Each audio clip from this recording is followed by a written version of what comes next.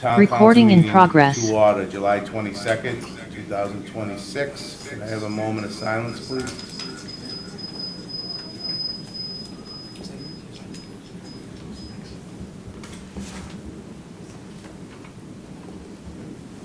Please stand for the pledge of allegiance.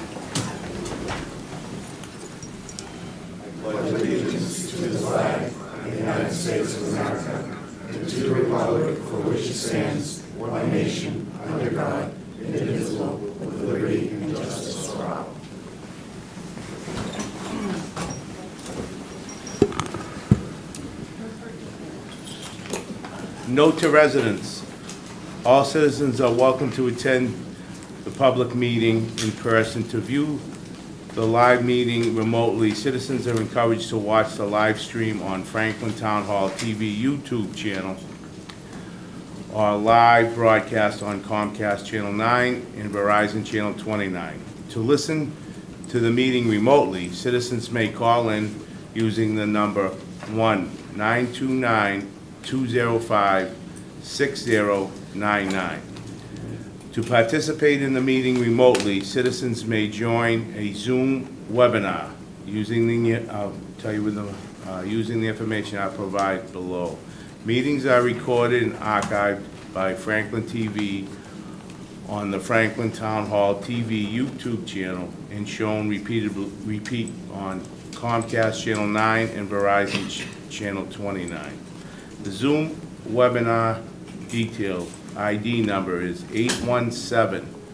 817-9687-9137. Any participants who wish to speak must enter their full name and address when joining the webinar. All participants will automatically be muted upon joining the webinar. In order to speak, participants will need to select the raise hand function to request to be unmuted. All speakers will be required to state their full name and street address before commenting. Upcoming town-sponsored community events. Before I get started with that, before I announce upcoming events, I would like to hold a moment of silence in honor of Oliver Lewis, who tragically lost his life last month at the young age of 15. There is a vigil happening tonight for Oliver. I think it's at dusk. It's dusk till dark. I think it's dusk to dark. And while we can't be there in person, we are keeping Oliver's family and loved ones in our thoughts and prayers. At this time, we ask everyone to join us in a moment of silence in honor of Oliver Lewis.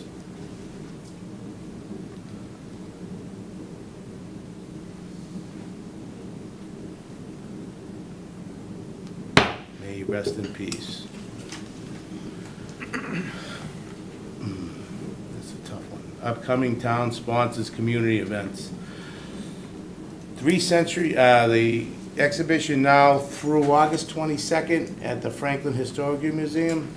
The Bridal Fashion, a fascinating display of wedding gowns spanning from the 19th to the 21st century, offering insights into rapid social changes. The second one is the Franklin Farmers Markets. Takes place every Friday through October 23rd from 2 p.m. to 6 p.m. at the Franklin Town Common. This week, though, July 24th, the Farmers Market, the Agricultural Commission is holding their annual zucchini race. Race is beginning at 2 p.m. That should be a lot of fun. And the last one is concerts on the Common. The next upcoming concert dates are Friday, July 24th, Friday, July 31st, and Friday, August 7th. Those are the upcoming events. Okay, citizens' comments. Citizens are welcome to express their views for up to 3 minutes on a matter that is not on the agenda in compliance with Chapter 38, Section 20, the open meeting law. The council cannot engage in a dialogue or comment on a matter raised during citizen comments. The council may ask the town administrator to review the matter. Nothing herein shall prevent the town administrator from correcting a misstatement of fact. Is there anyone in the audience that would like to speak? Jim? Take your choice. Anywhere. I'm Jim Lane. I live at 154 Long Hill Road in Franklin. I'm part of the COA as well as the newest member of the FinCom. I'm speaking on behalf of Sarah Amaral, the director of the Franklin Senior Center tonight. So if I would, if you don't mind, I'll just briefly read about 2 minutes that she's presented. Sarah says to all of you, I'd like to share 2 exciting community events from the Franklin Senior Center. First, I want to say thank you to the town for the beautiful pavilion that has made our first ever summer concert series. The first 2 concerts have been an incredible success, drawing large crowds and creating wonderful summer evenings filled with music, sunsets, and community. We hope you'll all join us in the final 2 concerts on Monday, August 3rd, featuring the Ukulele Friends Orchestra. And Monday, August 10th, featuring the Bluegrass Music Concerts beginning at 7 p.m. They are free, but the ice cream is for sale. Yeah. And are open to everybody. Bring a chair, a blanket, enjoy summer evening with us. I've already done this with my wife for a prior one. It's fantastic. Also, she says, I'd like to highlight a brand new initiative tonight, Voices of Franklin. To me, she says, this program represents the true fabric of Franklin. In partnership with the Franklin Recreation Department and Interact Club, will bring together residents of different generations for meaningful conversations, for discussions that will help us better understand one another. Imagine comparing how technology,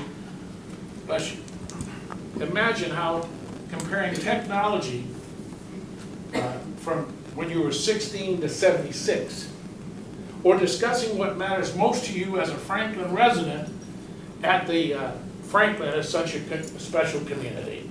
Our first session for this event initiative is Tuesday, August 18th, from 11 a.m. to 1:30 p.m. And she says, we'd love to see the community members join us. Thank you, Sarah Amaral, Director of the Franklin Senior Center. Thank you very much. Thanks, Jim. Is there anybody else?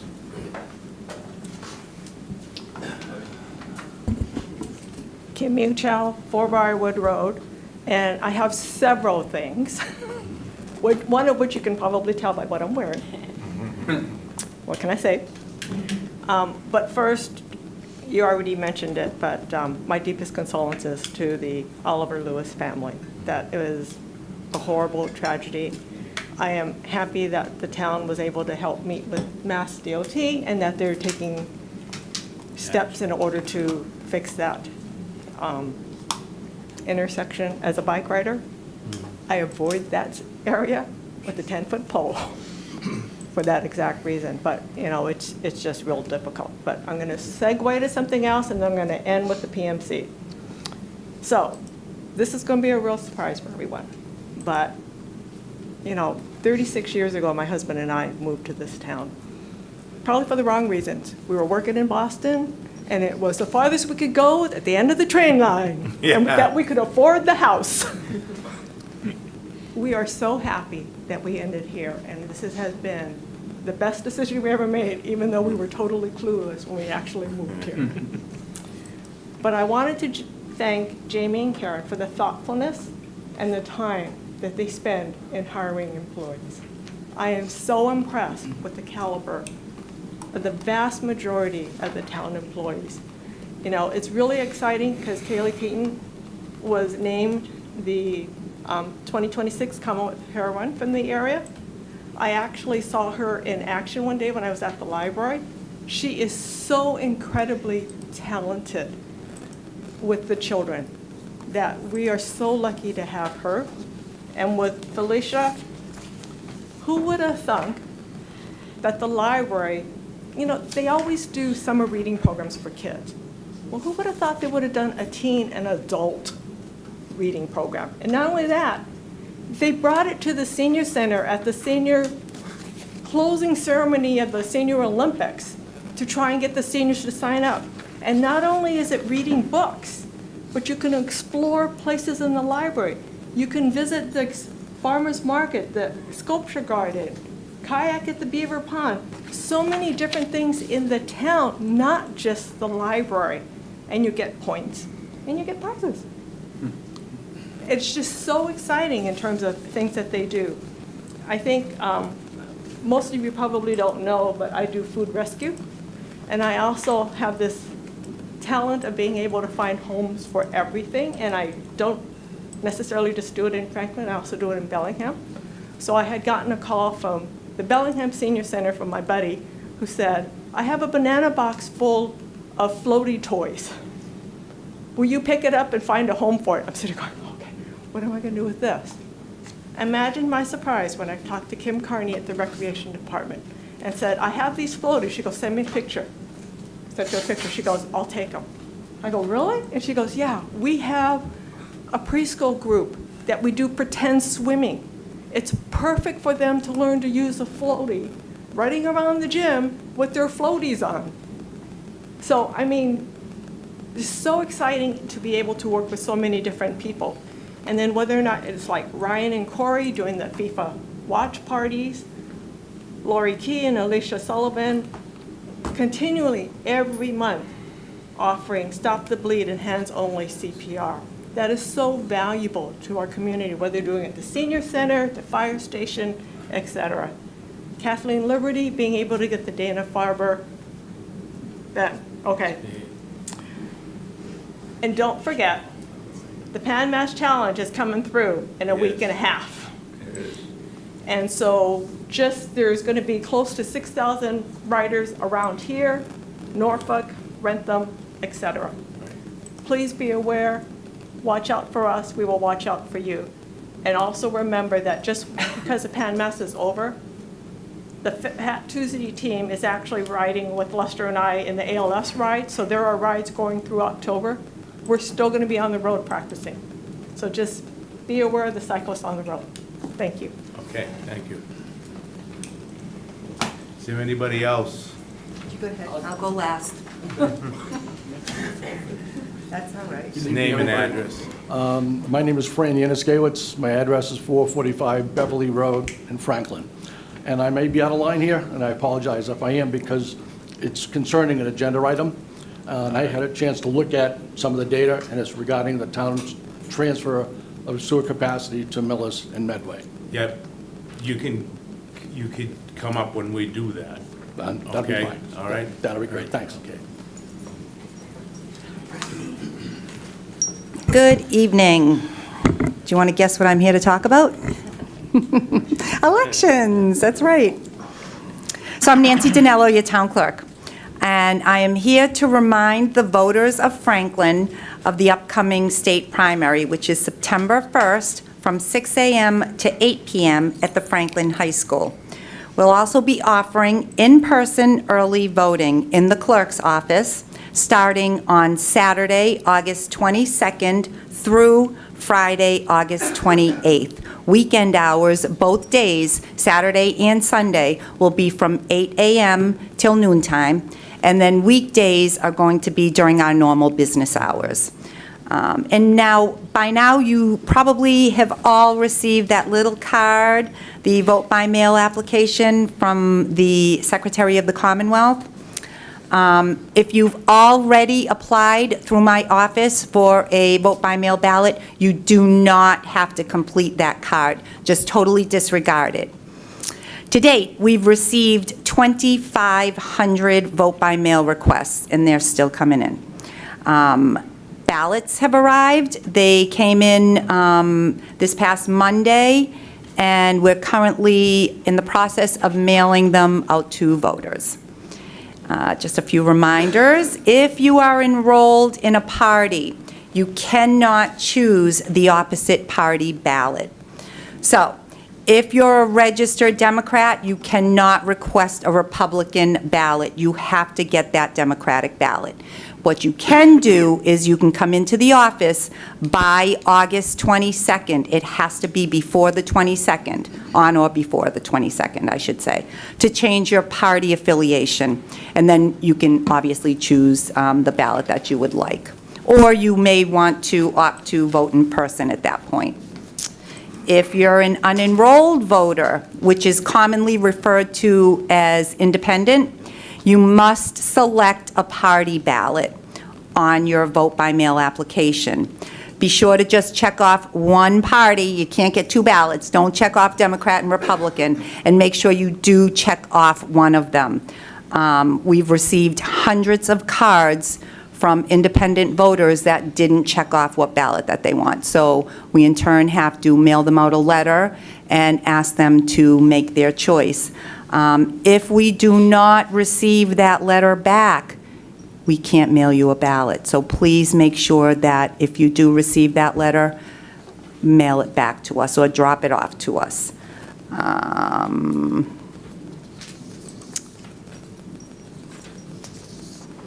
Last day to register to vote is August 22nd. Please don't wait until the last minute. And then lastly, the town clerk's office will be closed on Election Day. So please plan accordingly. And as always, if you have any questions, please feel free to call me or just look at the website. We have all the information there on the website that you could need. Yes, Jean?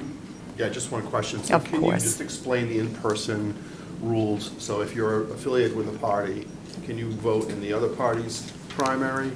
Or you have to stick with the one that you're affiliated If you're with? affiliated, if you're a registered Democrat, you cannot choose a Republican ballot. You have to choose the Democratic ballot. If you want a Republican ballot, you have to change your party's affiliation before the 22nd of August. So if you want to be able to flip-flop, like a lot of people do, register to vote as independent. Unenrolled is what we call it now, And but so if you're people know it unenrolled, isn't. You can pick either one. You can choose either ballot, and that will not, you will always revert right back to your party. So it won't change your affiliation. If you're a registered Democrat, and, I'm sorry, if you're a registered independent and you want a Democratic ballot, you're not going to be a Democrat. You're still going to be an independent voter. Right. Great. Thank you. Thank you. Anybody else? Is that okay? Thank you. Thanks, Nancy. Is there anybody else in the audience? How about anybody in Zoom land? Julie, you see anybody? I can't. No, there's no one with their Hand up. hand raised. No. All right. Moving on. Councilor comments. Councilor Malloy. Obviously, I think it's been said, I'm sure we'll all say it, just kind of a prayer and a thought for the Lewis Right. family, and the turmoil they're going through is awful. But I just wanted to say more broadly, thank you to all the town members who were involved in all the activities and events we've had over the last few weeks. There's been a lot going on, from the Fan Fest to the Pride events to the 4th of July celebrations. It's been a fun couple of weeks, and it's been such a great turnout across the town at all these events. Just great to see all the people out there. And we all know that doesn't happen with a lot of effort, without a lot of effort from folks who work in the town to support that. So I just wanted to say thank you to them. And that's it, sir. Thank you, Councilor. Ken? I'll say you actually stole the comment that I had. You know, with regards to the World Cup and what we did as a town, I thought it was fantastic. But just kind of to add to that, there have been a number of unfortunate incidents in town recently, and I did just want to say thank you again to our service folks, you know, who have been so quick to respond and help. You know, it's very much appreciated. I don't know how we get by without it. So that was just on my mind. All right. I also wanted to give my heartfelt condolences to Oliver's friends and family. That was tragic. But my thanks to Jeff Roy, who got MassDOT out to look at that intersection so quickly so that we could hopefully avoid similar tragedies in the future. I also wanted to just mention, I think this was back in May, but the rail trail race, they just gave out the donations that they had received through that. They made more than $8,000, and they gave most of it to the Franklin Bellingham Rail Trail Committee to support SNET maintenance and improvements, but also the Franklin Food Pantry and the St. Blaise Loaves and Fishes Food Pantry in Bellingham also got money from that, which I thought was incredible. So I wanted to thank the volunteers and organizers who continue to make events like that a success. And I also wanted to mention that this Saturday at 2 p.m. at the library, author and journalist Ted Reinstein, I think is how you say his name, will be giving a talk exploring lesser-known stories behind the more famous stories of New England's Revolutionary War period, which I thought was appropriate for the month of July and the 250th anniversary of this country. So I think that sounds really fascinating, and I plan to be there. And that's all I got. Councilor LeBlanc? I just wanted to comment that winter is nice, but isn't summer in Franklin fantastic? Councilor Malloy touched on a lot of things that we've had over the last couple of months.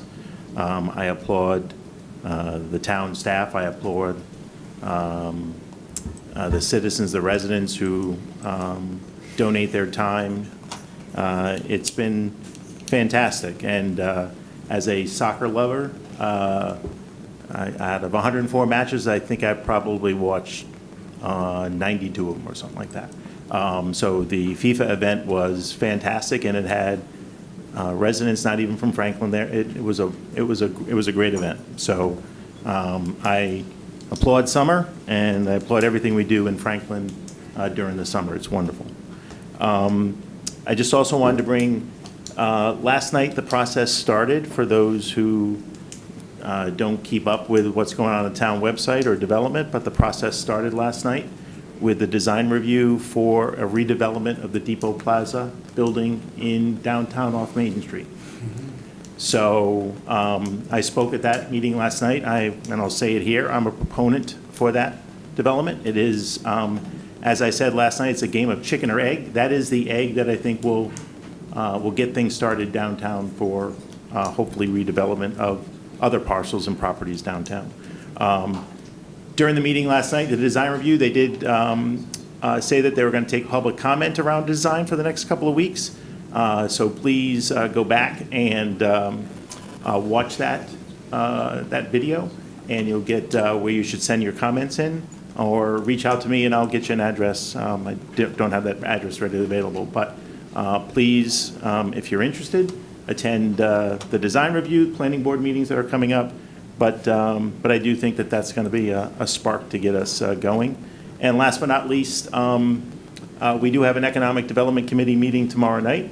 It is really focused on new growth, which I think is, as I've said before, is a critical component to allow us to generate additional revenue so that we do not have to take drastic steps, whether that is cutting services or a $10 million override. I'm just throwing a number out there to be extreme.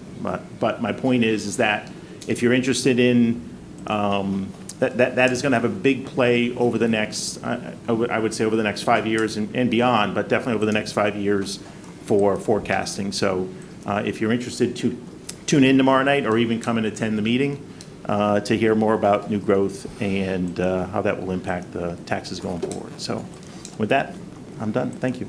Meeting will be in here? Meeting will be in the council chambers, 6 o'clock. Thank you, Mr. Chair. I want to use my time tonight to talk about what community actually looks like in Franklin, because the past few weeks have given us a lot of examples. Let's start with the people who make the town run. And there's actually, on July 8th, Plan C, a company here in Franklin, was named recipient of the Associated Industries of Massachusetts Excellence in Manufacturing Award, and they were honored at the State House. They employ 150 people here in Franklin producing precision tungsten and I can't even say the word, molybdenum components. And they build their manufacturing training center here in town to train the next generation of mechanists. So congratulations to the whole team there. Closer to home, I want to give a big shout out to Sophie Smith, who joined the town administrator's office as an administrative assistant in late June. In under 3 weeks, she was on her A game, scheduling meetings for both the Economic Development Committee and this Communications Subcommittee, and I'm sure other committees too. She got dates confirmed, calendars sent out, no follow-up needed. She's kind of quiet, competent work that keeps this town running.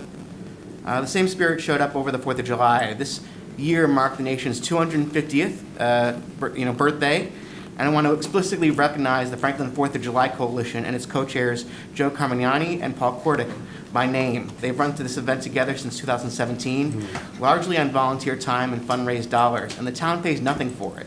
This year they pulled off a 5-day 250th anniversary celebration without missing a beat, and thank you to our police, fire, and DPW for their partnership. Volunteers carried the load elsewhere too. I attended 2 fallen hero ceremonies this stretch. On June 24th, I went to the ceremony honoring Technical Sergeant Baldo S. Lazzarini in the U.S. Army, who was killed in Italy in 1945. And on July 5th, I attended Lieutenant Junior Grade Howard T. Feely from the U.S. Navy, who was killed in a training crash in 1943. American Legion Post 75 and the VFW Post 3402 run these almost every week and encourage residents to attend. I close on a lighter note. On July 13th, the Massachusetts American Legion Softball League held its first ever All-Star Game, and 4 Franklin Post 75 players were selected for the All-Star Game. Emerson Smart, Isabella Barbado, Elizabeth Burkholder, and Chloe Rao. Congratulations to all 4. And that concludes my comments. Thanks, Matt. Jane? Just a couple of things. I finally made the farmer's market. The bread booths are dangerous. I was with you. Yes, I was with you. they're dangerous, so go with blinders. I also wanted to just touch with Oliver and his family, heartfelt condolences, tragic loss no family should ever have to go through.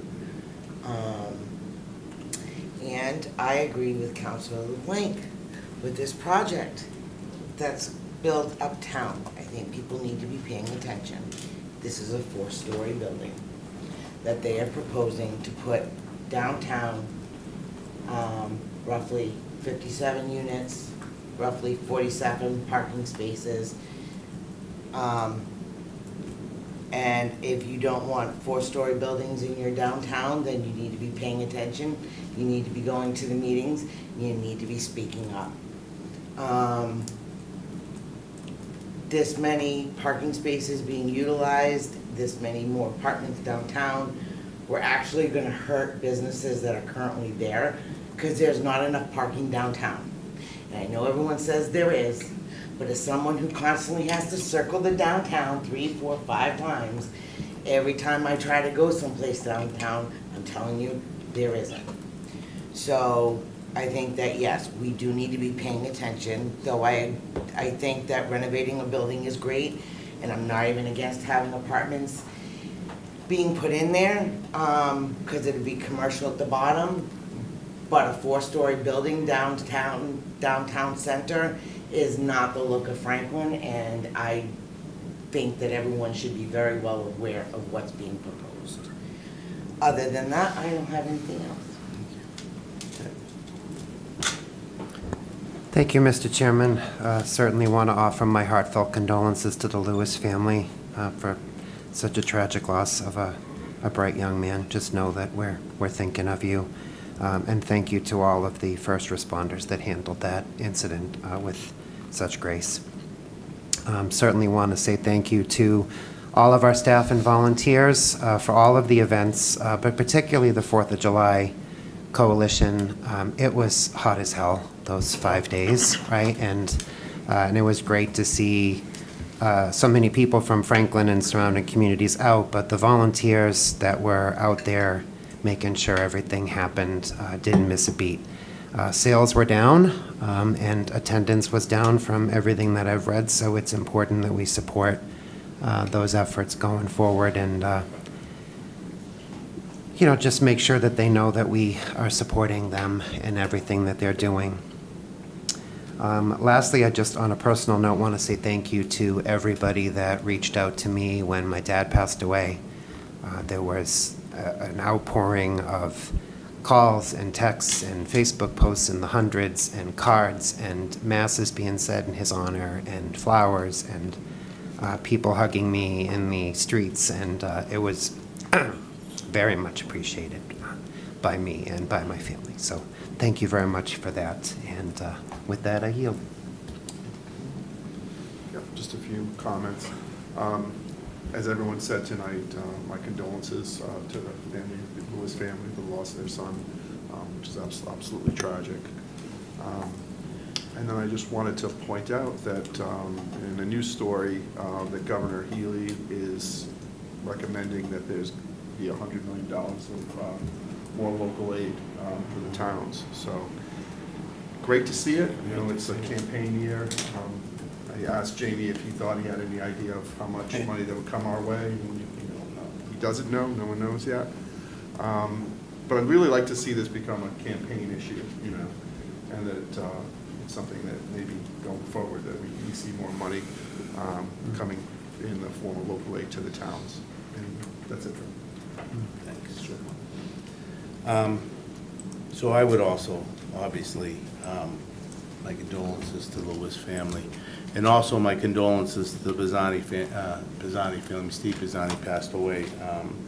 I know Gene knows him from his son, and my son played football with his son, and his father was Dennis, and the field was named after him on Peck Street, and he was always a person that would, if you needed something done in the town, he could get things done. So to Nicole and Zach and Joshua and Renee, I definitely will miss him, and he was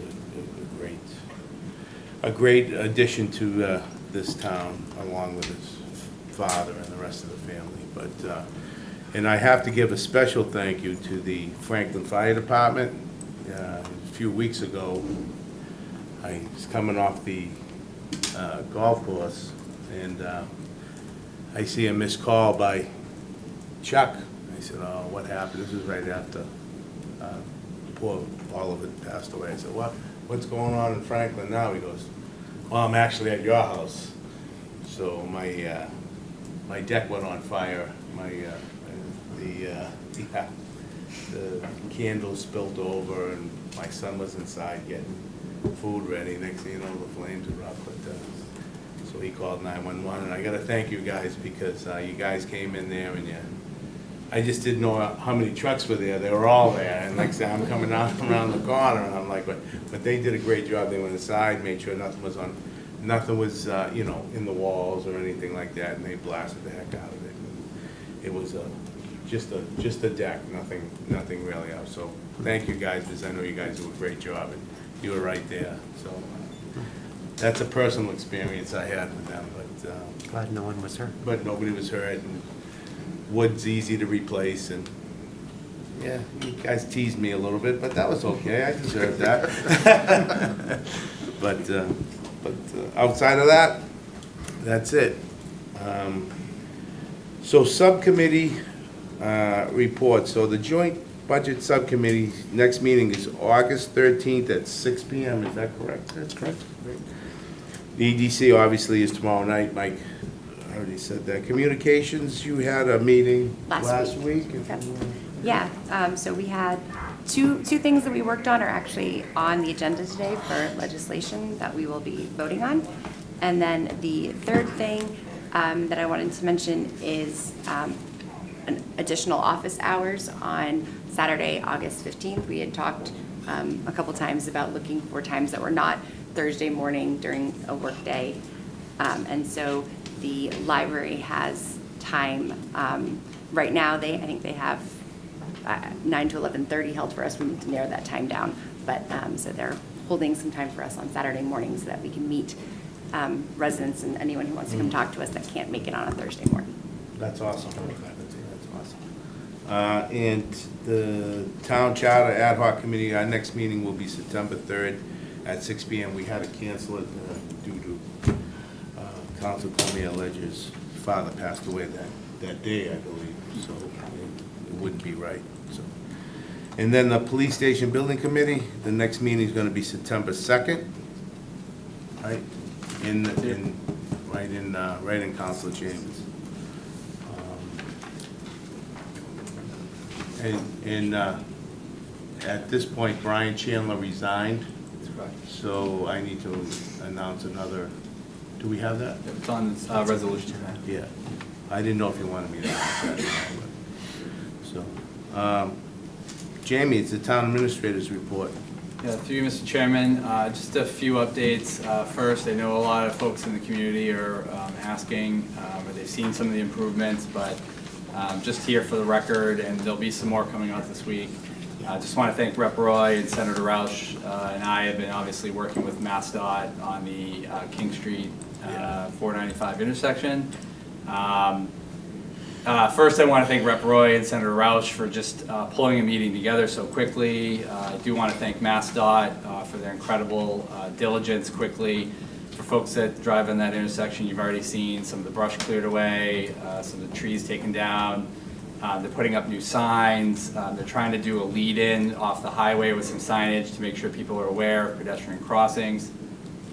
They'll be doing some street painting. Some of the lines have faded throughout the whole intersection. As you can also tell, they've been kind of going up and down the whole interchange, just mowing all the grass on both sides of the whole interchange.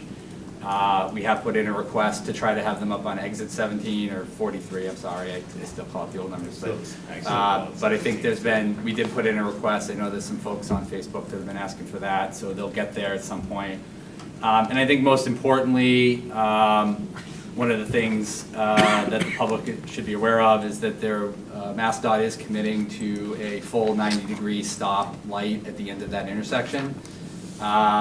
Obviously, that's not something you can just build in a day, and they're going to do it, but I don't have all the details yet, but today they did tell me that in a few weeks they're going to be doing a temporary stop that's there, and they're working with Liz in our office to put out some materials to try to make the public aware of that. We're going to be doing a PR campaign over the next few weeks from the state. They'll likely be out in town. And just to make sure that people are aware, we agreed to help them get out the message a few weeks earlier, so Liz will probably be putting out some materials on social media and our news posts, probably Friday, maybe latest Monday, depending on when MassDOT sends the materials over.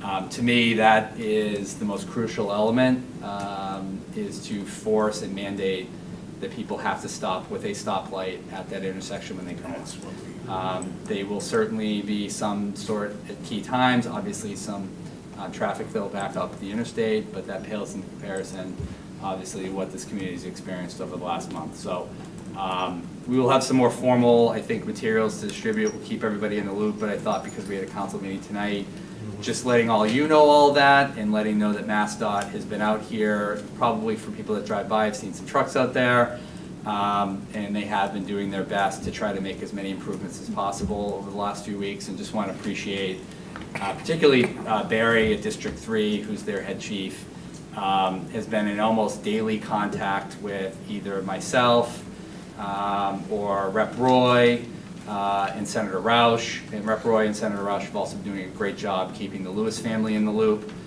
just making sure that they have all the communications that are coming out of the state to make sure that their wish, as they were on the phone calls with us with MassDOT, obviously that this never happens again. We'll do everything we can to make sure that the entire intersection is safe, not just on that one, but also the other 3 entrance and exit ramps off of King Street. So.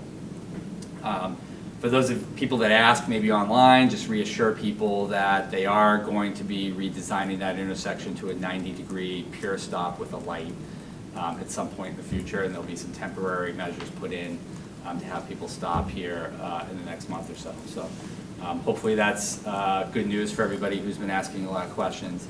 And just for the record, in case people are watching at home, and I've gotten a lot of these questions. I know I forwarded emails to all of you, but just to be clear, the town DPW does not own nor manage that intersection. and that's owned by the state and federal government, because there's a federal interstate with state highway, so I just want to make sure that if anybody hasn't been paying attention to the social media or whatever, I just want to make sure folks at home that are watching tonight who are aware of that. Other couple tips really quickly. One, thank you for all the positive comments from the council and the community over all the great events. I do want to send a real special shout out to Ryan Jetty, Corey Shea, Julie McCann right here, who's doing other work while she's here as well, Liz Kalajian, Marina Zelaya, and the countless board and committee volunteers. These folks all spent an enormous amount of hours of their own time offline, doing a lot to make those events happen, and we're greatly appreciative of the community feedback that's come in from that, so thank you to all of them. And obviously all the other comments to all the other great events and organizers throughout town. A couple bits of good news. I don't have firm details yet, and I'll be working on this for the rest of the summer, but I have a agreement in principle that the lot next to the Children's Museum, we are hopeful to work out a deal with the MBTA so that the town could be able to use that. I would note it's owned by CSX, and of course we have some friends at CSX because we just bought the other trailhead.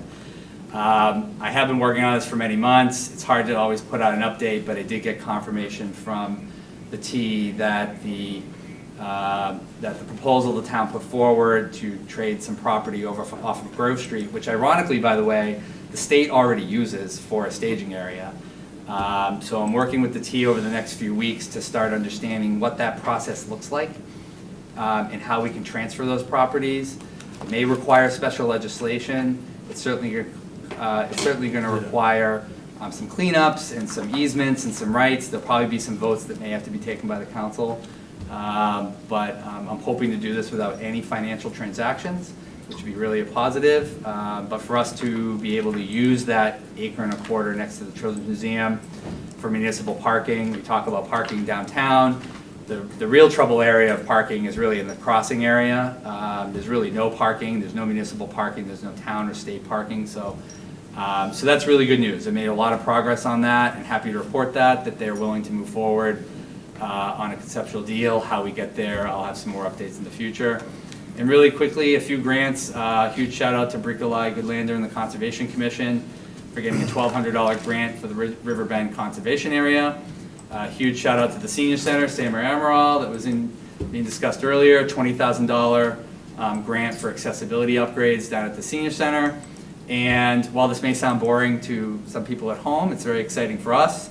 $30,000 grant from the state, from our planning office, for updating our hazard mitigation plan. So we're required to do that every 5 years, and we usually apply for grant money. So these may be small awards, but it just hopefully shows the community and the council and everybody else, our departments are independently out there looking for things, and they're applying for things, and they're being awarded things. And even to be able to set up a forest stewardship plan up at Riverbend Conservation Area. Sounds like a little bit of money, but it's certainly better than us having to pay the bill. So thank you very much to Bricolai and Sarah and Marina and the rest of the staff for doing those things. Appreciate the time. Thank you. Yeah, Jamie, if you run into a little bit about, snag with the MBTA, let me know, because my boss is he's the ex-general manager, Rich Davies, and he'd gladly. Mediator DeLorco. No, we'll do that. Just let me know. I definitely will. I definitely will. I have coffee with him every day, so Oh. we can figure that out. Maybe I could come to coffee. Yeah. He's a good guy. Okay, moving on.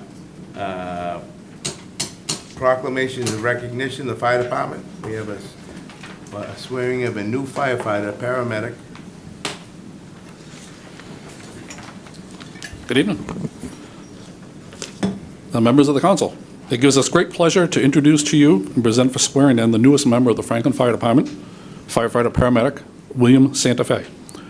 Born and raised in the town of Millis, William is a graduate of Millis High School and began his fire service career in 2015 as a call firefighter with the Millis Fire Department. He completed his EMT paramedic training in 2018, and in 2019 he joined the Wayland Fire Department as a full-time firefighter before returning to Millis in 2020, where he continued to serve the community that he grew up in. He brings to Franklin 11 years of fire service experience, including the past 7 years as a full-time firefighter. He's an avid Boston sports fan and enjoys spending time with his wife, Leah, supporting her passion for horseback riding. This evening, William will be pinned by his wife, Leah. After he's sworn in. Exactly. William, I'm going to ask you to raise your right hand and repeat after me. I, William Santa Fe, I, William Santa Fe, do solemnly swear do solemnly swear to faithfully execute the duties to faithfully execute the duties as a firefighter, paramedic as a firefighter paramedic for the town of Franklin, for the town of Franklin, with respect, with respect, integrity, integrity, and excellence, and excellence, and to uphold the mission of the department, and uphold the mission of the department, the Constitution, the Constitution, statutes, and regulations of the United States of America, statutes and regulations of the United States of America, and the Commonwealth of Massachusetts, and the Commonwealth of Massachusetts, and the charter and bylaws and the charter and bylaws of the town of of Franklin. the town of Franklin. So help me God. So help me God. Congratulations. Thank you very much.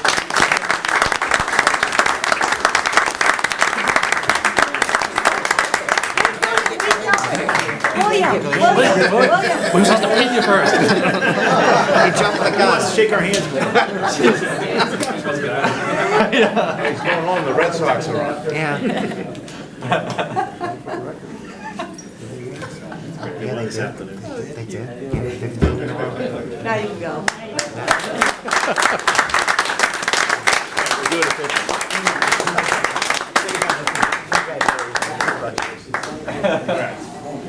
Welcome.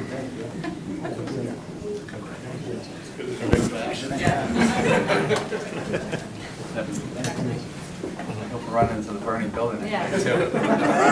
Welcome to the team, Matt.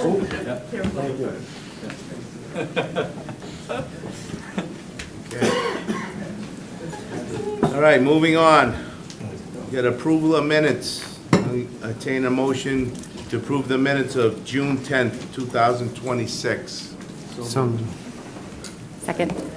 All right, I have a motion and a second, to deletions, additions.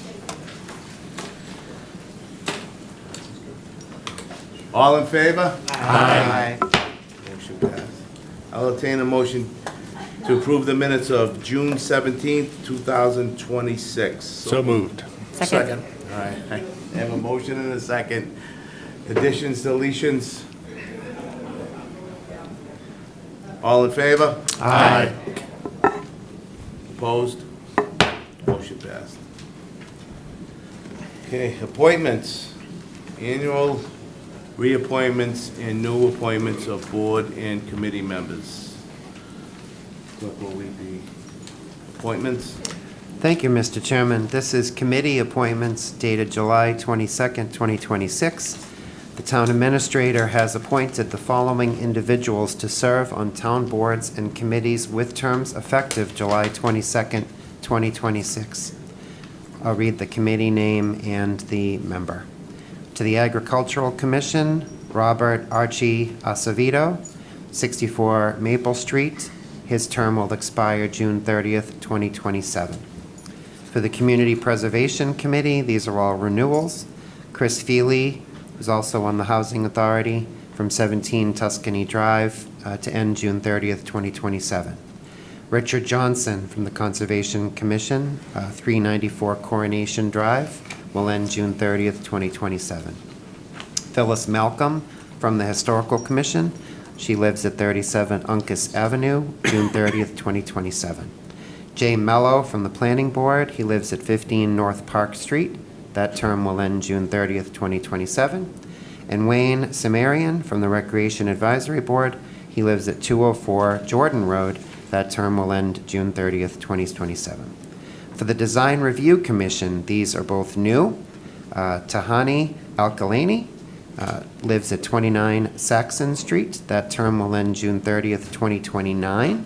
And Andrew LaQuare, 225 Prospect Street. That term will end June 30th, 2029.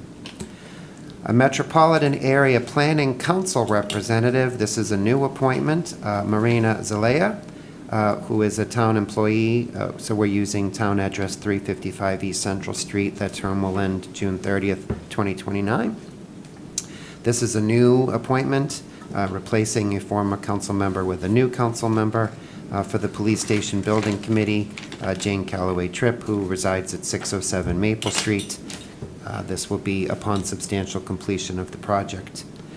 This is a motion to ratify the appointments by the town administrator of the above-listed individuals to serve as members of these town boards and committees as described above. Second. I have a motion and a second. Discussion? Question. Go ahead. Are we voting on these individually? Because I technically can't vote for myself. Yes, you can. Yes. Huh? You can vote for yourself. What? You can go for yourself. I can? Okay. Problem. Unless you don't want to vote for yourself. Yeah. No, I know there was a conflict of interest, so I figured I better check. You may not be the only It's all one. one vote. And it's all one vote. Because it's an unpaid voluntary position. It's not. It's not paid. Just like this one. Yeah. Just clarifying. All in favor? Aye. Opposed? Motion passed. All right, next appointments are election workers for September 1st, 2026 state primary election. Clerk will read the appointments. Yes, Mr. Chairman, and I am required to read all the names, so this does take a few minutes. It's okay, and it cannot be waived.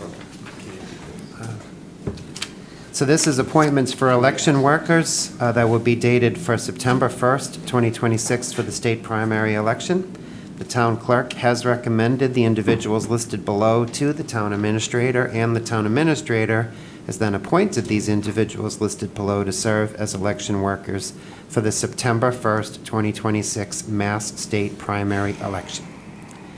Gina Alessi, Judith Ann Anderson, Ann Basanti, Sandy Brandon Fonbrenner, Colin Cass, Sue Cass, Carl Cedarquist, Alyssa Checkaway, Stephen Checkaway, Barbara Cohen, Elizabeth Cook, Stephen Cook, Francis Coughlin, Dennis Sir, Jim Dacey, Carol Dacey, Janice D'Alessandro, Lois D'Amico, Nick DeChoco, Mary Beth DeRico, Mary Ellen DePietro, Robert Doherty, Deidre Donovan, Colette Ferguson, Dennis Ferguson, Mary Ellen Fico, Sharon Filosa, Georgiana Fitzgerald, Lori Forbes, Jean Gentili, Sandy Golubowski, Patricia Gorham, Linda Grant, Janet Halterman, Mary Harrigan, Patricia Hurley, Vincent, otherwise known as Joe Hurley,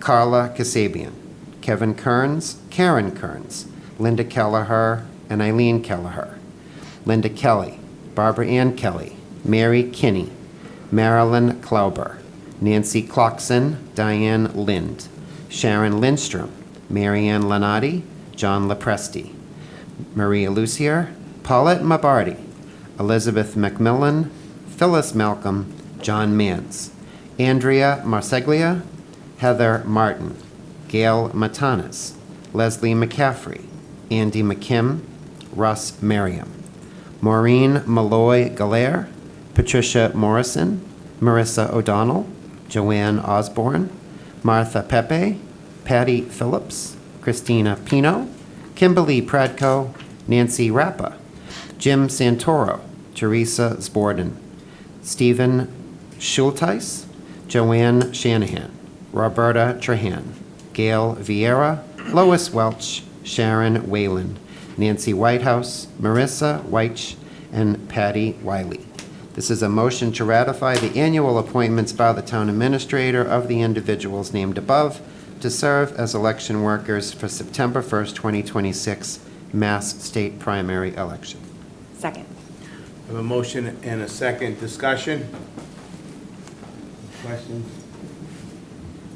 All in favor? Aye. Opposed? Thank you. Nice job, Ted.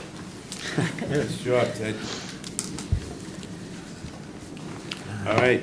It's public hearing now, Jamie? You're Yep. gonna go to the public hearing? Yeah, just gotta open the hearing. Yep. I'm gonna open the hearing. It's supposed to be 7, but. All right, public hearing is now open. The order of layout acceptance and taking of J Victory Lane and drainage lot parcel 1. Go ahead. Through you, Mr. Chairman, to the council, just as a quick background before you take public comment, the town engineer's here, the town attorney will be more equipped to answer any specific questions. But as you know, Councilor Dworko, for most, I mean, I think we've done a few street acceptances while Councilor Cormier-Ledger's been here, but we try to chip away. We've got over 100 not publicly accepted streets throughout Franklin. There's a long history in Metro West of why this is, but what we try to do is every year or two, take, check off another one, accept one here, one there, one there. Right now, the proposal is to accept the Victor Lane section off of Acorn Street. And just so folks are briefly aware, we can't accept streets easily. They have to be up to a certain code. But the benefit of this is now the town maintains those roads. The town now adds that mileage onto the Chapter 90 formula. So from the state, we get a little bit extra money to do maintenance. And now we can legally also do snow removal and maintenance of those streets. These are very complicated. Some of them are extremely complicated. Some of them are so complicated legally and engineering-wise they may never get accepted. But I think what the town engineer and town attorney have tried to do every year is just take one or two of them and try to get done with what we can. It does require planning board approval, and so the planning board has recommended to the council to accept this section of Victor Lane. It's only about 4 house lots. I'll end it there and just allow you to have the public hearing in case there are any questions, and then the town engineer, Mike Maglio, and Mark Sorrell, who really are the two that lead this program, can probably more adequately answer specific questions. So, thank you. I'll go to the public. Is there anybody out in the public that has any comments or discussions? Go. I'm a resident at 1J Victor Lane. My name is... Just go over to the mic and just, go ahead. My name is Deepak Kapoor. I'm a resident at 1J Victor Lane in Franklin. And my vote is in favor of for the town to accept the street as well as the drainage lot that is parcel 1. Thank you. Thank you. Is there anybody else out there? Mike, you had anything to add, or?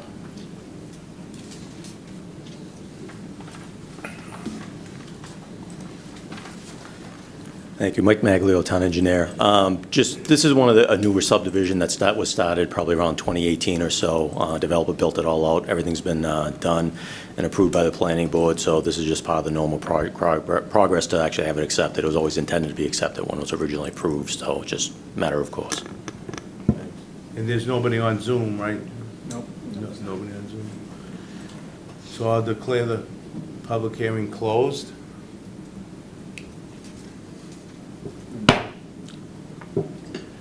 Now we gotta go to the next publib hearing. Do you want to just accept the... Do you wanna go right to the legislation for action? And then these get folks out can of go here? home. All right, we'll move to resolution 26-38, order of layout, acceptance and taking of J. Victoria Lane and drainage lot parcel number 1. Takes a 2/3 vote, majority vote. Clerk will read the resolution. Thank you, Mr. Chairman. And you can't move to waive the reading. I was just gonna say that. Make a motion to waive the reading. Second. I have a motion and a second. Discussion, any opposition? All in favor? Aye. Opposed? Go ahead. Motion to approve Resolution 2638. Second. Discussion? All in favor? Aye. Opposed? Motion passed. All right. Right now, I'll open up the public hearing for transfer of pledge of license, pledge of inventory, and approval of manager of Section 15 all alcohol beverages package store license to Franklin Georgia's LLC, doing business as Giorgio's Liquor, located at 60 Franklin Village Drive, Franklin, Mass. Jamie? I think the attorney and the clients are here, I didn't but... see you guys yet. All right, sorry about that. Go ahead. Good evening, Mr. Chairman, council members. My name is John Aida, McDermott, Quilty, Miller, and Hanley, 28 State Street in Boston, representing the applicant Franklin Georgio's LLC that's doing business as Giorgio's Liquors. This is, joining me is George Mamunis. George, along with his brother Zanis Mamunis, are the operators and owners. In addition, George will be the proposed manager of record. This is a corp-to-corp transfer from Village Mall Liquors. Just briefly by way of experience, George has been in the industry for 14 years. They own 2 other package stores, one in Billerica, one in Waltham, both under the Giorgio's Liquors name. So he does have quite substantial experience along with his family members.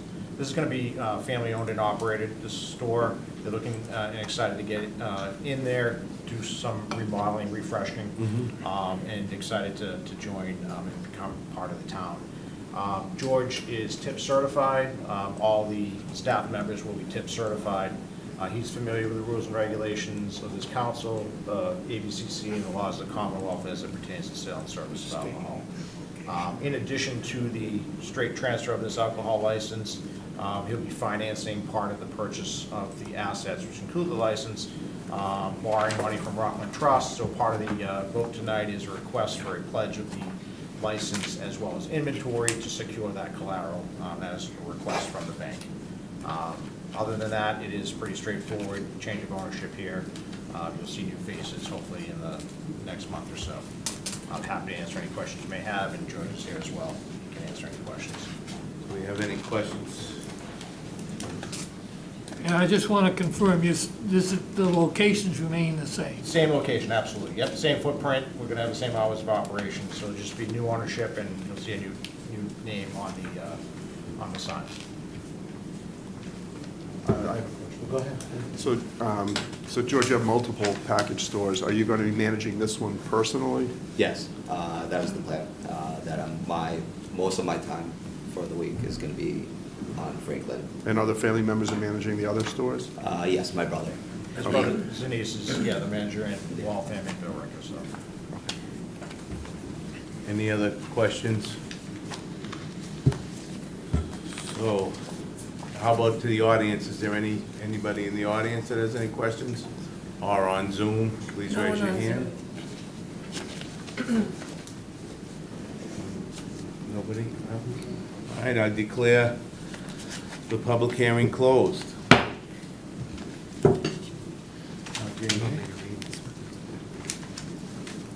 Yeah. Clerk will read license transaction.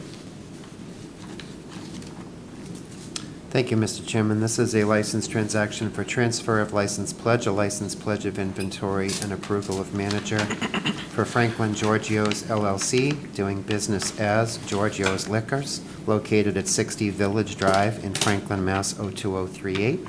Franklin Giorgio's LLC, DBA Giorgio's Liquors, located at 60 Village Drive, Franklin, Mass. 02038, is seeking the approval for a transfer to it of Section 15, all alcohol beverage package store license from Village Mall Liquors, Inc., DBA Village Mall Liquors, Inc., to be exercised by it at the same location, as well as a pledge of license and pledge of inventory and approval of George Mamunis as manager.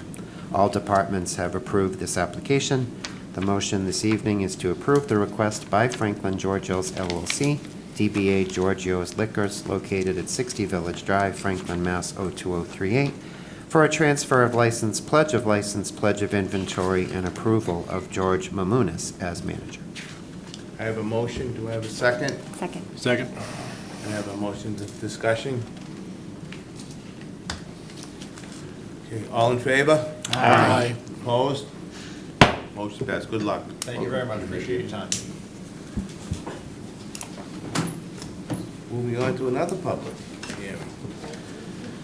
So I'm opening up the public hearing for transfer of pledge of license, pledge of inventory, and approval of manager of Section 15 all alcohol beverage package store license, contractors, family market, doing business as Dacey's Market, located at 353 Lincoln Street, Franklin, Mass. I will declare that open.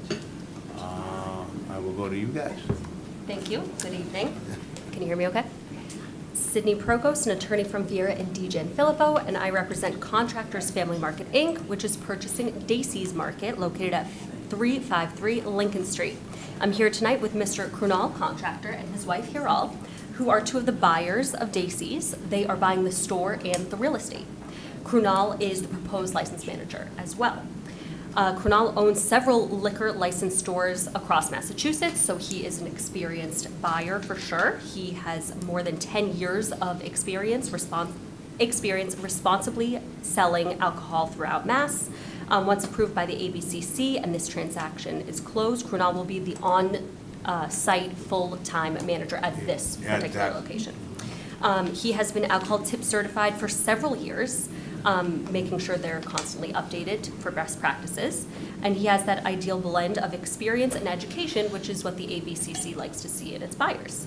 As an additional safeguard, though, they're investing in a state-of-the-art ID scanner because they take underage sales so seriously. And education goes so far, but the IDs are getting more and more advanced. And kids look like kids, even though they're 21 and born in the 2000s. So I always recommend ID scanners, and that will be in place at this Dacey's Market for sure. And finally, as part of this transfer, we're requesting, like the previous transaction, a pledge of license and inventory to the lender Rockland Trust. You may already know this, but just to say it, pledges are per section 11 of the application you received. They just give the bank some security, similar to a mortgage, where God forbid if they defaulted on their loan, the Rockland Trust would have an interest in this, but any subsequent purchaser would need to come before you, the board, before any sale could happen. So you, for sure, maintain control and knowledge of anything that happens after this approval. Fairly straightforward. Any questions? Questions from the council? Question from the public, seeing that it's a public hearing. Zoom land? Guess not. So I will declare the public hearing closed. Clerk will read the license transaction. Who read the reading of this? Hmm? You waived the reading of it? No, okay. It's a Not those. Not those, it's a short reading too. I'll try to make it fast. Thank you, Mr. Chairman. This is a license transaction for the transfer of license, pledge of inventory, and approval of manager. Contractors Family Market, Inc., doing business as Dacey's Market, located at 353 Lincoln Street in Franklin 02038.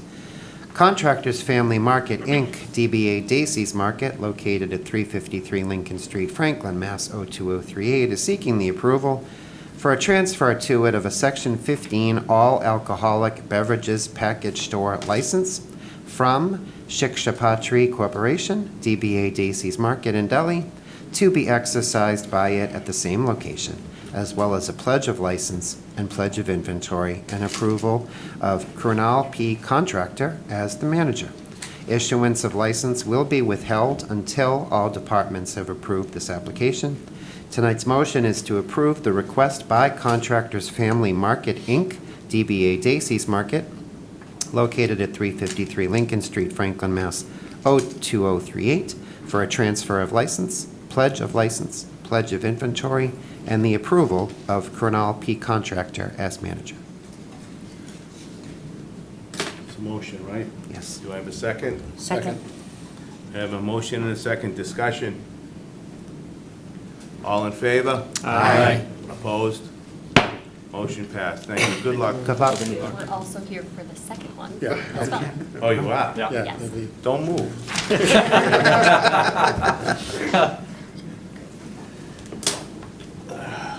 Okay, I will be opening up the public hearing for modification of Section 15, all alcohol beverages package store license, change of offices, directors, LLC managers, and change of stock interest. Contractors and Son Incorporated, doing business as Lincoln Street Market, located at 465 Lincoln Street. I declare the public hearing open. You're That, up. thank you. Again, Sydney Prokos, attorney from Viera and DeGen Filippo, representing Contractor and Sons, Inc., doing business as Lincoln Street Market, located at 465 Lincoln Street. This could not be more straightforward. Here tonight with Mr. Krunal Contractor, who is selling his 50% to his brother, Kunjan, who's right here. Kunjan will replace Krunal as president, treasurer, and secretary, and that is it. a simply internal movement, which was sparked by Krunal's opportunity to purchase Dacey's. No other changes. Any questions? The manager all tip sheet certified and everything? like No that? change in manager. No change? Yep. Everything all the same? Yeah. I'll go to the public. Is there anybody in the public or on Zoom land?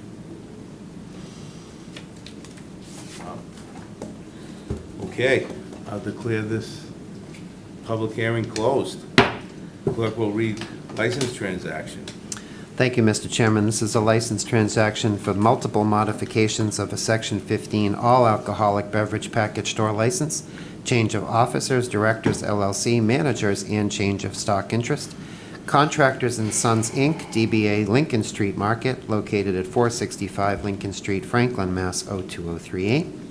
Contractor and Sons, Inc., DBA Lincoln Street Market, located at 465 Lincoln Street, Franklin, Mass. 02038, is seeking the approval for multiple modifications of a Section 15 all-alcoholic beverages package store license to include a change of officers, directors, LLC managers, and change of stock interest. All departments have approved this application. The motion is to approve the request by Contractor and Sons, Inc., DBA Lincoln Street Market, located at 465 Lincoln Street, Franklin, Mass. 02038, for multiple modifications of a Section 15 all-alcohol beverage package store license as described above. The motion, do I have a second? Second. Discussion? All in favor? Aye. Opposed? Good luck. Thank you. Thank you.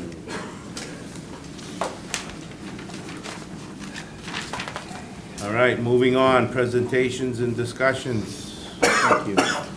Presentation FY '25 audit. Ben Wilkinson, Senior Manager, CBIZ. CBIZ. CB's. Good evening, everyone. Kerry Bertoni, CFO. Ben Wilkinson is on Zoom, and he has a 10-page slide presentation for all of you.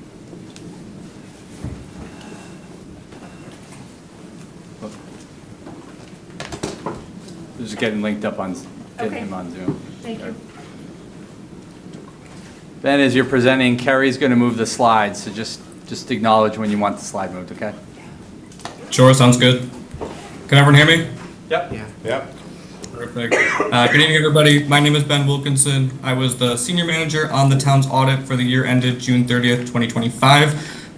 First, I want to send a big thank you out to the town staff for their assistance with the audit. Carrie, Linda, the school side as well, town administrator, making the audit go as smoothly as possible without any hiccups. So big thank you to them. Next slide, please. Tonight, my presentation will largely cover the audit results, as well as the required communications to governance. I'll then take you through sort of high level the format of the financial statements and where to find certain relevant information for yourself as the council and for the public. Next slide. So we issued 2 audit opinions, both on April 6, 2026. The first was for the town's financial statements that covers the entire financial ecosystem of the town. The second report was the audit of the town's federal award programs, otherwise known as the single audit.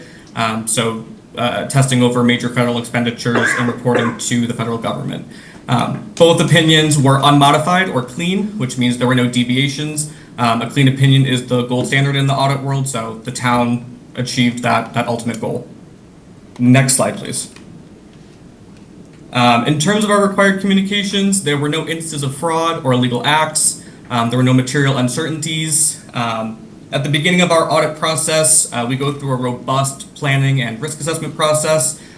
Throughout planning and our fieldwork all the way through issuance, there were no significant changes or deviations to that plan, otherwise known as there were no surprises, there were no 11th hour surprises or hiccups, so the audit went according to plan. You will notice in the financial statements, there is required supplementary information in both the front and the back.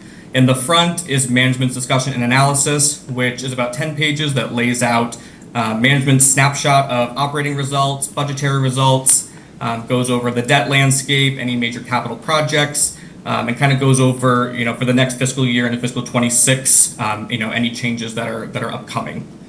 In the back of the statements, you will find the general fund budget to actual, as well as various pension and OPEB schedules. Those schedules lay out, the funding statuses, the contributions the town has made to both pension and OPEB, and lays out what those liabilities are for the town as of June 30th, 2025. I will say, in terms of our responsibilities to that RSI, we're required to make inquiries of management regarding the methods that went into preparing it. We read them for consistency. We read the MD&A for consistency against the basic statements and the footnotes to make sure everything is in sync. But I will say, in terms of the RSI, that is not in the purview of our opinion over the financial statements. It's a very limited approach and really just looking for consistency, but we do not express an opinion over that information. Next slide, please. Next, because it's a government, there is, under Yellow Book as well, there is the reporting under government auditing standards. There were no instances of non-compliance or other matters. There were no reportable material weaknesses or significant deficiencies. I'll put one asterisk on that item. Under our audit, internal control is for limited purposes for us to gain an understanding. As part of our audit, we do not test the operating effectiveness. So while no material weaknesses or significant deficiencies arose, I can't definitively say that they don't exist. Just in the terms of our scope of audit, nothing came to our attention that rose to that level of reporting to you. Next slide. In terms of accounting changes this year, there were 2 standard implementations from the folks over at the GASB. The first, GASB 101, was the significant and material impact statement this year under compensated absences. It essentially changed the measurement of comp absences, so the town now has to take a holistic approach and not just consider what may be paid out at termination or retirement. It has to take into consideration all time that has been earned by current employees and may be used in the future, as well as those potential payouts down the road. You will notice in note 21 and on the government-wide financial statements, there was a restatement of about $4 million to opening net position as a result of this standard implementation. But because this is one of those necessary evils from the folks at the GASB, this does not result in any internal control finding or anything of that nature. Every town, every city, school, town, state across the country had to implement this standard last year. The second statement, GASB 102, really just falls under, if the town were to lose a material taxpayer or a material revenue stream, disclosing that to the readers and what management's plan is to sort of recoup, any of that funding that was lost. This did not have an impact on the town's financial statements this year, but it still was implemented in case anything may arise in the future.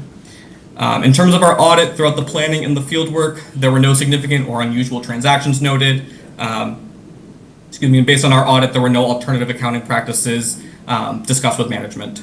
So everything went to plan, nothing major to report there. Next slide, please. Again, in terms of any material audit adjustments, there were none. In terms of financial statement disclosures, I would point you to notes 17, 18, and 19 regarding those pension and OPEB liabilities. It discloses, the assumptions, the discount rates, provides more clarity into the sort of the arithmetic behind those figures. There were no conflict of interest or related party matters noted. We did not have any disagreements with management at any phase of the audit. To our knowledge, there were no management consultations with other accountants. We, as the auditors, didn't have any other consultations.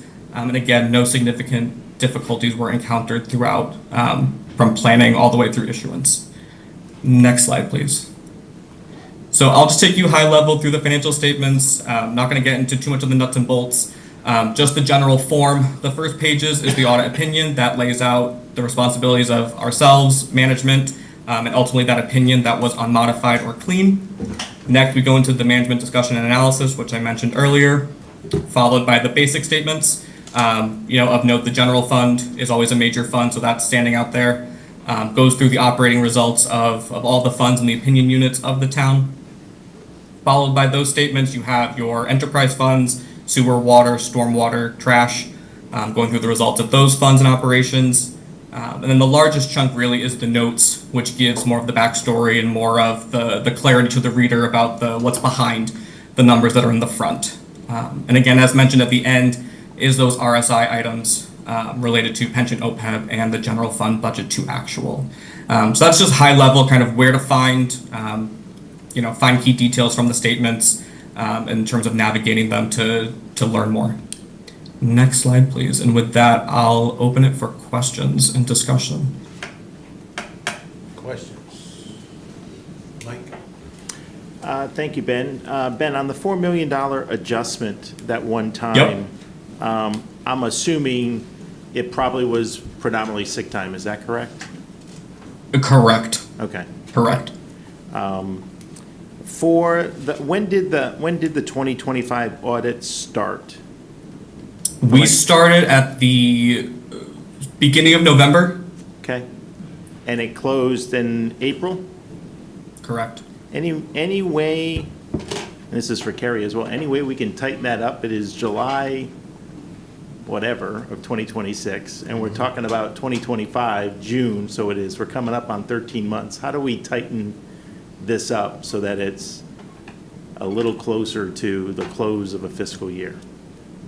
Sure. Well, this agenda item was moved.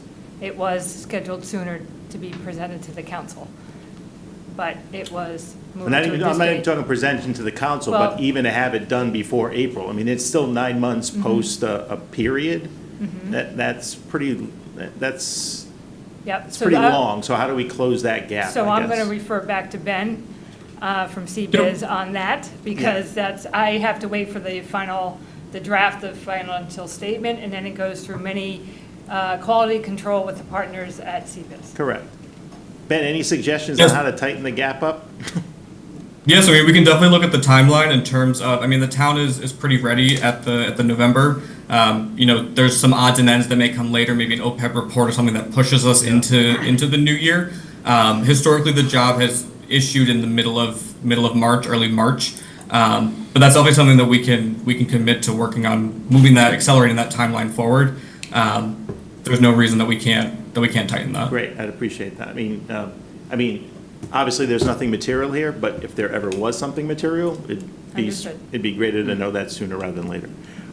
There were a couple of comments in the package that I wanted to just highlight or talk about. On page 31 in deposits, there's a sentence in there that says, as of June 30th, 2025, none of the town's bank balance of $53 million, comma, $12.7 million was exposed to custodial risk as uninsured and uncollateralized. I don't know if you have the document up, Ben, but my question is that just a wrong typing and that 12 million shouldn't be in there? Or do we have $12.8 million that's exposed to custodial risk as such as uninsured and uncollateralized? To my knowledge, that 12 million is an accurate figure, but I'll refer back to Carrie on that one. Yes, and I'll get back to you Okay, on that. okay, because, yeah, as I read that I don't sentence, wa- it looks like that 12 million that number shouldn't be in there, because it's saying none of the bank balance of 50 was exposed to custodial risk, or is there really, that just, the wording doesn't sound right? Correct. But So ultimately, is there $13 We million can take a look at that. to custodial risk? Then I would have an issue, then we do have a $13 million risk out there. Understood. Okay. So we'll get back to you All on right, it. thank you. And the other thing I noted was, in the long-term, what was it under? Property taxes and excises receivable, there is tax liens. Almost 90% of our tax liens are long-term. So Kerry, can you talk a little bit more about the $700,000 of tax liens that are in a long-term position, and how do we go about potentially collecting those past taxes? What's the process to that? So what page are you referring to? That's on page 35 Thank you. of the document? Of the financial statement? Yeah. I just want to make sure before I try to answer this. It's under the property tax and excise receivable section. And I apologize for not sending it to you ahead of time. That's okay. I might not be able to fully answer your question, but I am going to say it's because of the outstanding property tax bills or the tax liens. Correct. Yes. So there Correct. are liens on the property tax that have not their liens, and we haven't gone for closure, and they're with land court. I mean, each individual parcel will probably have an explanation, which Okay. I can get. That'd be great. That'd be Okay. wonderful. Thank you. Mhm. For now, that's all I have for questions. Okay. Not to say I may not have more if you guys take me down a different direction. Thank you. Thank you, Mr. Chairman. So let me just get to the, I guess, we've had a lot of citizens who've claimed baselessly that the town's finances are mismanaged. Could you say definitively that, at least in terms of the audit, how can you attest to the management of our town's finances? Yeah, so I mean, in terms of our audit scoping, nothing material came about, that would rise to being reported to you. Based on our, work of internal controls, our walkthroughs, there didn't appear to be any systemic issues in the accounting finance office. From our view, they have the necessary skills, knowledge, and experience to be in those positions, and to ultimately take responsibility for the financial statements. Nothing came to our our attention throughout any of our testing that there was anything that was within our reasonable assurance standard that was out of whack. So there's no evidence of any mismanagement? Not based on our audit procedures and our audit scoping, no. That's what I like to hear. And how, in terms of other towns that you've audited, how does Franklin sort of compare to sort of the audit that has come up? I think the town is in line with, the majority of the towns that issue clean opinions. Again, no systemic issues, no major issues in internal controls, no questions of management ethics. From our perspective as the independent outside auditor, the town is, obviously the town is a large town in Massachusetts, but in comparison to the other towns, I even audit towns in Maine and in Rhode Island, the town is on solid footing from our view if we're taking a look at New England as a whole and in Massachusetts. Yeah, thank you very much. That's all I got for you. Thank you. Steve? I don't really have any detailed questions. I read through it. I'm glad you had the opinion that you did. I'm glad everything kind of tied out and looks right. I'll need some more time to go through this and refer back to this during the course of the year as we start talking about budgets and everything else again, but I'm satisfied that we're okay. It went well. Yep. Ken? Apologies if I missed it. How long have you been auditing our results? So the firm through Merton Firms has been the auditor for over a decade. I have been on the account for 2 years now. All right. Yeah, it looked like there was nothing new or surprising that came up, which is great. I just wanted to have a sense of how familiar you and your firm were with the results. It seems pretty, seems fairly standard, seems like in good shape, so no questions. Thank you, Ken. Yeah. All right, thank you. I wanted to comment that I think this is pretty impressive that there were no audit adjustments, which means I think that everything was correct by the time the auditors got to it, which I thought was impressive. And then no significant or unusual transactions means, right, that there's no accounting maneuvers that concerned anyone. So I think those are really good signs. Ben, you said there's nothing that was significant enough to become a finding that was presented to us, but was there anything that you noticed that maybe we should be keeping our eye on for the next few years?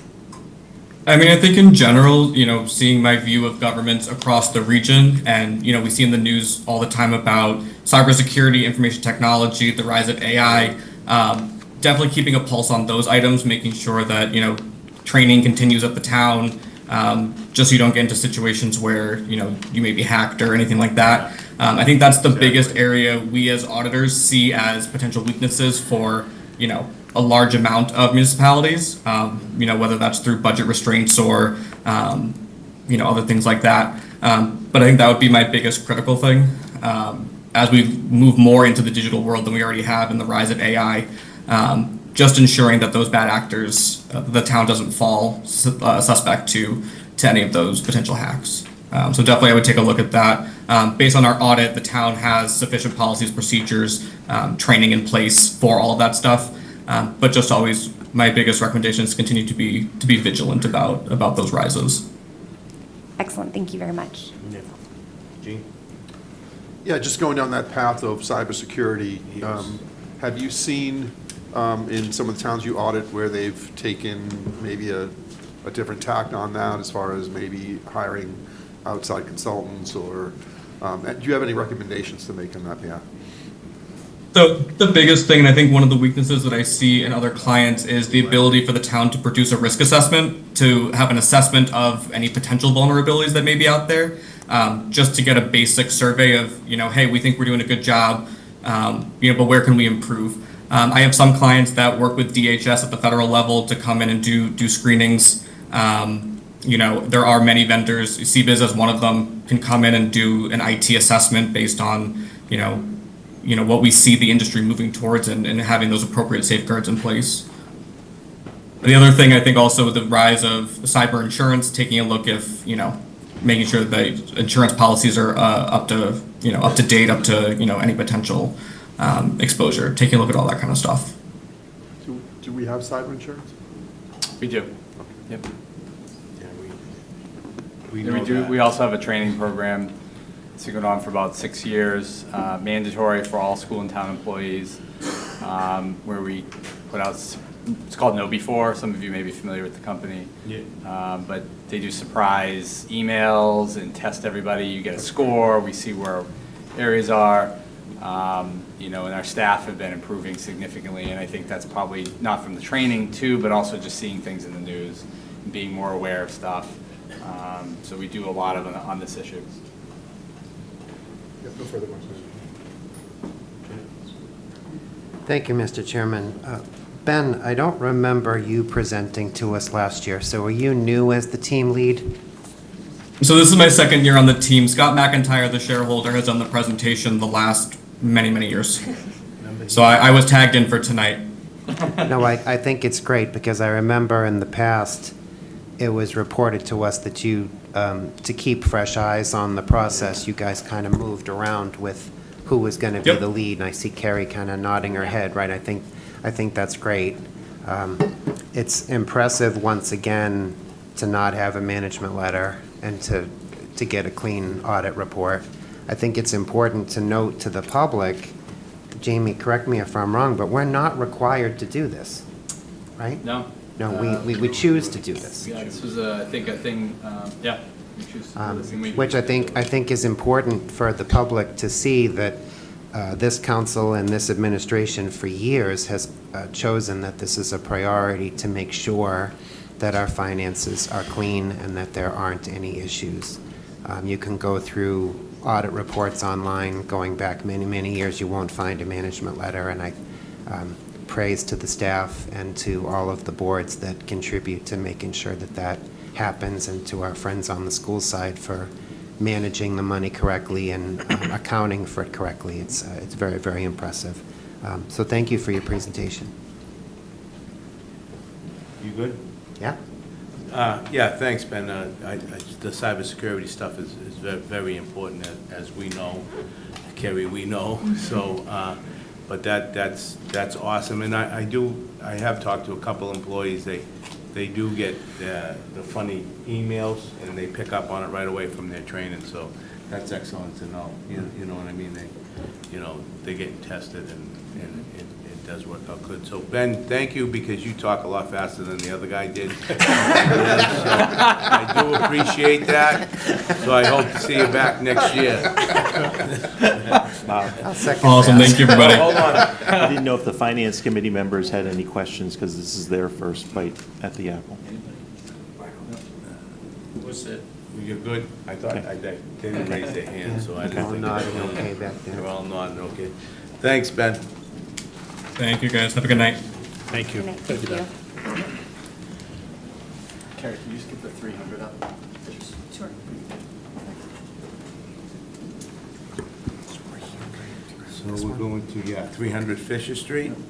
The presentation to you. Through you, Mr. Chairman, so as Kerry's transitioning out of that presentation and the EPA folk, Dan's here. Dan, you want to come on up? As we get ready to do a short slideshow, just a quick background for everybody that may be watching at home. But in the packet tonight, there was Dan's presentation, and the EP's coming up too, Pete. So there's a memo with a history of this. I tried to make it down to a couple pages. There's a very, very long history of this parcel. But the good news, and I want to just focus the discussion quickly. There's no decision by the council tonight, but as Dan and Pete are going to mention, soon there's going to be a public input, probably later this fall or in the winter. And so the EPA had recommended or requested just a little bit of time on a council agenda to help get the word out, give a little bit of the history, and obviously with many of you being new to the council, just giving a little bit of a background, even for Councilor Cormier-Ledger, this may be some new information because I don't think since the pandemic there's been a tremendous amount of activity on 300 Fisher.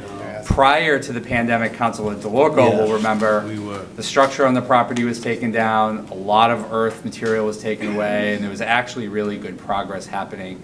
And like we say about everything with 2020, then the pandemic changed everything. So I appreciate the folks from the EPA coming out. They'll introduce themselves and give a little slideshow, and then people can ask questions about 300 Fisher. So I appreciate that. Thanks for coming, Dan. So my name is Dan LaFrance. I'm a remedial project manager with the EPA Superfund program. To my left is Peter Zalotskis of Mass DEP, my counterpart at the DEP, and joining remotely is Liz McCarthy, who is from the EPA Office of Public Affairs. Her role in this process, as Jamie alluded, there's going to be a public involvement activity that's going to be, we're looking for feedback from the public, and so Liz is going to be largely involved in coordinating that. So my goal tonight was just to give sort of a brief update of where we are in the process and some of the kind of upcoming timeline, what you're likely to see, just so that it's not news to you when we drop a document and say, you have 30 days to issue comments. It's not the first time you hear it. So this photo on the front page was the building the day it caught fire in 2015. It has since been taken down in the slab. But I'll skip the executive summary and just get to the good stuff. So the 300 Fisher Street property is the one in orange, right against the railroad tracks at 495 at the south end of this image. The black line is the area that EPA has been studying within that whole boundary going back over the last 10 years. And COVID definitely derailed some of the work and we had to reset, but also PFAS is a big issue at this site. If you've heard of one environmental contaminant in the last 10 years, it's PFAS. We have it here. The science is constantly evolving. We've had to go back through multiple times and add sampling programs, add reanalysis of the data sets. As new regulations have come online, we've had to reevaluate our math and make sure that things are, that we have a good understanding of kind of where we're at. But what we've done is basically broken the site into two, what we call operable units, large phases of work. The first being the factory property itself. We're calling that operable unit 1, so it's tagged that way on the drawing. The second is the wetland system, and it's Minebrook, Beaver Pond. Spring Pond is kind of our background location. So we've studied it. There's not really anything there. It's our clean source for what flows through the site. And we're looking at how contaminants get picked up in the river as it passes the site. But so operable unit 1 is kind of the main subject right now of, we can take action. We now know enough and are able to do a feasibility study. We're almost to the point of publishing that, saying this is what we're looking to do to remedy the contamination issues here. And I have a couple of slides that will get into what those are. And then the wetland system is kind of on the receiving end of everything that starts at the factory site. So we have to address the factory site first, just to kind of cut off the bleeding and then deal with the rest of the problem. So skipping to the factory site itself, I'm not going to dwell too much on exactly what this map means, but all of those data points are lead, and you can tell from kind of the coloring here, warmer colors, higher concentrations of lead. If they're red and purple, those are levels that are, above the cleanup standards that we've established for the site. The greenish and yellowish kind of colors on the left-hand side of the map are wetland areas, so you can see that there's upland and going into the wetlands, fairly high amounts of lead kind of throughout. There are a lot of other drawings in some of the files that you flip through that all kind of tell the same story, different metals, different other contaminants, but generally it's the same thing, that we're seeing a lot of this getting down toward the wetlands, getting out into the wetland system and going to points downstream. The reason why there's nothing flagged in the middle of the drawing is that this is a 0 to 1 foot sample presentation here. The building slab is 1.5 feet thick. There's an area that was covered with 1 foot of clean soil. So it's that we don't have samples of contaminated material there. You go a few inches deeper, you'd find it. But bringing that on a drawing makes it even more confusing than that. So just trying to get sort of the basic sense of sort of what's going on. We also, so a lot of this came from rubber and plastics manufacturing, and they made land for themselves over time. The first industrial activity here was the 1880s, and as the factory got built out more and more, they moved further and further away from the tracks, and in order to do that, they made land out of solid waste, and so that's why we're seeing a lot of that kind of around the edges, kind of up against the wetlands. If you've ever been out there, the land is very steep, kind of right up to the wetlands, and dead flat at the slab, because they built land, they put buildings on it, and where they stopped. You didn't say they filled it in. Yeah, absolutely. We have a couple of areas where PFAS was apparently disposed in wastewater and has started migrating from the site. This is important because the town drinking water supply, one of the town's supply wells, is right just there. along 495, about 1,000 feet away. So we are very appreciative that the town is actually building a filtration plant for that. We are at some point going to need to come to some sort of understanding of just information sharing, because part of what I have to do in the long term with the site is verify whether the public is ever at risk from issues on the site. As long as that plant is operating the way we think it is, it'll probably be fine. If I have to take further actions, I need to know that. So no immediate action on that, but just something to think about. This is super fun in a single slide. It's kind of a lot to process, but for the last 10 years or so, we've been in this kind of bottom arrow, going from include the site on the national priorities list on the right. We did that in 2015. That makes it part of our docket that we investigate and develop a cleanup plan. As I said, we had to do the investigation. We had to reevaluate our findings several times because of PFAS, repeat a bunch of field exercises, do things like that. Came to, in 2024, 2025, a remedial investigation and health risk assessment that said this is what the issue really is. From there, we went into what we call a feasibility study, which goes to, these are methods we may use to be able to deal with that, and looking at what techniques are available, how can we just put up fences and throw a lock on the door and now there's no access for people and people can't be exposed. That doesn't really achieve anything. It is in theory an option, but we discarded it because of a lot of other reasons that are in the report. But once we go through that kind of exercise, we focus in on something that we decide we think is the right approach to deal with the contamination, and then we issue what we call a proposed plan, and that's what the talk bubble thing is right in the middle there. That is a public document that is for public response. And so the idea would be that the public has the opportunity to read that, to provide feedback to the EPA, say, I like this idea, I hate this idea, have you considered this other thing? And we use all that information to finalize what the plan actually needs to be. If we came in and said we were going to, propose an incinerator, and I get, vegetables thrown at me, and I have to leave, running away from the room, we'll scrap the cleanup plan and propose something else. If the community is generally on board, you know, we might finalize it more or less as is, but taking, you know, feedback into consideration. And it's anywhere on that continuum. So, a lot of words here, but this basically says a lot of the same things I just did. But the current timing is, I just got a redraft of the feasibility study today. I've got to go through some internal process controls, but somewhere late summer or fall, I'll be publishing the proposed plan. So that'll be a public document. Typically, when we issue the proposed plan, there's a 30-day initial public comment period. If people want more time, we are happy to grant it, but you have to ask.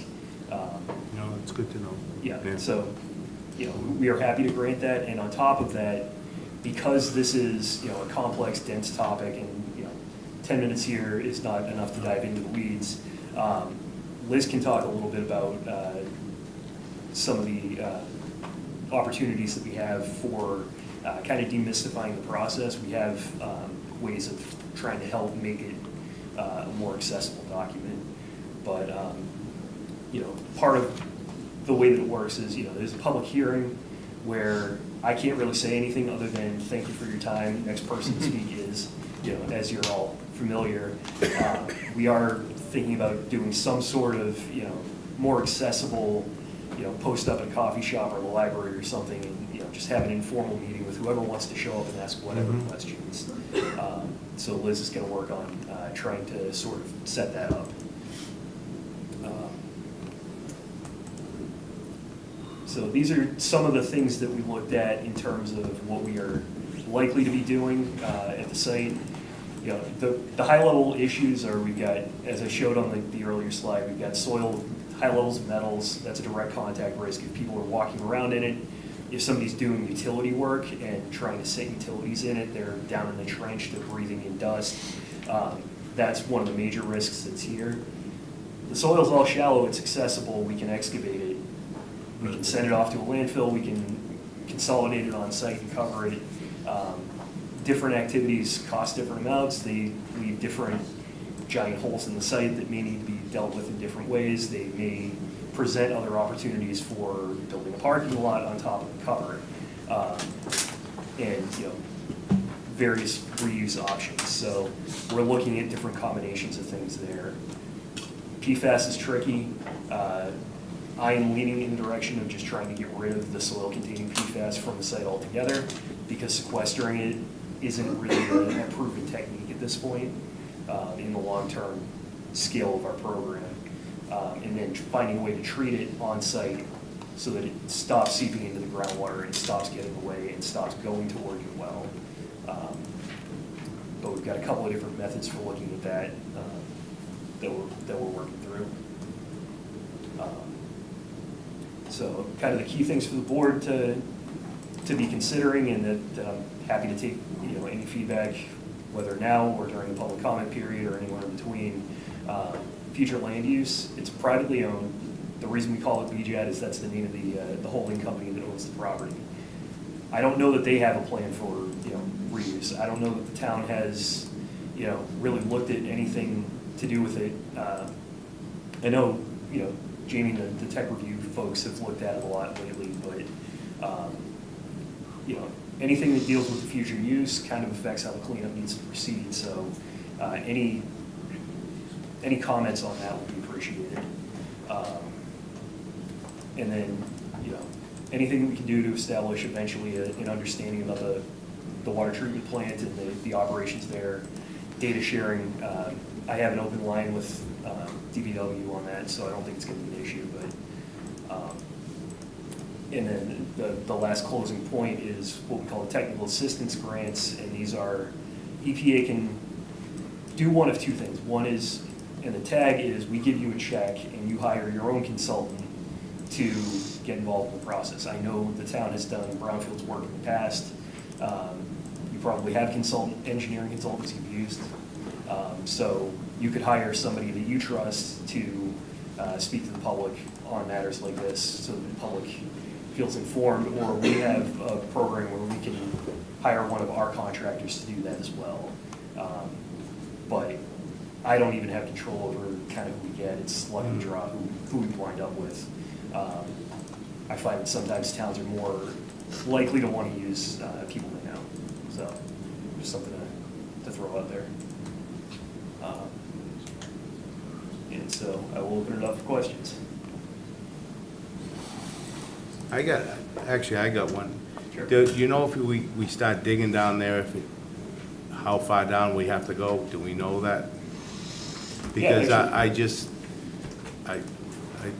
know from where I grew up, they went in and started digging up, and the further they went down, the worse the PCPs were, and they ended up just putting a rock wall. It's in Hyde Park and then the Ponce River.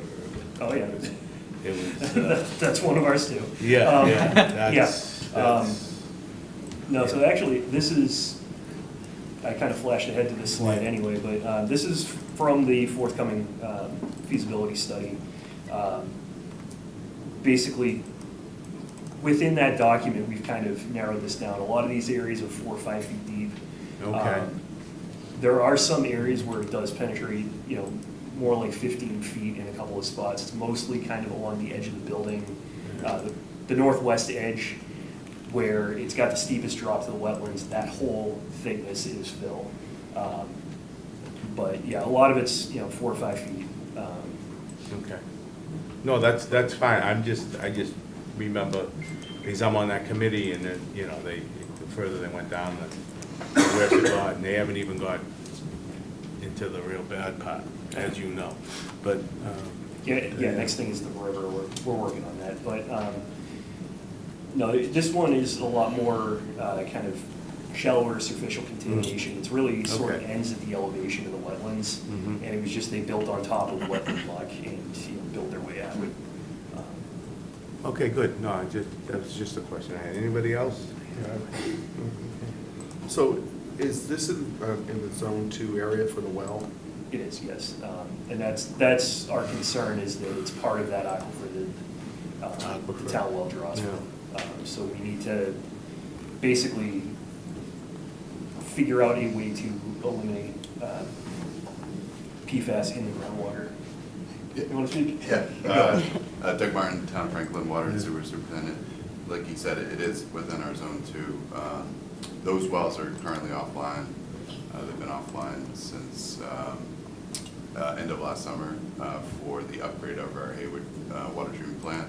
And that plant, once it goes back online, will have a PFAS filtration capability where we'll have that vessels in there, so we'll be producing water with zero PFAS. So did you test the water and find that the contaminants from the site are in the water? I don't think that we've targeted that it's totally coming from that site. So our testing prior to even, I think even you guys, EPA, looking at PFAS at the site per se, never went over or triggered anything from the state level, state or federal level at the time that we needed to do treatment. But we did, obviously, the samples did come back and we did find some there. And it's like you said too, we're proximity to 495, where those wells are. I wasn't too surprised from that. But that was kind of, a driver as well as the other filtration that we needed to do at that site to kind of make the push to add PFAS filtration as well. Yeah, and I understand about PFAS, but my question is more about the specific contaminants that are at the site outside of PFAS, right, metals. Was the water tested for those as well to determine if any of the ones that you're seeing at the site and that contamination had made it into the groundwater? Yeah, I can take the first cut on that. So we do have some localized areas, and they generally overlap with some of these, purple and red hatches in here, where we have metals in groundwater slightly above the drinking water standard. But metals in a wetland system, particularly lead in a wetland system, when it gets exposed to air, it falls out. So it doesn't have the ability to migrate the 1,200 feet to wind up in the well. There is lead in soil. It's a natural mineral component of soil, so it's kind of everywhere. But we haven't seen large-scale bulk migration of any of the metals. And a lot of what we're proposing to do would remove the sources from the wetlands, potentially do some on-site stabilization treatment that would prevent any of these from ever dissolving again. So we are looking at ways to further bring those levels down, but we're not as concerned about migration from that. But to Doug's point, they've never tripped the PFAS MCLs at the drinking water plant, but the levels that we have on site are significantly higher with some of the same compounds detected at both ends. So our interpretation is that there's some component of it that we've got to stop what we are contributing, whether that's the whole problem or not. There are a lot of sources of PFAS. There's a site in New Hampshire where it literally rained down from the air from an industrial use 10 miles away.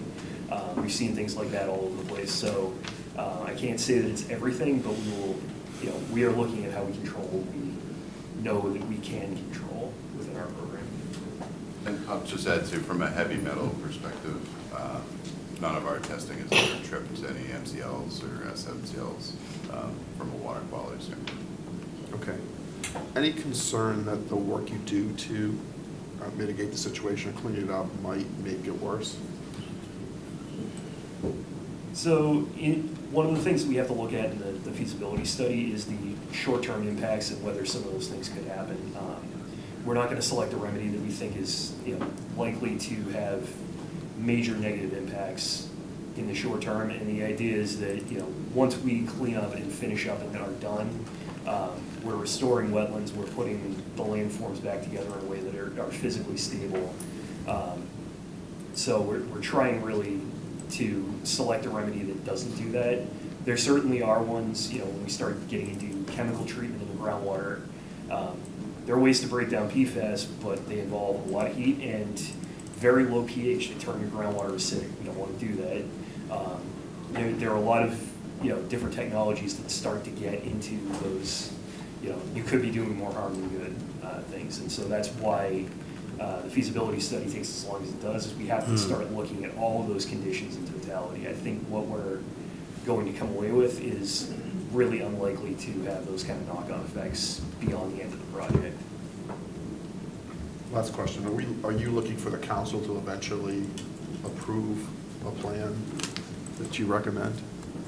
So, some sort of community support would be appreciated. One of the last two, so when we do our process, there are a couple of what we call balancing criteria for selecting a remedy, and two of the final ones that we don't get any insight into until we publish the plan are state acceptance, which I should be.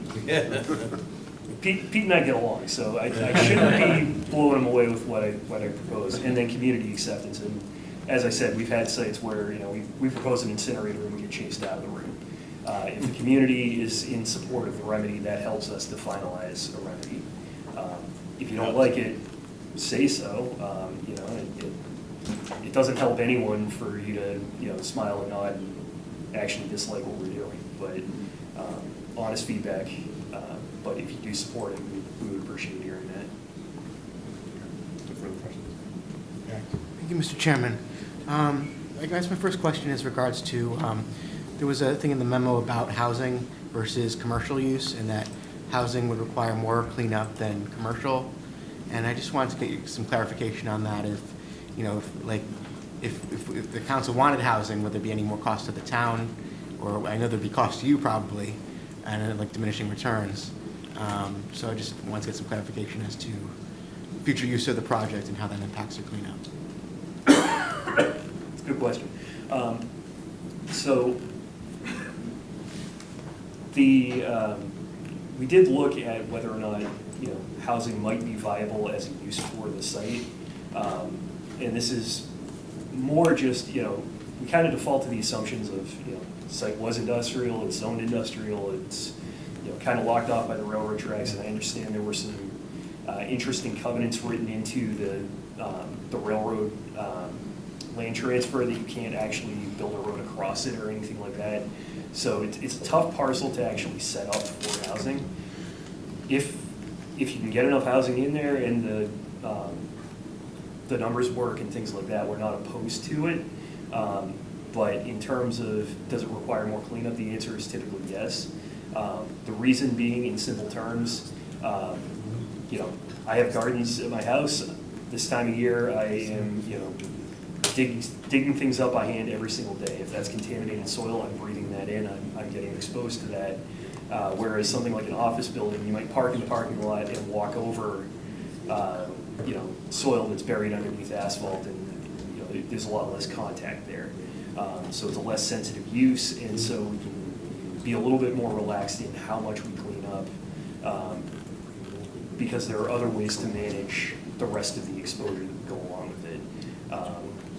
So yes, if it is residential, we would have to do, you know, more cleanup, but the reality is that there's a lot to do here either way.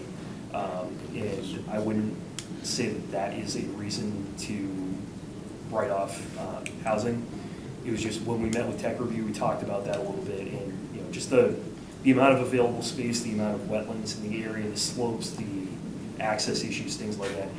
It just wasn't on its face a very easy place to stick a lot of homes. So if you can only get 5 or 6 homes in there, it's a lot of money to do that. But if it could be a major housing development, yeah, we're not opposed. Okay. And the other question I had was, you know, in terms of the federal government's support of the Superfund program, is there anything, has the support been stable, or has it been a little jumpy? So in 2021, there was a law passed called Bipartisan Infrastructure Law, and one of the items in that bill was the reinstatement of Superfund tax. So in the past, Superfund has, you know, for the last 25, 30 years, been mostly supported by appropriations. Now we actually have tax revenue again. The original, the name Superfund is, there's a trust that was, you know, capitalized by a tax on the specialty chemicals industry. That went away for a long time. Now it's back. So we have a stable source of funding. We have to share it with the national program. So we're, you know, it's not all going to my projects and I can do whatever I want with it. But you know, it is a relatively stable source of money. And finally, I'd just like to thank all of you for this collaboration. We have federal, state, and local all sitting at the same table. So I just want to acknowledge that it's kind of the Marble federalism approach, but I'm glad to see it working. So thank you. Thank you. Mike. During the public comment period, what are you looking for during that period, I guess? How to use the property? What's the intent of the public comment period? So sometimes we'll get comments from the guy who lived in the neighborhood for the first 50 years of his life and remembers the factory and says, have you looked at this pipe that goes off someplace that we've never been able to find on the map? Okay. If that guy's out there, we'd love to hear from him. We're looking at, you know, anything that people want to say about, you know, reuse of the property and kind of how that might factor into what the cleanup is. Just a reaction to the cleanup. If we're coming in and saying we want to consolidate soil on the site because it's, you know, presents certain reuse opportunities and it's compatible with, you know, a lot of different uses, there are some people who react to that as, you know, you're leaving contaminants on the site. I don't like that idea. Here's what I think you should do about it. You know, that's feedback we need to hear. Okay. You know, so Can I really jump in here too? Sorry, also to introduce myself. Hi, everyone. I'm the woman who's the floating head online. My name is Liz. I'm the community involvement coordinator for this site. I am newish to this site, but that's okay because I have experience with 30 other Superfund sites throughout New England. To answer your question for the public comment period, it can literally be anything. It can be anything at all, really, kind of like Dan was saying, anecdotal histories about it, things that residents might be more akin to that we in our office in Boston aren't necessarily because we don't live in the community. It can be, as he said, expressing support or concerns for any parts that we have laid out. The cool thing about the public comment period, as you might know as well, is that EPA is required to provide a responsiveness summary that literally addresses every single comment. Okay. But in that process, Dan, are you putting forth a recommendation, i.e. we're going to keep some contaminants, we're going to cap it? Is that, before you even release it, are you making what I call a straw model. You're saying this is what we're proposing to do right now. Well, you don't know the future use is, which is it's kind of like the cart before the horse. Are you proposing putting that forward, saying, oh, we're gonna just cap the site with four yards of dirt or something? Is that what you're putting for? And then you're getting comment off of that? Yeah, that's Okay. the idea behind the proposed plan, is we would Okay. come forward and say, on the basis of our feasibility study, which is going to be posted on our website, and on the basis of our remedial investigation, our health risk assessments and all that are posted. And that's where demystifying this process comes in. There's a lot for people to sort out with that. But the proposed plan is, on the basis of all of that information, we believe that the best path forward is to do this. Okay. And then we open it up for the community to say, we actually disagree, we think you should do this other thing, or we support this, or if, we want to see the property used this way, is this compatible? And I can say, yes, it is, or no, if that's really the direction we want to go, we'd have to do something different. Whatever that kind of give and take is. But yeah, we put forward our position that, this is what we think is the best answer. And then we take feedback from the public saying, well, we agree or we don't, or, some combination. Okay. One other point you brought up is that this is privately owned land right now. It is. So if we in the community comes out and says, let's make it a recreational space, I think it was even pointed out, it's on this net trail, you turn into parking lots, yada, yada, yada. What's to say that the current owner says, I don't want to do that? I want to turn it into housing. I want to put a 400 unit complex in there. I mean, the fact that it's private, how do we govern what's going to end up there? Well, so you still have, all of your usual tools. It's zoned for certain uses. Correct, yes. You've got the ability to say, this is what you can and can't do with it. Right. So I threw recreational on there as something that, is for people to imagine a little bit bigger than what it is now. Right. But yeah, I mean, what we want to do is develop a remedy that is potentially flexible. We put together a record of decision that says this is what we're going to do. Once we get the design, we can tweak that. Like that is a relatively bare bones document as far as, it doesn't get into the full final design of a remedy. It's not us saying, okay, this is absolutely it, this is the last thing that we're doing. It's now we start design toward, whatever that goal is. And there's like often a year or more of design work to do. So there's time to work something out, but getting people thinking of it before we say this is how we're going to generally approach it is where it's helpful. And the property owner can comment too. If he wants to call me up and tell me I'm insane for even thinking that he would ever, do something with the property, like that's his business as well. And actually, that was going to be my last question, is how much has the property owner been involved in this whole process at this point? Been hands-off or? I mean, he takes my calls. He's been working on, fencing and signage and trying to keep the site secure. Okay. But I don't think there's any real immediate plan from him. I certainly haven't heard anything that, they're drawing up plans right now and they're going to be in for review next month or anything like that. So. All right. Thank you. Appreciate it. I'm going to kind of piggyback off of them. So basically, cleaning up can look one way if it's going to stay commercial, and it would look another way if we're going residential. My concern is this: if the input and the private owner decides we're going to keep commercial and we do this type of a cleanup, in 10 years from now, they decide they want to sell that property and ask the town for a rezone to do private, like housing, whether it's a single family or two. It can't be done now legally because it's not cleaned up for residential. And then we got to go through the process of they're going to be required to doing test soils and stuff like that. And it's going to end up wreaking more havoc in the long run. So why wouldn't it just be cleaned up to cover all areas? Because otherwise, if we're doing it on a commercial basis, then there's gonna have to be something that is put down legally that it can never be rezoned commercial without X, Y, Z being done, because it's not fully uncontaminated. Does that make sense to you, what I'm saying? I get what you're saying. And, a couple of thoughts. First is that, any cleanup that we do here is likely to end up with what we call land use controls. These are, deed notices that are legally binding and say these are things you can and cannot do with the property. And generally, the first things to go are residential, daycare, school kind of activities. So for somebody to come in and propose a use that is, outside of those boundaries, that land use control lays out very specifically what they would have to do to get to a point where that's allowable. We do have sites where there is contamination at depth that is allowed to remain in place and residential construction on top of it with certain types of improvements that actually allow for the site to be used safely for residential use. I used the example earlier of me being in my gardens. If you bring in enough fill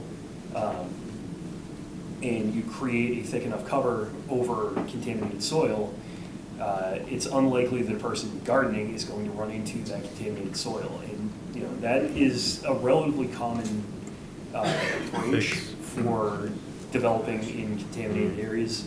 Inside of 128, it's hard to find uncontaminated land for residential development. Any large residential development is probably doing a lot of that kind of work. So it is possible, it just requires an understanding of kind of what that looks like. We would have to work with the developer to figure out how they're going to do it. It's going to be a cost, they're going to have to factor that into their performance, but that's not saying no to it. We can amend rods, we can go back later and do other actions on sites that we've otherwise closed the book on. We never really let go of our sites. So, if down the road it becomes more amenable to residential development, there is a way to make it happen. It's just, it's gonna require a little bit of rework if that day comes. But it's a question of, do we spend an extra $20 million now on the possibility that maybe this comes down the road someday? Or do we say, we'll figure it out down the road if and when the time comes, and we can figure out kind of how to structure that. But that's kind of, those are the scale of the numbers that we're talking about is, full blanket removal, I want to say came in somewhere around 25 million. I haven't looked at the revised numbers today, but. No, which I understand that. I guess my concern is though, but I think you said if it was cleaned up based on a commercial, there would be something that stated that because of the way it was cleaned up, you could only do this. But if you want to go this way, this is what needs to be done. Yes. So they can't just sell, the private owner can't just sell it, come to council, say I want a zone change or whatever it is, and then try to build a house on it. Yeah, they could do that, and then they'd have to deal with me. Okay, as long as they have to deal with someone, that's all I want to make sure it's happening, because I just don't want to see it be done one way, and then something changes, because zoning changes all the time, and now there's something being built, and there's people being harmed. Yep, and that's why we use a deed notice for this. It's actually, recorded with the deed and binding on any future owner. Okay. So if somebody tries to pull title on a property that, they're gonna buy this land, they go through the whole process, that's gonna get flagged in the title review, and any bank that's looking at it is gonna say, hey, wait a minute. Yeah. You need a plan to deal with this, so that's part of our kind of What you protocol do, on that. yeah. Thank you, Mr. Chairman. This is actually going to be through you to the town administrator. Jamie, how does this property differ from the Superfund site on Grove Street? Is it simply a matter of Grove Street, sort of the town inherited it because it got abandoned and then we had to deal with the ramifications, but this site is the new style private? process. New style, he's Yeah. talking about new style. Yeah. I don't know if they may be somewhere linked between the waterways, but I don't believe they were linked in terms of this issue. This is a strictly identifiable site. Yeah, the town did inherit that property. You guys thought maybe You know, taxes, you could look back on it, good decision, bad decision. Okay. But obviously, the progress we've made on that site is a fairly valuable asset to Right. the town now that we've started the remediation and we worked with the EPA and have gotten a lot of grant money and contributed ARPA money. So I think they're just two separate parcels that have gone through two separate processes, if you will, even if they somehow maybe are linked through Mine Brook or something like that. Okay, so I just want to make sure I understand, and I think for the public too. So with New Style, company was there forever, did a whole bunch of bad stuff, ended up not paying taxes, the town Yep. inherited it, and now has had to work with a whole bunch of agencies, a whole bunch of money. These same three folks. To try to fix it. Yeah. But I this. actually worked on that 15 But years this, ago, but so I this, remember this one. site, still company was there for a long time, Yeah. did a whole bunch of bad stuff, right? And did a bunch of stuff that ended up contaminating the ground, made it Yeah. a Superfund site, but it remains privately owned. Correct. So the government is involved in the cleanup process, but the town has limited purview because it's private. Limited purview because it's private. The only real purview, I think, to maybe one of the questions earlier, is you could Zoning. alter the zoning. Zoning. You know, So my question to you guys, are there penalties to the landowners that caused the problem to begin with? So the rubber company and the plastics company that were involved here have both been, they both went bankrupt decades ago and were forcibly liquidated by the state. So there is no party responsible on that kind of basis. I mentioned that there's a real estate holding company that owns the property. The only asset they have is the property, and, that asset is worth negative millions Okay. based on, just this finding. So, on paper, there is some evidence. So Okay. that's kind of where we get involved is Okay. sites that have, been abandoned, we call them orphan sites. There's nobody still around that can, pay for the cleanup. We don't even know where the company's assets got sold off to. We can't find anybody to hold accountable for it, but it rises to a certain level of, danger to the public in terms of, this is threatening the water supply and that sort of thing. So that becomes a case of the federal government as the backstop. Okay, so the company that owns it bought it from the companies that had to dissolve and did all of the damage. That's my understanding. Yep. The title is complicated here, Yep. but that's the Okay. gist of it. Seems like a weird process. You'd think that if the companies dissolved that did the damage, that it wouldn't be available for sale to another company, but I guess that's out of our purview, but This was back in the 80s. Yeah. A lot of things happened before. all kinds of crazy sites stuff were- happened in the 80s, That's right? when it all started. There was no Okay. EPA, the EPA was not. No.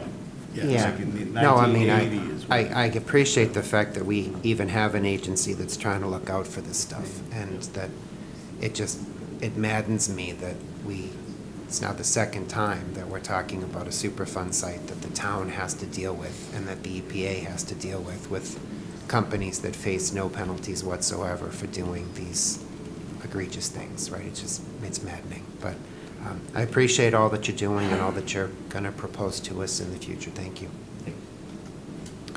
Thank you, Mr. Chairman. I think a lot of my questions are answered by the prior questions from the council. I guess I'm left with who pays for all the remediation?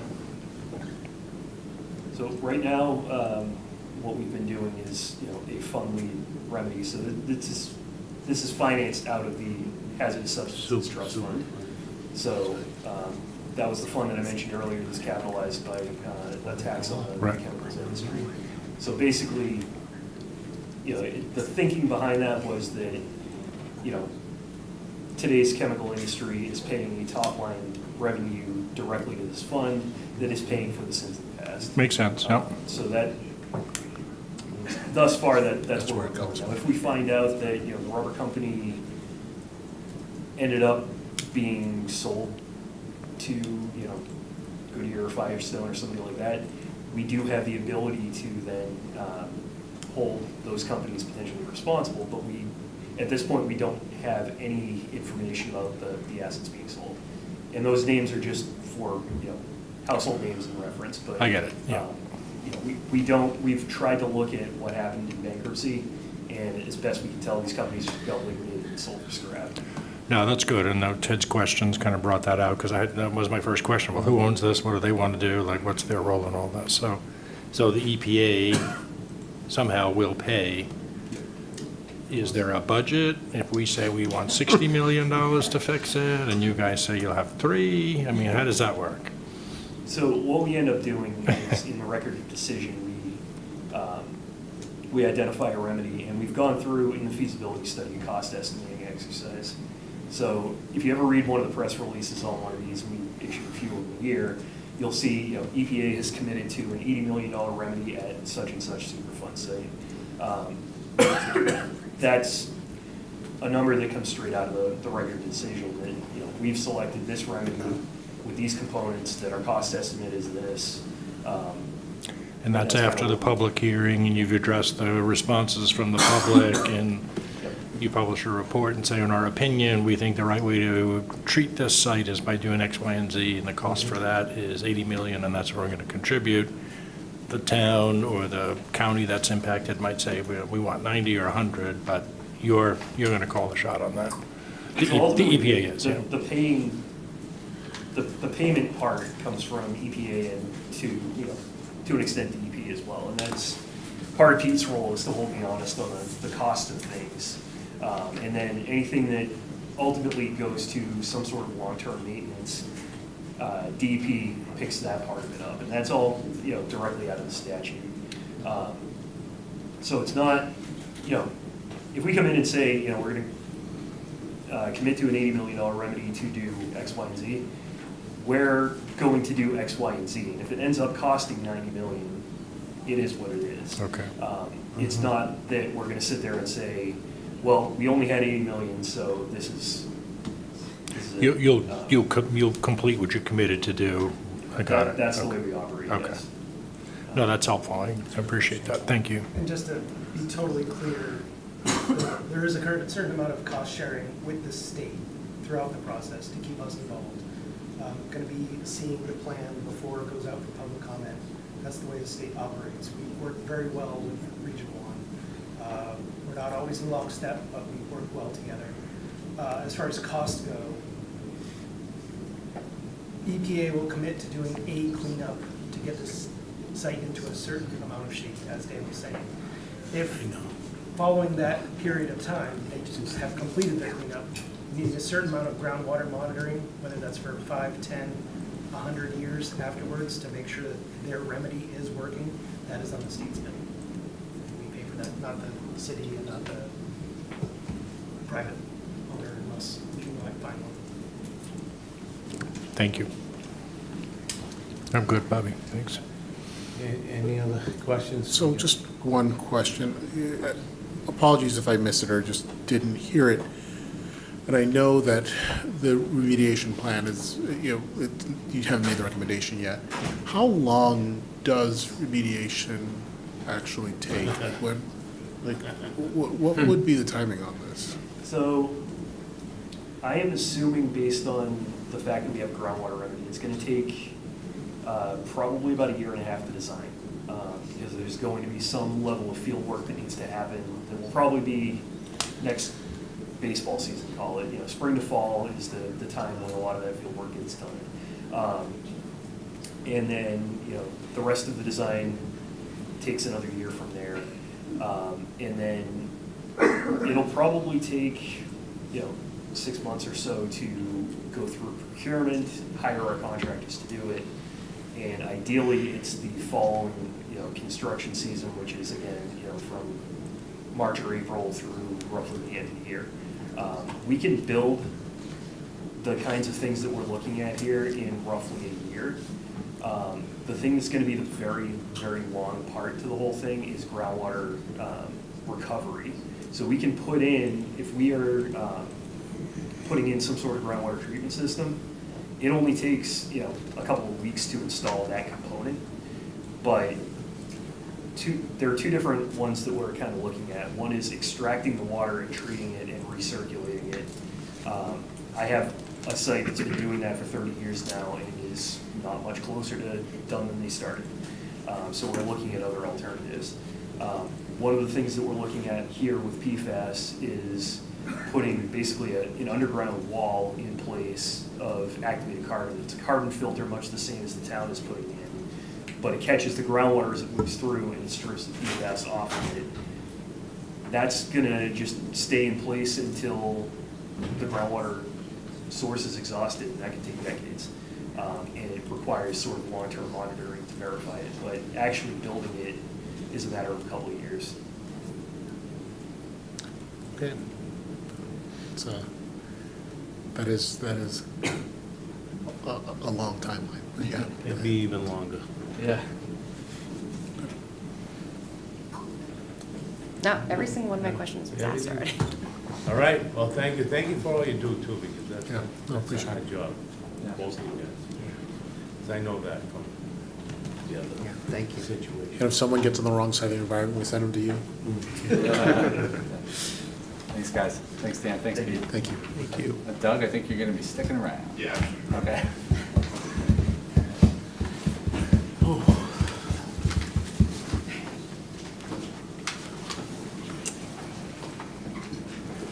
Doug, could you just throw up the Charles River on that screen? Yeah, can we take a 2-minute break? Sure, yep.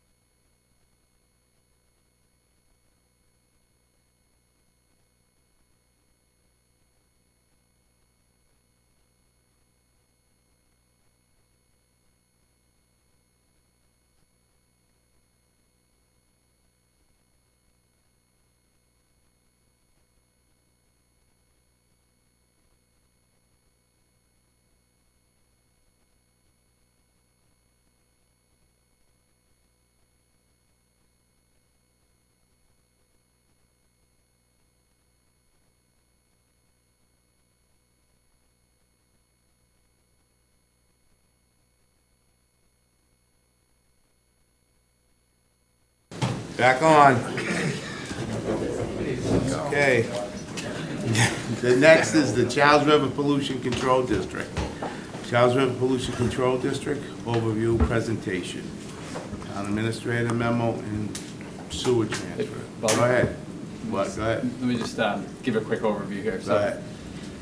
Through you, Mr. Chairman. So tonight's discussion, I just want to make sure we've done presentations on the pollution control district before. We don't need to go through all the slides. I think hopefully everybody had an opportunity to review them. The website for the pollution control district is there. I'll let Liz introduce herself in a second. She's here because she's the executive director at the pollution control district. The reason why this is in a broader discussion are the action items on tonight's agenda. And just because many of you are new or many people at home may not know, just give me a few minutes to give a background on this. We're in a pollution control district with other municipalities. As many people know, Medway is the host facility. And so Millis and Medway have approached the town for many, many years. This is not new. This dates to before the pandemic, as a matter of fact. And there's a report in there from Liz that cites that Millis is at about 73% of their capacity for sewerage in their community, and Medway is about 92%. So, was it the? I switched it. No, Medway is 92, right? And Millis is 73. Yeah, sorry, it's okay. So there is some urgency from the other communities. We've been working on this, the 3 town managers, even Jeff was a part of this at one point for many years. And as always, there are negotiations and there are sticking points with price. I want to be clear with everybody tonight, even though there's legislation action for Millis, for Medway, and then a ceremonial vote that has to happen for the district-wide agreement, the council has final authority on these decisions. So as I've written in the memo, just to tee this up, Franklin has a pretty sizable number of excess sewer capacity that we are permitted for through the Department of Environmental Protection, Peter, who's just over there. And both communities have asked for different amounts of gallonage at different rates, but both communities and all of us believe that, just my personal opinion, that we should be selling, if you choose to sell this extra sewer capacity, you should charge towns, the same rate. I do respect the fact, and I'm not saying that my opinion is correct or wrong, but I do respect the fact that the Millis Board of Select Board and also the Medway representatives are here, and they may have different opinions than I do, and that is okay. But I want to make sure the council is clear that the 2 draft agreements that are in there, particularly with Millis has generally agreed. I know their select board has not taken a firm action on this, and I know they have a little bit more, and they're happy to get up tonight and speak, and that's the reason why we're having this meeting. But I want to be clear with all of you. You do not have to take action tonight. You can take action tonight. You can approve both agreements as drafted. You also have the authority to charge more than the $15.07 per gallon we're recommending. You also could hear from the other boards or the other managers and the other representatives of the other community, and you could charge less per gallonage. All of these decisions are within the purview of the town council. So you can amend them tonight. You can, you can leave them as is, but I think they're going to want to come up and just present to you some feedback from their communities, and then you're going to have to listen to them. We have had both of these reviewed by our town attorney, and I also want to make sure it's clear that when Mr. Nutting was town administrator, I think it was in 2010 or 2011, there was another there have been transfers of sewer capacity in the past. These agreements mirror what has been done previously. So this wasn't something that was just made up yesterday. These were agreements that have been done with all of the other communities in the past, and so these agreements that are here come from sound judgment, sound legal expertise, sound professional expertise from the Pollution Control District, as well as our Water Sewer Department. And we have tried to do the best we can to try to thread the needle on something. As you can see in here, and Doug's here to answer any questions, Franklin currently has 3.642 million gallons a day, which is what's under the Department of Environmental Protection. I will also say, and these questions may come out a little bit later too, it is highly unlikely that the town of Franklin, or any other community, by the way, is going to get a larger permitted amount of sewer capacity anytime soon from DEP. In fact, there has been correspondence from DEP to Charles River Pollution Control saying, that's it. This is it, this is the number, and this is what you have for at least a really long time, and probably within most of our lifespans at least. What happens 50 years from now, we don't know. In our view, being good partners with other communities, particularly Medway that's at 92%, we are trying to make sure that the rest of the district has sewer capacity so their communities can grow as well. But I want to make sure it's clear, the town council tonight does not need to approve these as is, and if the councilors believe that you want to maintain your sewer capacity for future growth in Franklin, you have that right. But I also want to acknowledge down the line, when Medway or maybe Millis or another community in the district does run up against those numbers, we are going to get into additional sticking points with DEP. There may be other alternatives the other towns have to deal with their sewer capacity in 5, 10, 15, 20 years, but those may be at a costlier, maybe at a costlier level for those communities. It also may not be approved by DEP. Those are items that are way out of our control. We can't predict those, and it's certainly too far in the future to predict anything that might be there. I would like to Liz to just give an opening and introduce herself, and maybe the other board members that are in attendance, and just kind of give a quick overview of the pollution control, and then we can open it up for maybe the other boards to come up and the other communities to speak as well. Absolutely, thank you. Go ahead. So my name is Liz Taglieri. I'm the Executive Director at the Charles River Pollution Control District. I've been here for about 16 years, Director for 12 years. And we're, like Jamie said, a regional wastewater treatment plant that treats wastewater from the towns of Medway, Millis, Franklin, and Bellingham. So 4 communities are sewered into the facility. We're rated for 5.7 million gallons per day. We're an advanced treatment facility regulated by both EPA and DEP. And we discharge into the Charles River. So it'll eventually, our treated wastewater makes its way to Boston. So we have pretty stringent limits. Our biggest one is phosphorus. That's the one that we're, everything else is great. Our phosphorus is great. We're meeting permit. I know in the packages, there's a lot of pictures that show different treatment processes. Would you like me to go through the presentation or, Mr. Chairman? Yeah, in the interest of time, can you just do it short? Absolutely, yeah. Yep. So we have a number of tanks, a lot of big tanks that are at the facility that allow the wastewater and the solids and the organics to settle. We have microbiology that happens in the activated sludge for the small microorganisms. Thank you. So, yeah, this is the overview. Some number of tanks, but we have biological phosphorus removal that, and the microorganisms will remove those organics, more settling tanks, and then we do have filtration, chlorination to deactivate any of the viruses and pathogens, and then we dechlorinate prior to going into the Charles River. We have sludge handling from what's settled in those tanks, and then, so these are some of the clarifiers, the aeration tanks, the secondaries.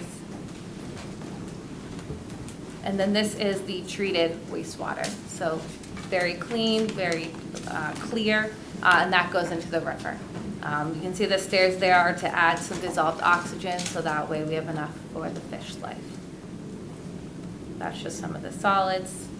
This was in the handout for the whatnot. And then look ahead, this is just big picture stuff for the district. We need to talk about that tonight, but what I do want to say is that I'd love to host you all for a tour. If you'd like to come to the facility, we can do a group tour, we can do individual tours, however that fits out with everyone's schedule, but it's a really great place to see. And Can I just have you add some of the, so I think what we're talking about tonight is, our Franklin's cost share of the district, right? And by relieving some of that capacity, we kind of reduce our cost share. And I think there's some bigger items that would be coming up that would, might help us. So if you want to just touch on those. Absolutely, yes. So the biggest thing is there is one piece of pipe that goes from basically the BJ's in Franklin underneath 495, under the Mine Brook, into the Brookview condos area. That is what's called a force main, so that is actually pressurized pipe where we have a pump station and we have to pump under all those things and over to our gravity fed sewer. There's one line there, so if anything would have happened to that line, I was just gonna say, it's that's gonna not be, good. it's not good, yep. So we're in the process, we're in 60% design right now, looking at alternatives to run a redundant line there. That pump station and that crossing, the pipe there is owned by both Franklin and Bellingham. And so that is something we're working with the towns on to work on designing, and then, ultimately will be construction at some point in time, so.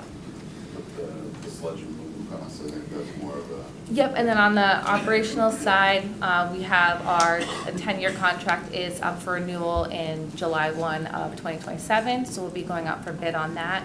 The sludge monies to dispose of sludge, so that's what we settle on the bottom of the tank. That accounts for almost a quarter of our operational costs, so it's quite a bit of money, over $1 million. So if there's a large increase in that in this bid, that would increase our operational budget.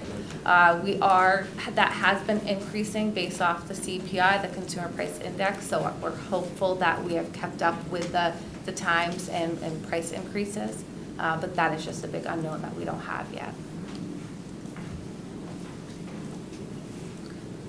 Moving on. I would just, through you, Mr. Chair DeLogo, so I think, really quickly, both of these transfers tonight represent being good neighbors. Both of these transfers tonight, if approved as is, would bring $3 million in one-time revenue to our sewer enterprise fund. Both of these transfers tonight would save about $65,000 in our sewer budget operating costs because we're reducing that share. And for those, I think one of the questions that you'll all debate is about development. We've heard a lot of concerns about growth, but this is a tough decision because you have a lot of sewer capacity for a lot of growth. So we're hearing messages about we need more new growth. We need more new growth. But then we're hearing messages, I think, in the last election, which is very clear, about no growth and that people are frustrated with growth. I think, unfortunately, embedded in part of this question is a debate about that. And that's why, all of you are here. I also would note that I think it may be advantageous to get representatives from both Millis and Medway to just come up and talk about their perspectives of this. I think technically the Millis Select Board has to open up their meeting, right? Because I think you have a quorum here. So maybe if Millis could just open their meeting and then they could come up to the mic and give Millis's perspective. I'll make a motion to open the Millis Select Board meeting. Second. It's been moved to second. All in favor? Aye. All right, we're open. You're open. Thank you. Welcome. So we're legal now. Yeah. First, I want to thank you for inviting us in. This is a beautiful room. We meet in my wife's second grade classroom in the renovated Memorial School, so it's nice, but it's not this nice. And I think Ellen went there too. Yes, So- my seventh grade English class that we meet in. Yeah. So it's a nice place, but this is spectacular. And you don't have a guy, you have actually a guy working your AV, which is phenomenal for us. We have Mike. So anyway, thank you for inviting us. We've called the meeting to order. As you've heard, we're at 72% of our capacity. And that sounds reasonable, but the problem is we have a lot of homes that haven't connected, that when they do connect, that's going to drive us into the 90% range. We have a lot of pending construction that's going to happen. I mean, this permitted, it's ready to go. We're not over 100 yet, so we're fine where we are right now, but we are in the opposite position you're in. We're absolutely limited on new growth. And we have Millis Affordable Housing is trying to come in and put affordable housing in. A lot of concern about whether that's going to push us over the capacity on our sewer. We have another LIP coming in, 40B, that's coming in that is 100% affordable. There's a lot of concern about that pushing us over our limit. So we're at a position where we're going to have to start saying no to commercial development and to housing development in our town. So that's why we're looking for some additional capacity. And so the exact opposite position you're in. There's 3 towns that all have different needs. And I can't speak for Medway, I'll let them come up after us and speak for us. But that's where we are as our town. Anybody else have anything? Yeah, you'd like just to add? quickly that, Jim McKay. So Millis is a good partner, in the collaborative of Bellingham, Medway, Franklin, and Millis. We've invested I'd say about $130,000, $140,000 a year in I&I removal, which I'm sure you're all aware of, that you approve every single year as a town of Franklin. It's a 10-year plan, and we're just finishing up on our 10th year, and we're starting all over again. We did our we cambered the entire system. We removed house laterals that were leaking, manhole covers, and anything that the district, although we don't have a board member sitting at the table, my colleague attends every single meeting, every single month at the Charles River District to show that Millis is still interested in participating in making sure everything is going properly. If you can't tell, Jim's our newest member on the board. He was our former DPW director until last year, so he really knows this. Okay. When he talks about it, it's not like me talking about it. And I was here when Mr. Nutting and Mr. Aspinwall negotiated the last, and it was done, I'm sure Mark was the attorney who did it back then, in 2011. So everything went smoothly then, and we hope that it would go as the same this year. So I have a question. We approve this tonight. How long will this get you? Like, how many years is this gonna, take care of you?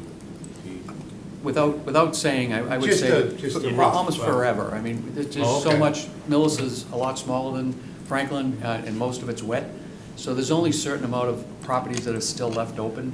Right. This 100,000 gallons would give us enough to.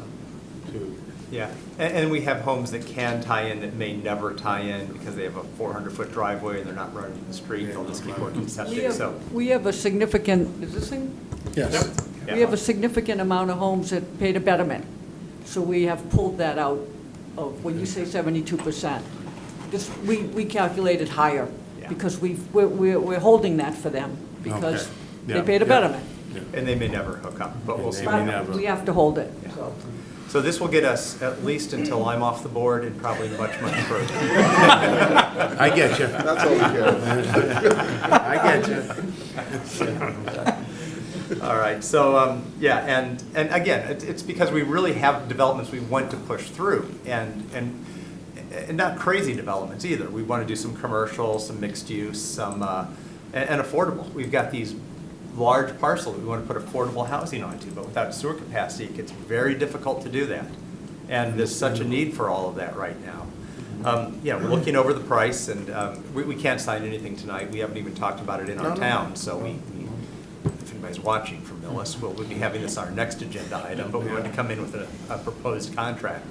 The price is the only part that concerns us, and we're not going to negotiate that tonight. You do what you have to do, and we'll see where that comes out. But we're eager to come up with a number, and we're eager to buy, so we can work through that. Next. Thank you, Mr. Chairman.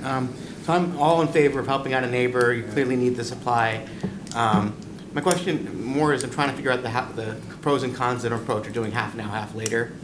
So like if we were to give you half now and then you come back to us when you need more, so is that something that would be harmful to you, or would it, what are the pros and cons of that from your perspective? The pros, I don't think that I'm speaking for myself, we haven't discussed this as a board, but no one's nodding, so there's two of us that think it's probably okay.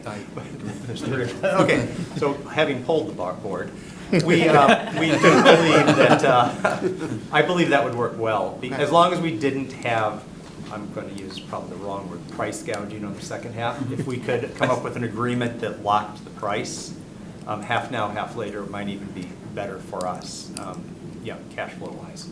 So. Yeah, that's all I got. Thank you. Okay. Well, actually, maybe I'll ask Jamie, is there any pros and cons or any of the DPW staff to that approach? I would say, I don't know pro con, but I would just say, in my view, these are difficult issues, right? And we've been working with Millis and Medway for years now, and 2011 wasn't too long ago.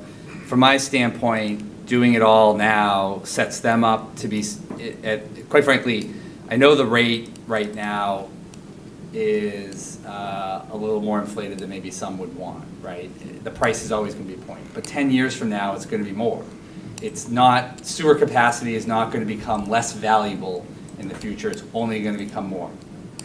If I were everybody tonight, that's why we're here, by doing both of these, I think you set up obviously Millis for a long time, and we'll hear from Medway soon. But I think this gives them enough capacity for a long foreseeable future. Probably time for all of us to be off the board or out of these jobs, right? And so I think, you know, I would just say the pro of doing this all at once avoids us having to spend more time having to go back and renegotiate something again. So if you went 50,000 gallons, we'd have to come back at a certain amount of time and do another 50,000 gallons. But that's just my quick take on it. Yeah, I will speak just for me. I don't see a big pro to that. I just don't, to splitting it, because it's hard enough Yeah. to get everybody together. Yeah. I don't want to put this on somebody else. That we know we need at least 100 now, so. Yeah, and my only way that we would do it is if there was guaranteed price lock and there was a Right. time specified in the contract. And if there's a price lock, why not just do it now? Exactly, Yeah. cash flow, but that's the only reason. I'm not too concerned about that. I'm a CFO in the real world, so. I'll yield, thank you. Anybody else? Go ahead. Thank you, Mr. Chairman, and thank you to the three of you for being here, but my question really goes to our town administrator. So Jamie, I remember the pollution control district presentation from years ago, and I remember hearing that Franklin anticipated this very moment and bought that additional capacity ages ago, right? So in respect to our forefathers, because I think they were all men at the time, like, were they just thinking about the potential for growth and they bought up this gigantic amount, or was there another reason that we're not talking about that we might shoot ourselves in the foot if we get rid of this? Yeah, I think it was, when this started, yeah, go ahead, Liz. Yeah, please. That was done when the plant was upgraded in 2000 from 4.54 million gallons per day to 5.7, and at that time Medway and Franklin got that additional capacity. So it wasn't something where Franklin bought it from someone else. It was just added. Yep, it was added, yep. Right, but it did cost us more money at the It time, did, right? yep, it cost to put in that upgrade and those improvements, yeah. Right. Okay, thank you. So Jamie, So the sewer ratepayers in town paid for that. Yes. And that's, we're now at a point where that's the decision. Do ratepayers get some money back for all of that? I think that's part of the question. Yeah, so my second part, Jamie, then to you is, we sell this to Millis and Medway. It obviously limits our future capacity, but to what end? Well, by projection. How much of a whack is this to our, potential growth as a town? I mean, Doug could give you the percentage because he's probably going to calculate it in his head, but if you look at 2023 to 25, the average flow in Franklin is 2.43 million gallons per day. So even if you sell them 100,000 apiece, these are just based on average numbers of the last 3 years, the town will still have 1.012 million gallons per day remaining. I would also argue, and Doug can speak a little more specifically to this, you're also going to be breaking the ribbon cutting on the Beaver Street Interceptor, which was the oldest infrastructure improvement we needed to make, but that's going to be complete by the end of the year.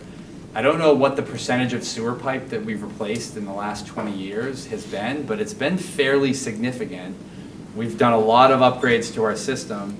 I think these other towns would agree that we've invested a lot. The sewer ratepayers in this town have paid a lot to have a very, very good system. Tight system. It's a very tight system. I can't speak with certainty, obviously, but I wouldn't be here if I didn't think that if we didn't believe this wasn't doable through both Doug and Liz at the Charles River Pollution Control. If we didn't think this was doable while sustaining our future, we wouldn't be here. That being said, this is a conversation about growth. Is that 1 million gallons per day going to get used up in the next 2 years? No. It's going to take a long time to build a lot of Franklin to use that capacity. So, I mean, is there anything else that you want to add, Doug, or? No, I would just add, I think historically, it wasn't shown on one of the figures, but if you look historically, the flow that we've been sending to the district has come down drastically, and I think that's twofold, or two reasons for it, is the town has invested a lot of money in removing the groundwater from the sewer, right? So we've been doing a lot of infiltration and inflow work to remove that water, so it doesn't get treated, we don't have to pay for it. And two is just plumbing code in general, right? So water usage has come way down, just based on plumbing code. So a lot of those two factors, I think, are really bringing that number down. And so having an extra $1 million or 1 million gallons in capacity, I think is more than enough for Franklin now and into the future.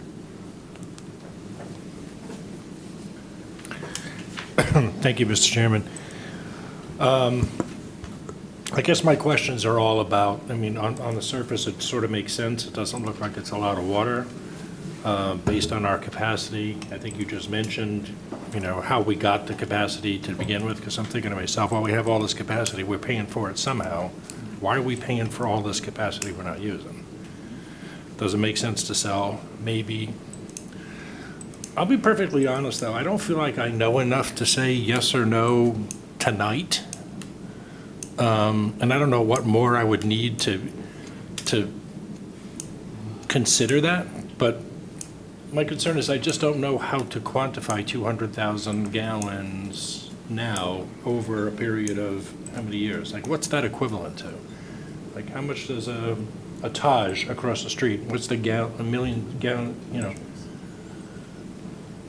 I just don't feel like I understand how much we're actually giving up. I know the statistics and the numbers, but I don't know how to relate that to potential growth. If I can, I can try to answer that. We just built 324 units at the Glen Ellen. It's Yeah, that's right. over 55 development.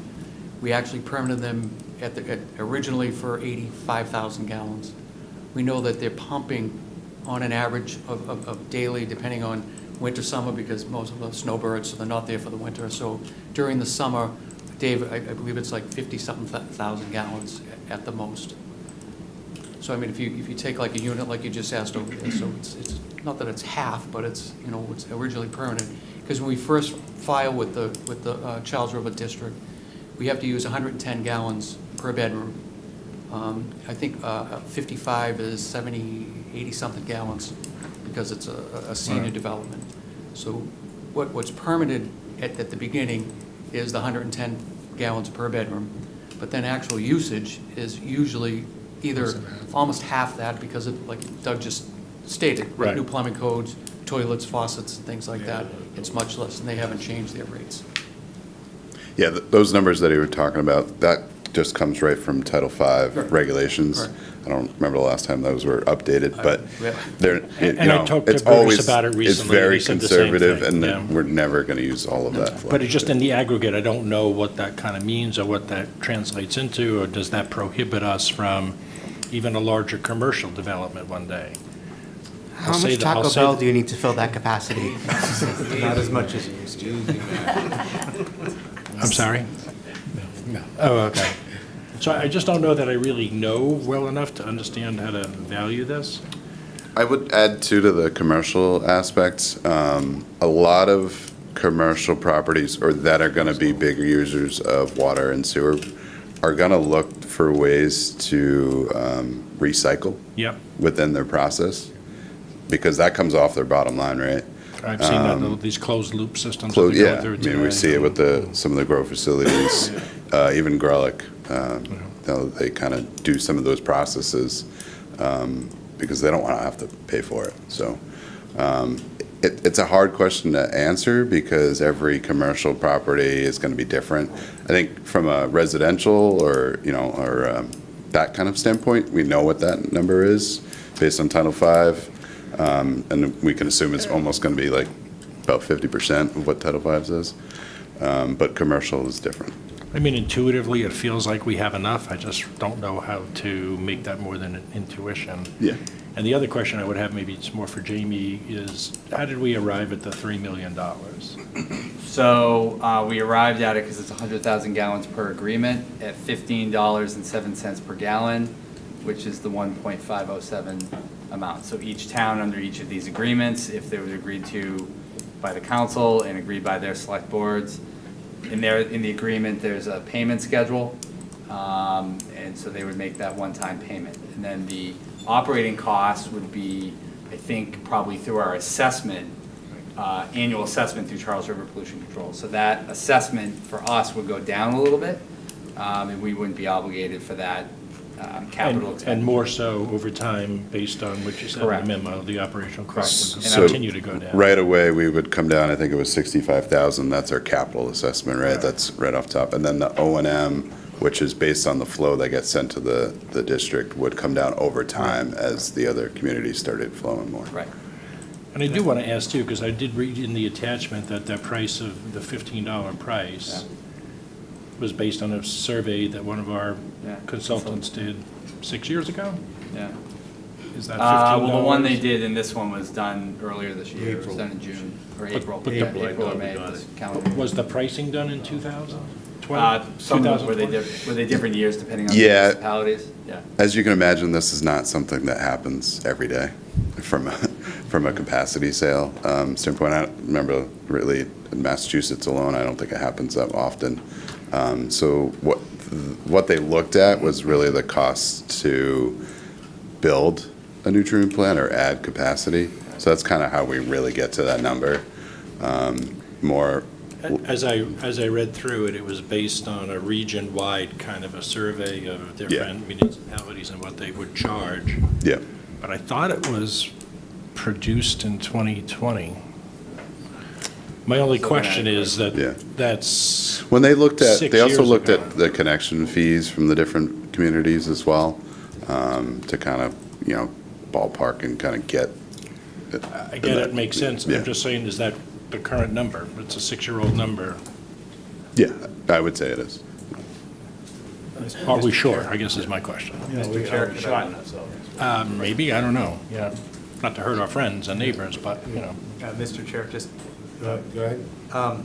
Just to be clear, there are two different agreements. There's a Millis agreement and a Medway, so they're Correct. independent of one another, just Okay. so we don't get confused on that. Yeah, no. But in the Millis agreement that's drafted with the request, which I understand, Millis basically said if somebody else is given a lower rate, they would want to have that same Obviously. rate. Now, Obviously. y'all could instruct me to take that out, right? If you want to have two different rates, it's all within your bailiwick. But I think that's why this stuff takes years to negotiate. And again, I just want to make sure it's clear. I fully understand and respect that it's very hard to find apples to apples out there on this stuff. You cannot go to other adjacent communities and say, go pull all their numbers, because having excess sewer capacity of this magnitude is so rare. It is hard to find another community that has this much permanent sewer capacity. The last quick thing I'll say is, we currently use 2.4 million gallons for all of the public sewer in town. So if you think about what that would mean conceptually, that's like to use that additional million gallons is almost like 30% more of what you have here. And I think that's a question for everybody, right? Like, do you want Franklin in the long term to grow at 30% more than what you have here roughly, right? Because if you're using 2.4 right now and you add another million to 3.4, you're adding about another 25, 30, 35% of development that you have here in Franklin. I mean, right. So I think that's, we do have vacancies in industrial parks. We have an intern right now doing a report and going and checking to see the vacancy ratio. It's not that exorbitantly high. Most of the buildings are reasonably filled or have it. So I think when you're conceptualizing in your head, it is hard to understand, like, what does that development mean? What if we got another big industrial park to come in? How much gallons would that be? And I do understand, and I don't think any of us, other than maybe Doug and Liz, are really full experts in this. But if you're using 2.4 today with the footprint in Franklin, add another million to that, that's a lot of development. That's a fair amount of development. I agree. I just trying to wrap my head It is. around what's the right way to go. I can answer you on the, so the 15.07 was on Arcadis. Yep. It was done June 2nd, 2026. It wasn't 2020. Yes, I knew there was a June memo from this year, and referred to a memo that was prepared in 20. Correct, August of 2020. Okay. August of It was 2020. some of it was referred to some of that memo, because we had That's asked Arcadis to do this is how long this has been going on. Right. It predates that. I mean, I think we've asked them multiple times through the years. Okay. And, you know, other factors just throwing in here, like, you know, when we got into this agreement, it was a couple dollars a gallon, right? In the last 6 years, I don't think I need to tell anybody here, costs aren't getting cheaper. That's why I'm concerned. Right, Yeah. so Yeah. it may be, Yeah. but I also recognize in a negotiation, again, it's the council's authority here to instruct me to do. If you want to charge people $25 a gallon, we can talk to Millis and Medway about that. But I'm sure they'll also say there's limitations on their end to buy. So it's a really hard, you know, I think you can see I tried to just try to give something right down the middle as possible that could try to at least gain some sort of consensus, so I could get some feedback from all of you on where you want to go on these things. I do think at some point later this fall, even if you don't vote tonight, I do think giving some sort of indication to Medway and Millis of where they stand by September-ish, I think we need to at least as a town say to them kind of yay or nay on something, so that they can at least go look at alternatives. Yeah, and I'd just like to address the price for just a moment of $15. In 2011, it was sold at $1.17 per gallon, not $15 per gallon.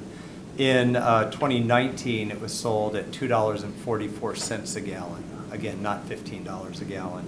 In 2021, it was sold at $3.17 a gallon. And in 2022, it was sold at $4.33 a gallon. So 15 is on a very, very high markup from where it has been, which may be acceptable because you're the sellers. You have to decide what you need to make off of it. But to call $15 possibly on the low end, I strenuously object to that. Yeah. I just don't know, and that's what I think we should try to find So- out, yeah. If I could, I started the conversation, Councilor Malloy and I were speaking, because I was on the same page. Am I ready to make a decision? It just feels like there's a lot that we needed to know. So I do appreciate the information. I know we've done all the reading, but just the context has been very helpful. Now, from my perspective, I have, from a purely Franklin perspective, let me put it, I had a couple of concerns. One was, what happens if we sell this? How does that really impact our growth, our development? Because I think economic growth, we'd all agree, is a key portion to how this town can remain stable from a financial perspective. So that caused me some concern. And thinking about it, what the impact is to our ability to grow is also worth considering. Now, I was doing the same calculation that our town administrator was doing, was, if, based on the discussion we've had today, for us to truly hit the max, even post-sale, we'd have to grow an additional 30-40%. I would take a step back and recognize that that's not something that this town wants to do. I don't think anyone's looking for that type of growth in any near-term perspective. So, so if we don't consider moving forward with this, we're spending a lot of time paying for capacity that we're not anywhere close to using. In sports terms, it's kind of, what is it, guarding grass instead of the person. And I don't like guarding grass. So my thinking here is that if there's an opportunity for us to, help benefit, help our neighbor towns as well as help. As well as help our residents from a balance sheet standpoint, it's something we have to strongly consider. So that, I am with Councilor Malloy, that this is opaque in some extent. Like, none of us have done this before. This isn't the type of transaction that happens often. But I think as we scale back and kind of look at the bones of it from a what are the benefits and costs to Franklin, which frankly is the way we have to approach it. I think in this case, it feels to me as though the benefits outweigh the cost, at least on the surface. That said, I'm willing to hear more if any of the other council members feel strongly other way, or if we hear more from the people of Franklin who have a particular perspective here. All right, so first of all, I'd like to say thank you all for the context on what your actual capacity is right now, because I was looking at this chart where it said you're at 73% and calculating what our capacity would be at if we took out 200,000, that would put us at 71%. So I couldn't quite figure out why you all were at the limit and we're not. So I appreciate knowing that it's because you have a lot of places that have commitments to getting on the sewer system. That makes me wonder, Jamie, do we have things that we have permitted, that we have, what about developments that have been approved but haven't been built yet? What is the capacity that we could be at, or does the 71% already factor that in? So the 71% does not factor that in, but the developments that are outstanding that haven't fully been permitted yet aren't much at all from a flow standpoint. I don't have the total number off the top of my head, but So it's you're like a thinking, percentage. Yeah, hopefully, I mean, not getting close to 80%. No, we'd still stay in the. And I think to reiterate what Jamie said, I don't think we would have ever approached the council here tonight if we thought we were anywhere close to our capacity. So. Okay, thank you. I think that was my biggest concern, was knowing, okay, what we have planned, do we have the room for that plus whatever growth we anticipate to have? I agree with what we have said many times now, not to beat this dead horse, but we need to make sure that we are balancing future growth. We've all said that development, whether that's commercial and industrial or homes, is a priority for getting Franklin out of a tough financial situation. And so knowing that that will come with a sewage requirement.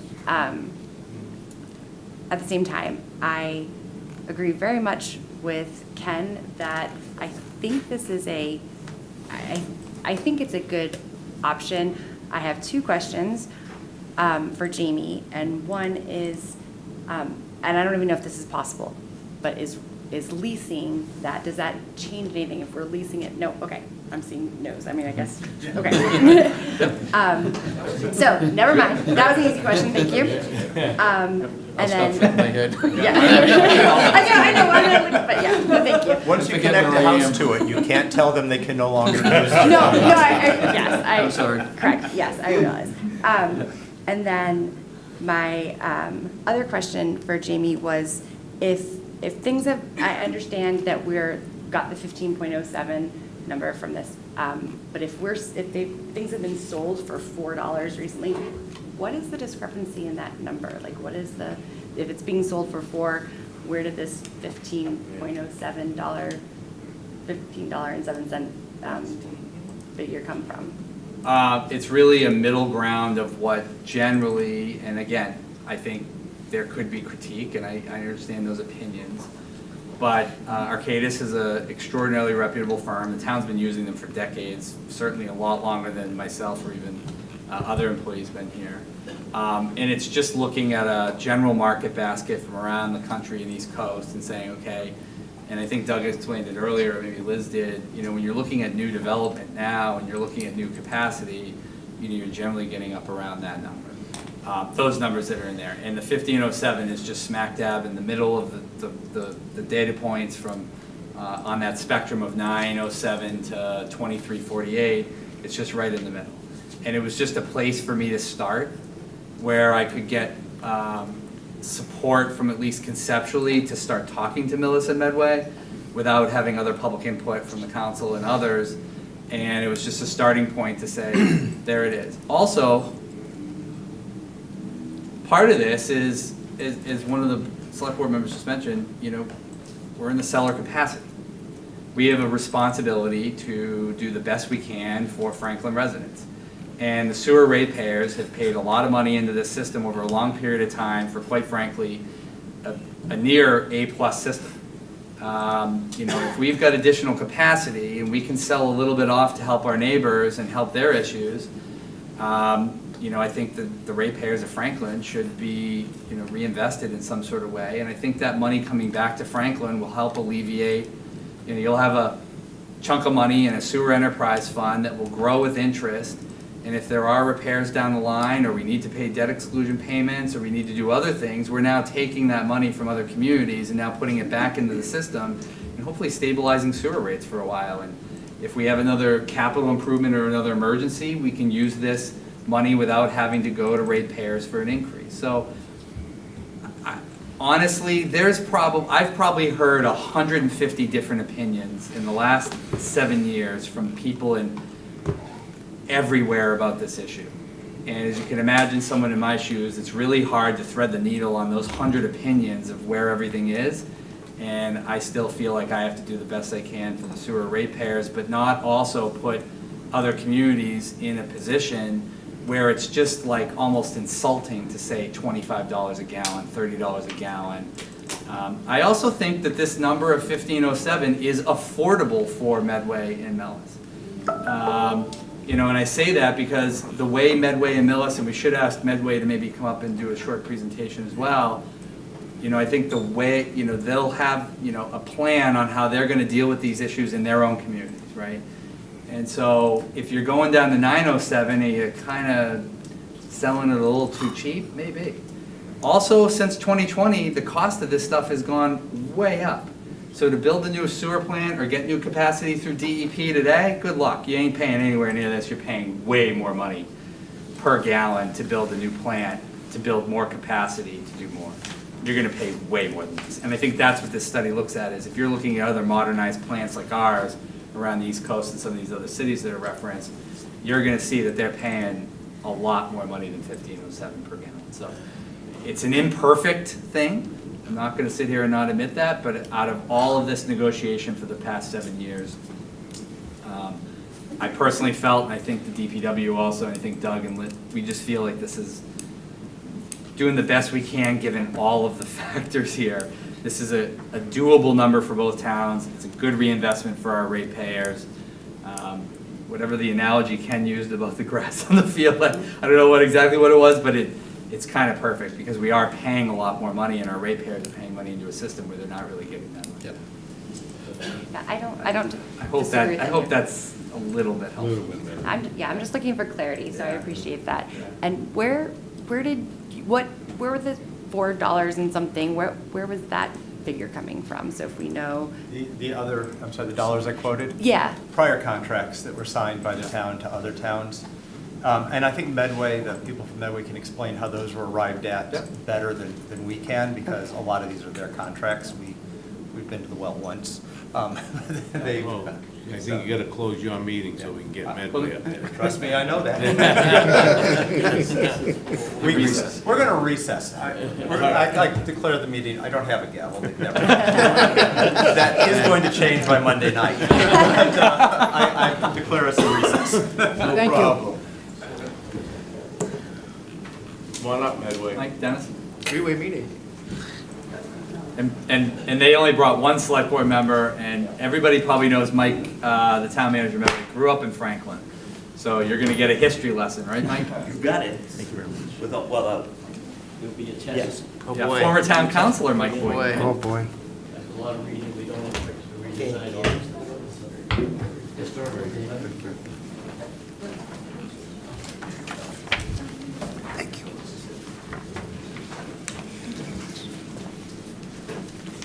Thank you. Thank you. Thank you. Mr. Chairman? Mr. Chair, members of the council, thank you very much. As Jamie said, I'm Michael Boynton. I'm the town manager in Medway. To my left, and the person that was kind enough to hand out that packet of information for you is Select Board Chairman Dennis Crowley. By the way, I work for Michael. Oh, no, he doesn't. And one other thing before we start, I want to make a comment to Michael. We need to upgrade our select board. This is really nice looking. We're working on that now. We're actually in design for a new town hall now. Thank you very much, and I'll try to be as brief as possible. This is I'm extremely passionate about this topic, and part of it is because, as Jamie said, I grew up here. I grew up in Franklin. I remember when the sewer plant, I actually remember when the sewer beds were on Pond Street, and I remember why the sewer facility was brought about. Now, mind you, I was in, I don't know, 7th grade, 6th grade, but nevertheless, spent a lot of time understanding this plant, and as an elected member of the council where you're sitting now, 30-some-odd years ago, we had issues relative to sewer here in Franklin. And behind me, it's like reunion time. The former town administrator, Mr. Bauer, is sitting back there. And Wolfgang had actually negotiated some upgrades and necessity changes for the town of Franklin in working with the town of Medway. So just a real quick trip down memory lane. I know Jamie goes crazy when I do this, but essentially here's what you have. You have a facility that, as Liz said, was built in 1979. It went online in 1979. There are 4 individual district agreements. There is an agreement with the district for the town of Franklin, an agreement with the district for the town of Medway. We were the first 2. We were the owners of that facility, and we continue to be the owners of that facility. But Millis and Bellingham also have agreements. Each of those agreements are virtually identical. There are certain capacity load changes and differences in there. But one of the things I'll call out to your attention, which is one of the documents that we handed to you, is each one of those documents has a Section 308. Section 308 in the district agreement actually stipulates how sewer capacity would be transferred to new municipalities, but 4 different times since that plant went online, that formula has been utilized. And that formula does exactly what you folks were asking questions about tonight. It recovers the cost, in this case for the town of Franklin, for the ability to pay back the costs with interest that the town of Franklin has sunk into that facility since 1979. And I think back to why that facility went in Medway in 1979, because Franklin didn't have the space for it. There was no place in the town of Franklin to discharge to the Charles River, but in Medway there was. So what does that mean? In terms of the neighborly approach, in Medway, we get the complaints about the odor. We roll the fire department down there when the alarm goes off. We send the police down there when there's a burglar alarm, and we plow the streets to make sure that the staff can get there. So in terms of a partnership, there is more of a partnership to this than strictly what the capacity numbers are. And the original capacity numbers were arrived at way back in 1979 based upon the population ratios for both towns. So Franklin was about 17,000, 18,000 people. Medway was about 7,000, 6,000 or 7,000 people. And here you are at, what, 35 today, and we're at 14, almost 14 and a half today. So Franklin certainly has grown, and Franklin has made improvements to its sewer system along the way. Mine Brook was first, Shepherd's Brook came along, and now you're doing the Beaver Street upgrade to those old pipes. Those are definitely upgrades that were necessary for the town of Franklin, and we recognize that Franklin has a cost to that, directly to Franklin. In 1995, Wolfgang brought to the town to the town council, and I was sitting on the council to vote this, brought to the town council a resolution to enter into a partnership with the town of Medway once again to provide for sewer for the homes up off of Skyline, off of Populatic, et cetera, to get sewer from Medway, from Franklin to the Charles River District. You know where that sewer goes? Right through Medway's pipes. Do you know what Medway got from the town of Franklin in 1995? Not a dime.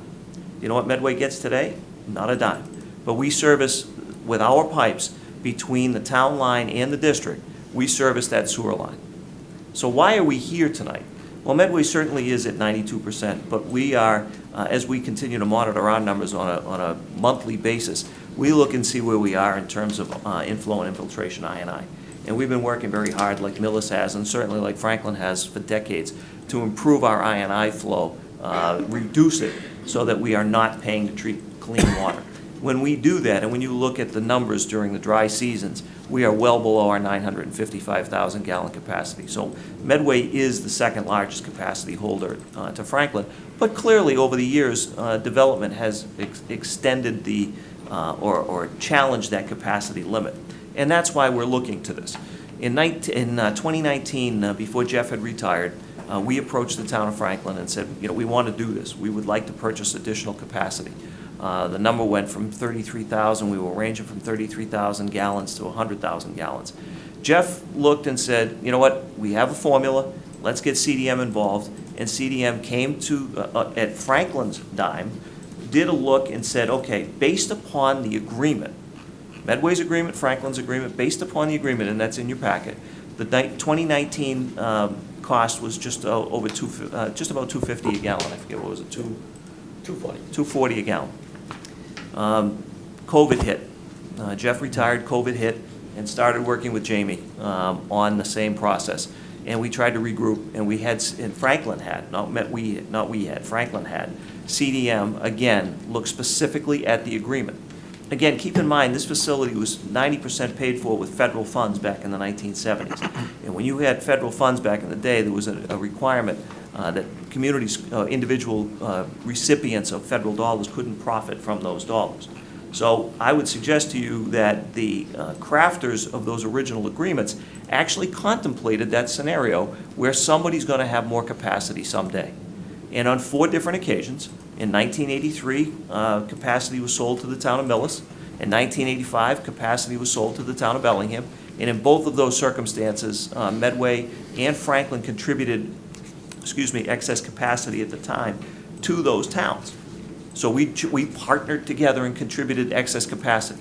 And in 2011, Franklin sold capacity both to Millis and again to Bellingham.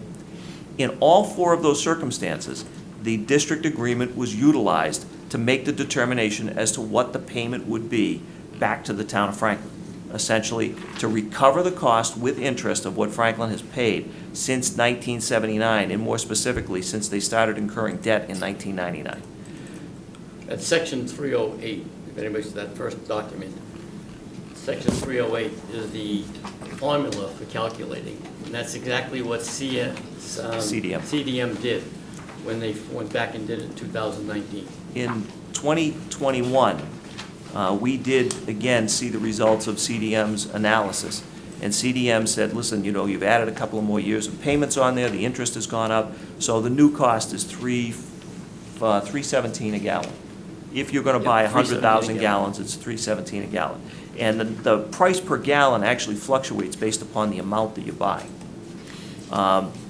Mike, can I interrupt you just? Let me, I'm on a roll, please. There's something that was put in after the first DDM, Yes. DDM. So we've kind of gone silent. Jamie and I have had some conversations over the years.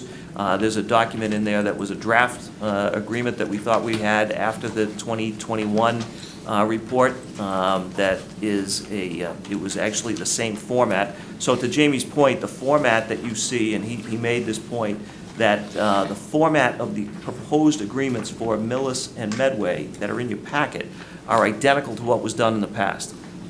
It's true in terms of the wording, but the formula that's proposed to be used that got you to $15.07 is drastically different than what was done in any prior sale of sewer capacity.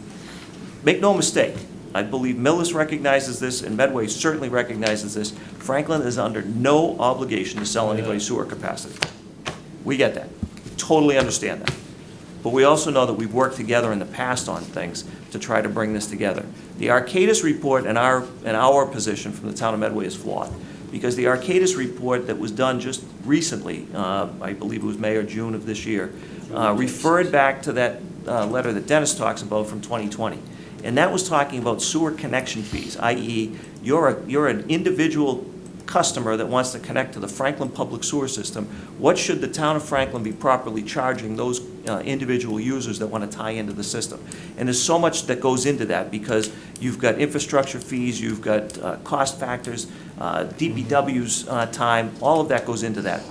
Those are apples and oranges in our opinion, because in the grand scheme of things, first off, all of those survey numbers came from different parts of the country. I think New Haven might have been the closest. Minneapolis, St. Paul was in there, but there was nothing that was in there in terms of Massachusetts sewer connection charges. So again, we would make the argument that the sewer connection charges are not the same as selling capacity within the existing sewer facility. We really appreciate the fact that we have an opportunity to work with Jamie, and I appreciate the fact that Jamie is doing what he needs to do to try to support the town of Franklin. That's his job. My job is to try to support and recognize the challenges that Medway would have. I can tell you $1.5 million for 100,000 gallons of sewer capacity is really, really exorbitant. It is not something that we are in a position to do. I understand the Miller situation. We had a brief conversation before the meeting started. I think that there is a great suggestion that perhaps there is more work that needs to be done on this. I think that there would be a great opportunity for a representative, and I'm going to steal an idea that was presented to me, a representative from the council as well as each of the select boards and the 3 administrators getting together to continue to work on this. Because as drafted right now, the Medway Select Board, and I'm going to look to him, would not support the agreement. We really would like to continue to partner together. And my closing statement would be really simple. Right now, Franklin's in the driver's seat. There will come a point in time where Franklin might not be in the driver's seat. And if you're not in that driver's seat, you would not want to be sitting where I'm sitting today, trying to understand how another community, who we have partnered with since the early 1970s, 50 years of partnership, actually wants this much money on a formula that is not consistent with the agreement. I appreciate your time. Let me just close with one thing, is if you were sitting in this position and you're representing your residents in your town, you would be reading these documents and looking at it the same way that I am looking at it, because I need to protect my residents and the taxpayers in the town. I'm not an expert at this. I've been on the select board for 21 years. I look at the rates, I don't look at this stuff. But I can look at documents and I can read documents. And if you read these documents at section 308 that we talked to, that we gave you a package, it's been utilized 4 times. It's not ever not been utilized, selling capacity. So when we look at these documents, we look at the outlay that came from this other company that we've always used CDM, you've used CDM. You hired CDM to come up with these other rates, not us. You paid them. You went out and this, we don't even know who this company is. I don't want to speak for the authority, but I don't think the authority's ever used this company before. They've always used CDM or another consultant. So when I look at this and it says a sewer connection, I went to Michael and I said, what is a sewer connection? Why are they doing it this way? And that for the love of us, I honestly can't figure out why they're using the 1705 based upon the average price of sewer connections in 5 cities and towns outside of Massachusetts. So my just closing is, you do the same thing I would be doing right here, trying to protect your residents as well. So, and Michael says, it's your capacity. You know, we want to be friendly neighbors. We all want to work together. But we always want to be fair and reasonable as well. So I like Michael's suggestion, and hopefully the council will consider it, and we can come to a solution and get a group together to see if we can solve this issue. Thank you. Mike, you had a question. Yeah. Through you to Liz. Liz, I think you made the statement that the 5.7 is the max, correct? It is. We do not see that number changing in the near future, correct? That's correct, yeah. Okay.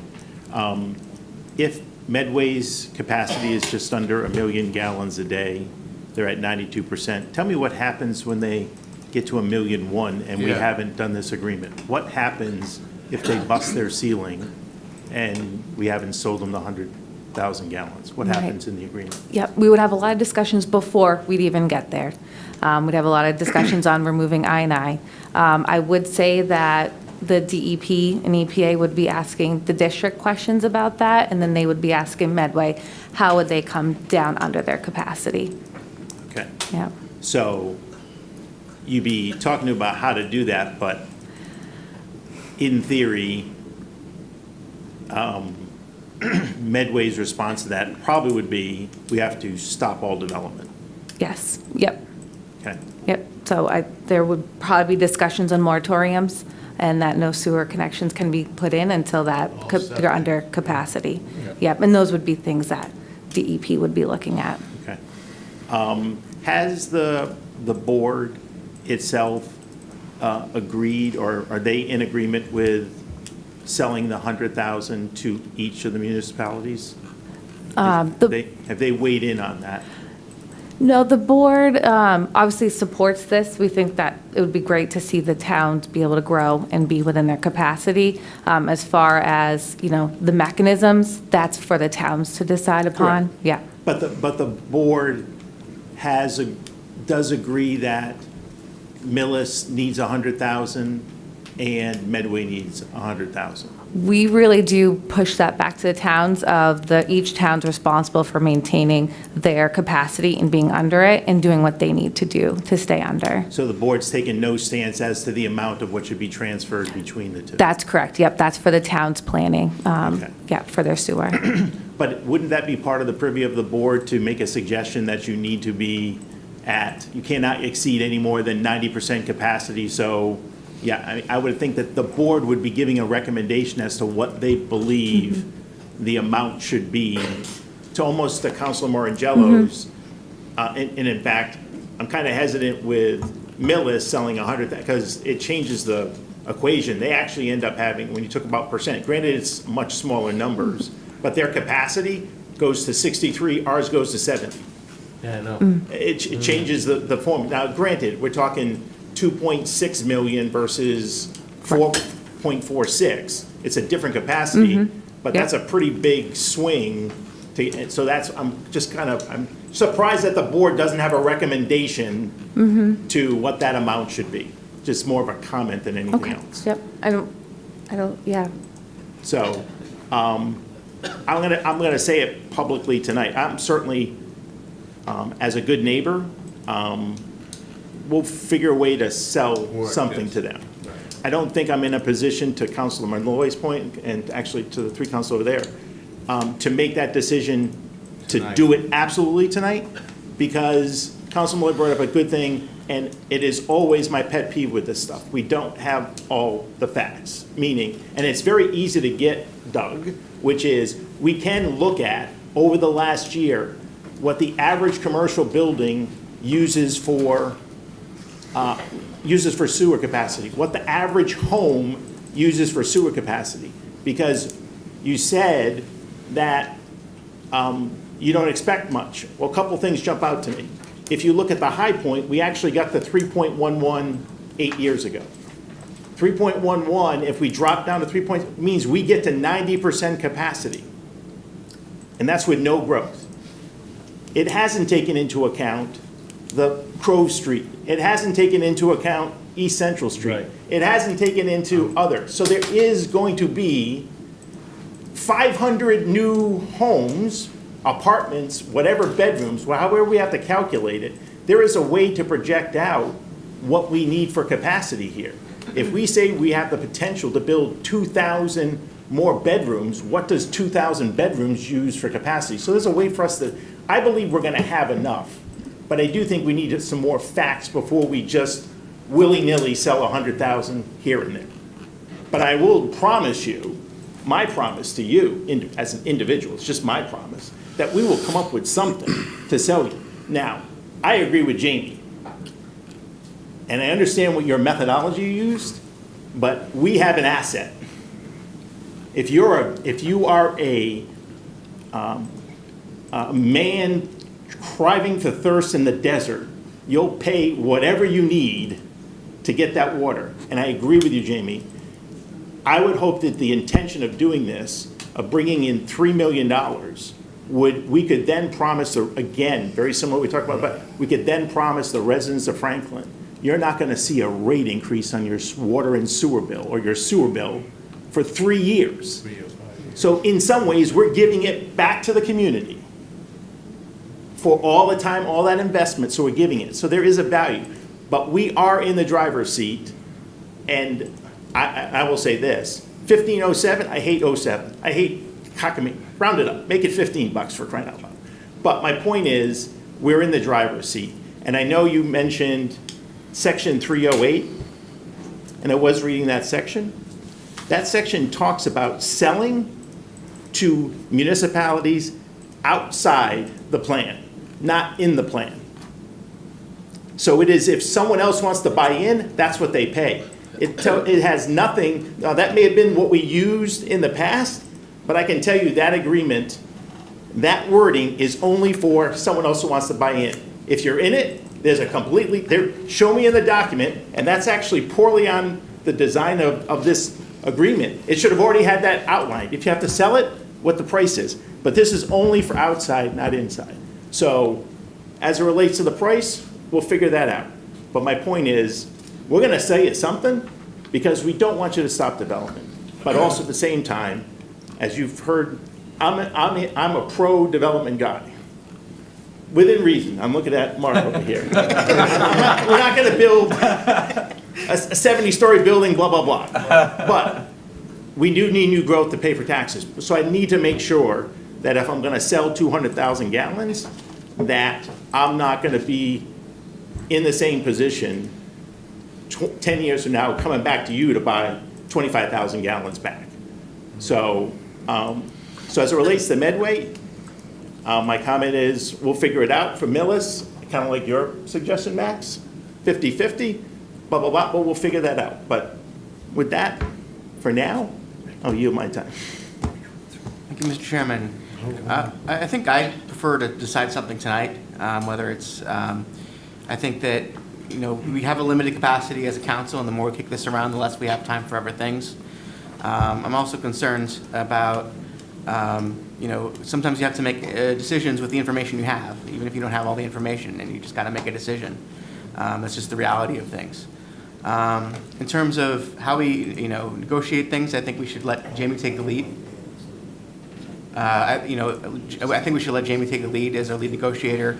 You know, we pass this as is, let him negotiate. I think to have too many cooks in the room, you know, we just negotiate off of each other and negotiate down, and I don't think that's a good thing. So I prefer to pass this as either as is. If you can't pass as is, pass half. But I think we should pass something tonight because, like I said, we can't just keep going back and forth over this over and over again. It's just not going to be good for us. So I yield. I got a question. With your building in Medway, how fast are you going to get to that? That's a great point, Mr. Chairman. Thank you.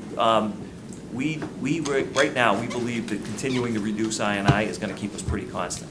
We will not get to that immediate threshold for at least another 10 years, 5 to 10 years. 5 to 10 years. And that's a fair belief right now. Again, Okay. we've done. No, I mean, it's not like next week you're going to be over 100. No, the reason we saw a substantial growth is because we hit our 10% 40B number. So we saw some development that came in with a couple of large housing complexes. There's another one that's proposed now. Aside from that, there's not a ton of growth that's sitting on the table. We've done a lot of work locally for that. I think that what we will continue to do, because the question was, what do you do if you get the capacity? Mm-hmm. We're going to continue to take I&I out. We have a substantial amount of rainwater, clean water that gets into the system, so we're going to continue to try to take that out. So removing that gives us probably another 50 to 100,000 gallons that we estimate we should be able to fix. I think the challenge, though, again, if I may, the issue with that 308, Councilor LeBlanc is absolutely correct. That's the way it's worded. It's been used 4 times in the past.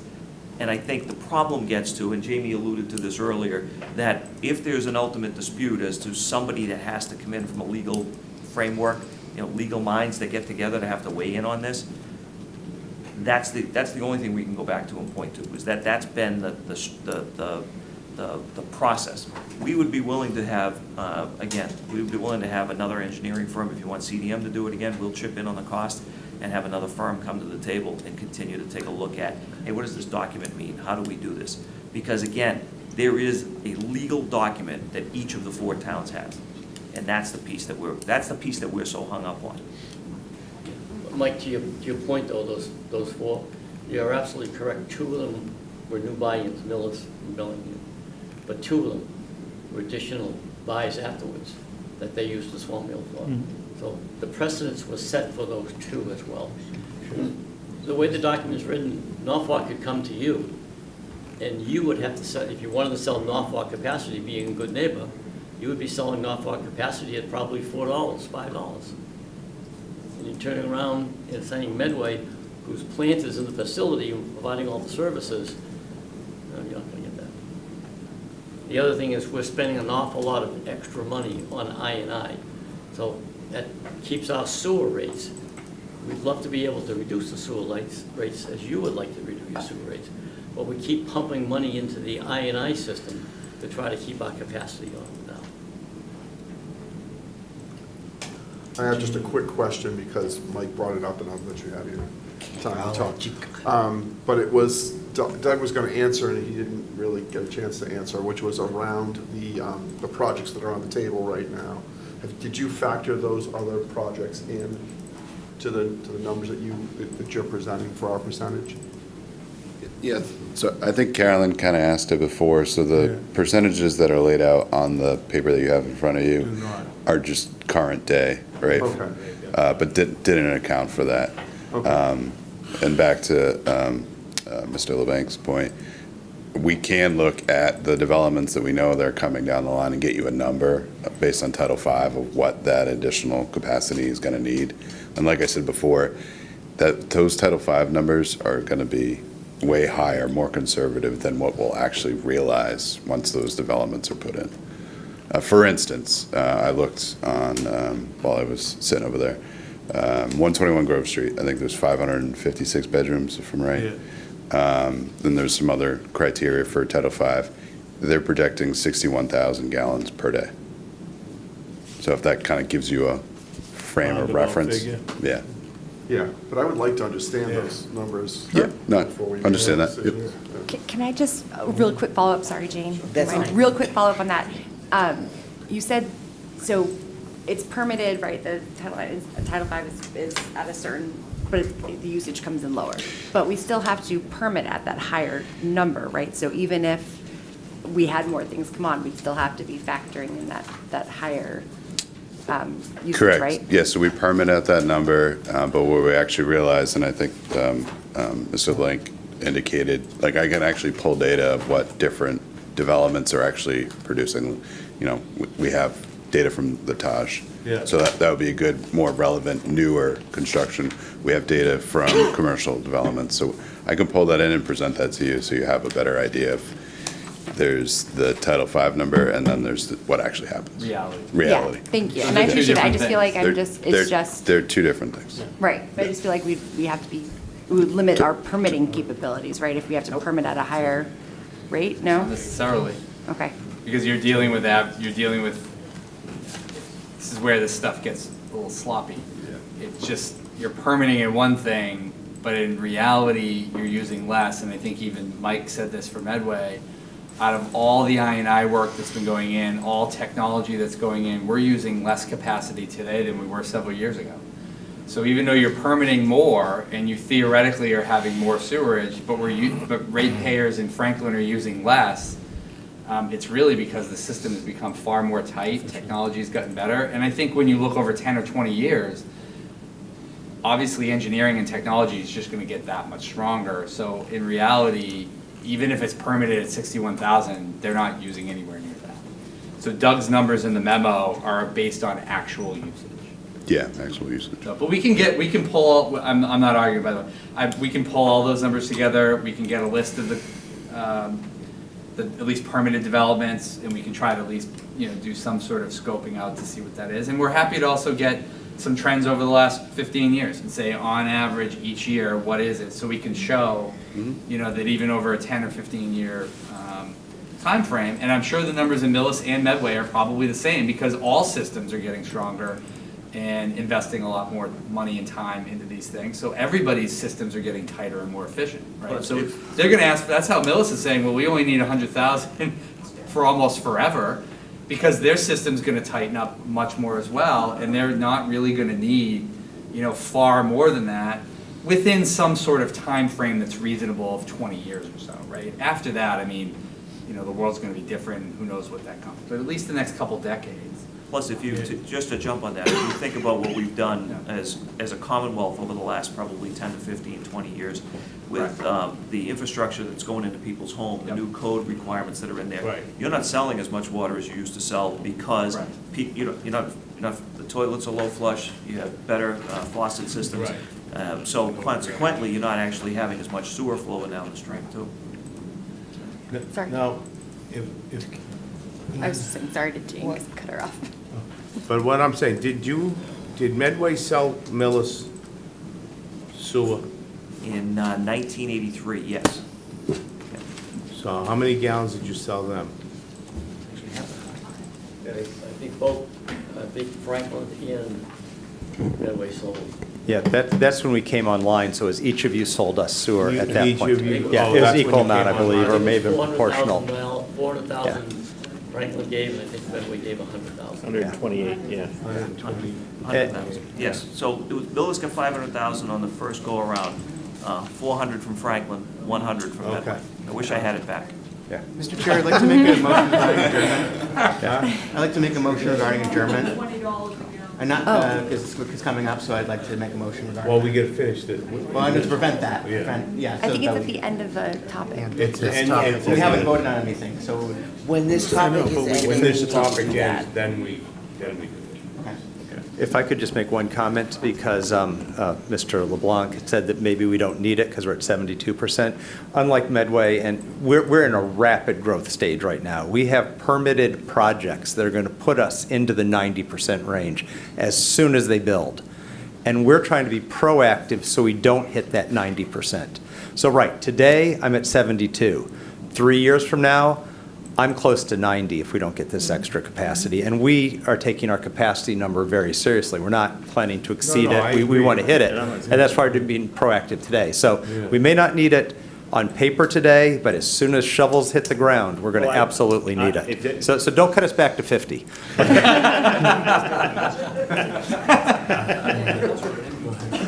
Yeah, no, I know where Mike's going. Go ahead, Ted.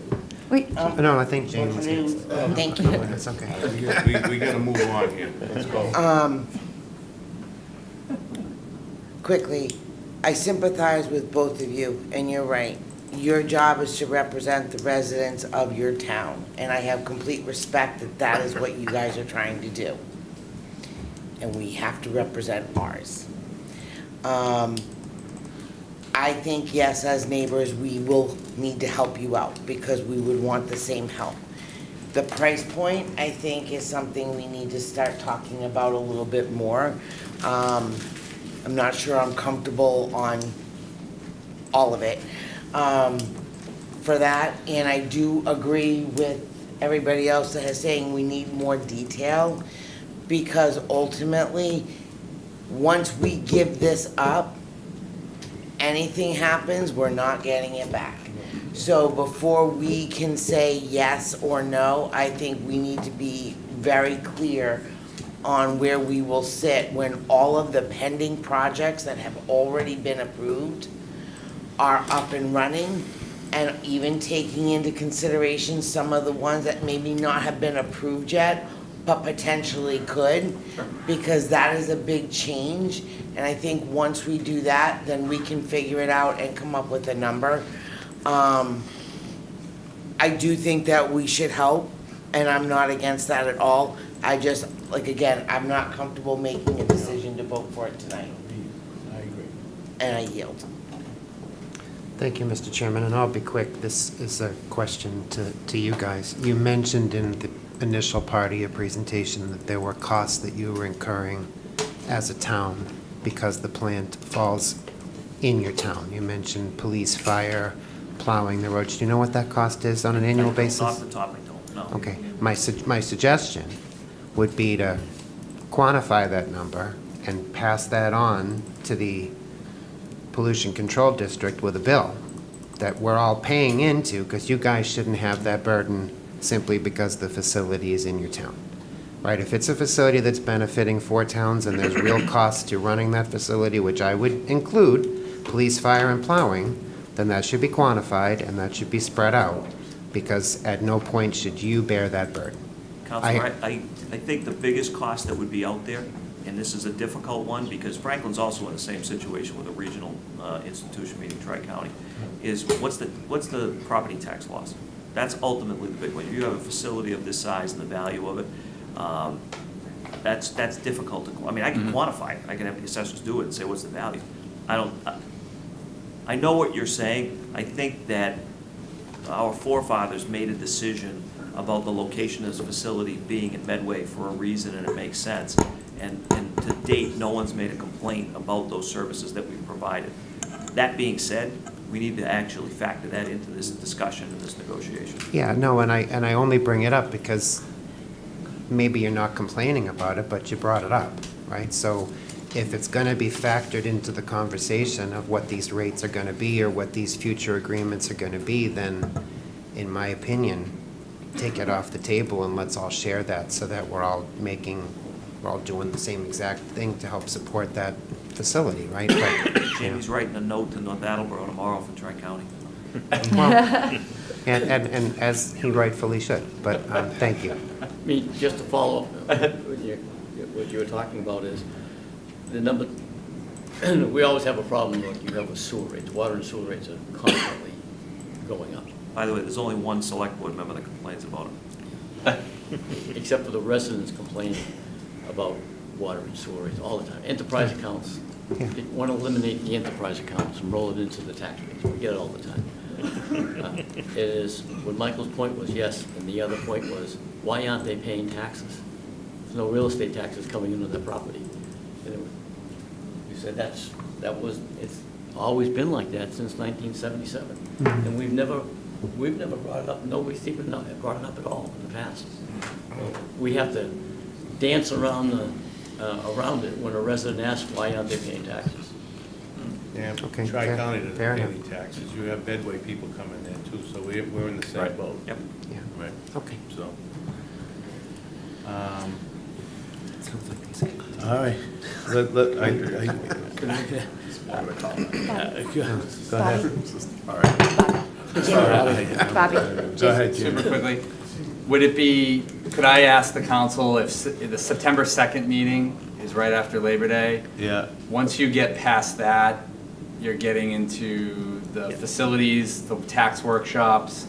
Is a couple more months worth it? Is that a date that we could maybe aim for to come back and revisit these? Or does the council want to punt this out a little further towards the holidays? Just because your schedule gets really, really junked up. I do think Councilor Marangella does bring up a fairly good point. I think we can pull together the data sets that requested and maybe represent them on the 2nd, but Can you after share that- them in advance? Yeah, absolutely. Sure. I would say, Happy to do that, yeah. why don't we do that on the 2nd? And we'll share the data sets we get with Medway and Millis as well, And then 100%. if Millis and Medway want to get together, I'm willing to get together with a couple of the other people and we can work together. That's all we ask for. And see if we can come up with anything. So, Dennis, you got my number, so just call me and we can figure it out and we'll get together and we can talk, see what's going on. Sure. Why don't we do that? September 2nd? What's up? 10 o'clock. Go ahead. Thanks for the time tonight. Appreciate it. All right. Thank you, Chairman. Mark Minichelli, 31 Longfellow Drive. I just have a couple of questions. I don't have a particular view on this one way or the other. I think you all have to represent the town of Franklin more so than anybody else, right? So, but my two questions have to do with, first, one of the justifications that was brought up was that there's a number of residents that are on private septic that might want to hook up. Do we know what that percentage is in Franklin? Do we have any idea how many people are on private septic right now that might need to hook up? 30% of the town is on septic. Not all of them would have the ability to hook up just because there's no sewer in front of their house. Right, so what So percentage the is likely, percentage what that percentage is would- likely to hook up? If I had to just take You a don't guess, have I to, you don't- could yeah. come back to it later. I can get you that number, yeah. Or not to me, but to them. I'll get you that. That would be part of the, that's a good point. Yeah. And then secondly, we have excess capacity in sewage, right? We have excess capacity in water supply. Which, if if we have more excess capacity in sewage than we have in water, to me, that would signal that we have enough to give some away, right? Because our limiting factor then would be water rather than sewage. So can somebody look at that calculation as well? I mean, are we matched up well so that we're going to run out of sewage when we run out of water, or is the one going to go before the other? They're pretty equal, but yeah, I think we could make that part of the presentation. Well, that would be kind of hard for me because I'm on well, but I have sewer. Yeah. How are you gonna justify what I have? Yeah. You can't. But I mean, on average, it might. Yeah. And on average too, I think a single-family home uses more water because of irrigation, other uses that don't go down the sewer, so it's. Right. Or just personal consumption too. Okay. Bobby, excuse me, Mr. Chairman? Yeah. That gentleman sitting there, did you have a question before? I don't know if his. 2 minutes. Go ahead. I thought your was on this question would have been topic, answered with everything that was It said. pretty much has. Just to refresh, I'm Franny Niskowitz, I live at 445 Beverly Road. Okay. I've been on public sewer since 1980, when I moved to Franklin. And I know a little bit about this stuff. I actually worked with John J. McCahill and Norm Ristano when they were original board members for the Charles River District. So I know a little bit about it. But the reason I'm here is that I saw this even yesterday on the Franklin Observer, whatever it is, that the meeting was going to happen. And I started putting off some documentation. And what I found, and it's pretty obvious, and I think Stephen pointed it out, some of the data that was used to justify the $15 seems a little bit not right. It's data from all over the country rather than data from Massachusetts, and the costs here are higher. Also, you don't know how big the plants are. The bigger the plant is, the lower the cost per gallon per day. Just makes sense. Smaller plants cost more. So all that information and then averaging them all probably doesn't make sense, plus the calculations were a little bit off. So I thought maybe what happened is that maybe this $15 was like discussed among all these people and they came up with it.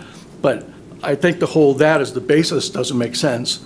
And I get a lot of respect for Mike and his work in Medway. Not that I don't respect the folks from Millis, but he knows a lot about this town. And he's got some really good points about the original agreements that were signed. However, that was then, this is now. You've invested a lot of money in upgrades to the plant, the expansion of the plant. Those numbers need to be factored in as to costs that have been sunk. And that's how typically these costs are generated. Cost expended, cost to be shared.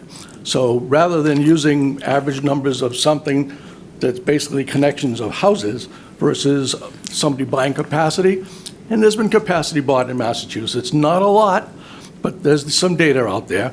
And I think that information would be more useful to you, more relevant for you, and figure out, does $15 make sense? Does something higher make sense? And you can justify it. So that's my point. I just want to say, Millis still has to adjourn. They already- I thought they were-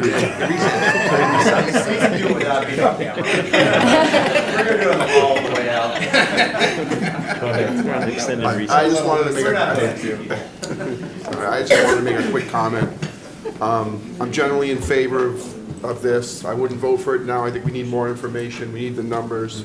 Generally in favor that helping other towns out. I think there's a win-win that we can come up with for a price. We just have to work on that negotiation. The other thing, no one said this yet, but this will give us time to hear from the townspeople too, for our residents. And we haven't really, they're hearing this for the first time, maybe they've seen it.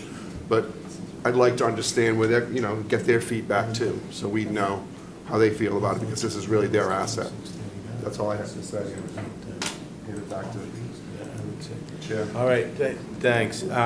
Right now, we have to take a vote to extend the meeting. I make a motion to extend the meeting. Second. Discussion? Till what time? 11. Till 11? No, it won't go more than an hour. Right. So, all in favor? Aye. So, Jamie, do we table these resolutions? Or do we just skip? Take no action? There's just no action? You can just, just don't take any action, or you continue them to September 2nd, whatever, or just leave them without action. It's fine if we You do. don't get that, you don't need to get that hung up on procedure on that. Yeah, you've already agreed to September 2nd, so I think we're Yeah. good. Do you want us to formally vote on tabling let's just- them, or? let's Did we open it? Okay. It's okay. No, Did we open the motion? I don't think No, we no, did. Yeah, no, so so we just let it just go. ignore it. Let it go. That's what I'm So saying. just go to B, C, and D. E, yep, E, We'll Teddy's just right. C and, B, so C, and B, D. C, and D, and we'll go right to E. Go to E. Go right to E. So just note for the record, for minute purposes, that it's a consensus not to act upon. All right. Read off the three Is resolutions. everybody in agreement, though? We didn't really. Everybody in agreement that we're gonna do this September 2nd? Yeah. Yes. So, Okay. so we will Just taking no action on B, C, taking and D. no action on resolutions 26-39, 26-40, and 26-41 till September 7th. Second. September 2nd. September 2nd. Okay. So now we go to Um, 953. Bylaw Amendment 25-953, bylaw to amend the code of the town of Franklin at Chapter 170, Article 10, Winter Storm Overnight Parking Ban. Second reading, majority roll call vote is, clerk will read the bylaw. I would make a motion to waive the reading since it's the second reading, Mr. Chairman. second. Second. I have a motion and a second. Discussion? All in favor? Aye. Opposed? Motion passed. Motion to approve bylaw amendment 26, is it 953? Yeah. Second. I have a motion and a second. Discussion? Go ahead, Max. I still think it's punitive. I would prefer 75. I yield. It's what? I think it's punitive. I think 100 is too high. I would prefer 75. It was voted down last time, so I'll yield. All in Wait, favor? I'm sorry. There has to be a roll Sorry. call. Sorry, so I do still support this. I just want to say, I think since we waived the reading, I think we just need to clarify, we were talking about increasing it to 100, 200, 300 for those, just to say it. I also, I want to make sure that we are providing clear and timely, accessible notice to residents before any of this happens. I know we always do. I'm just saying that because, again, we are increasing this by a significant amount. So I just want to make sure that we are communicating that very, very clearly before anyone gets out there and doesn't move their car and is hit with a fine that is 4 times what they were anticipating it to be.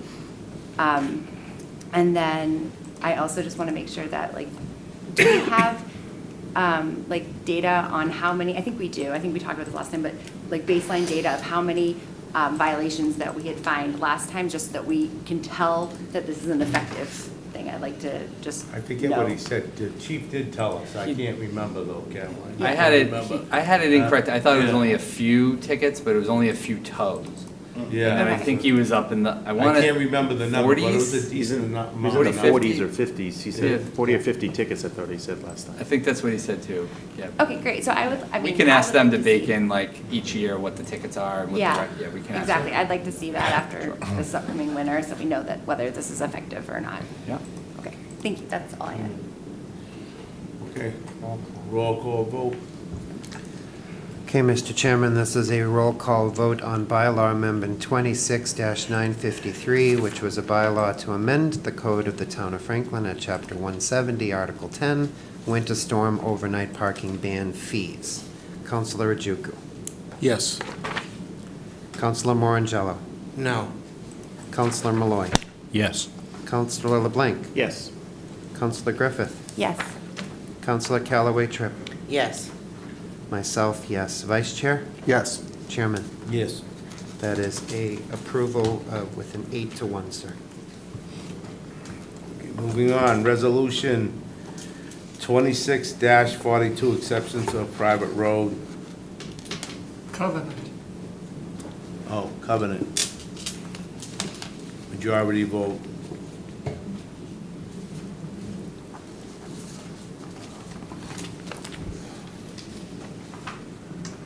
We're on 2642.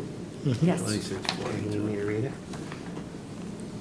We have to, Okay. make some Unless motion. someone- All right, thank you, Move to Mr. waive the Chairman. reading? Second.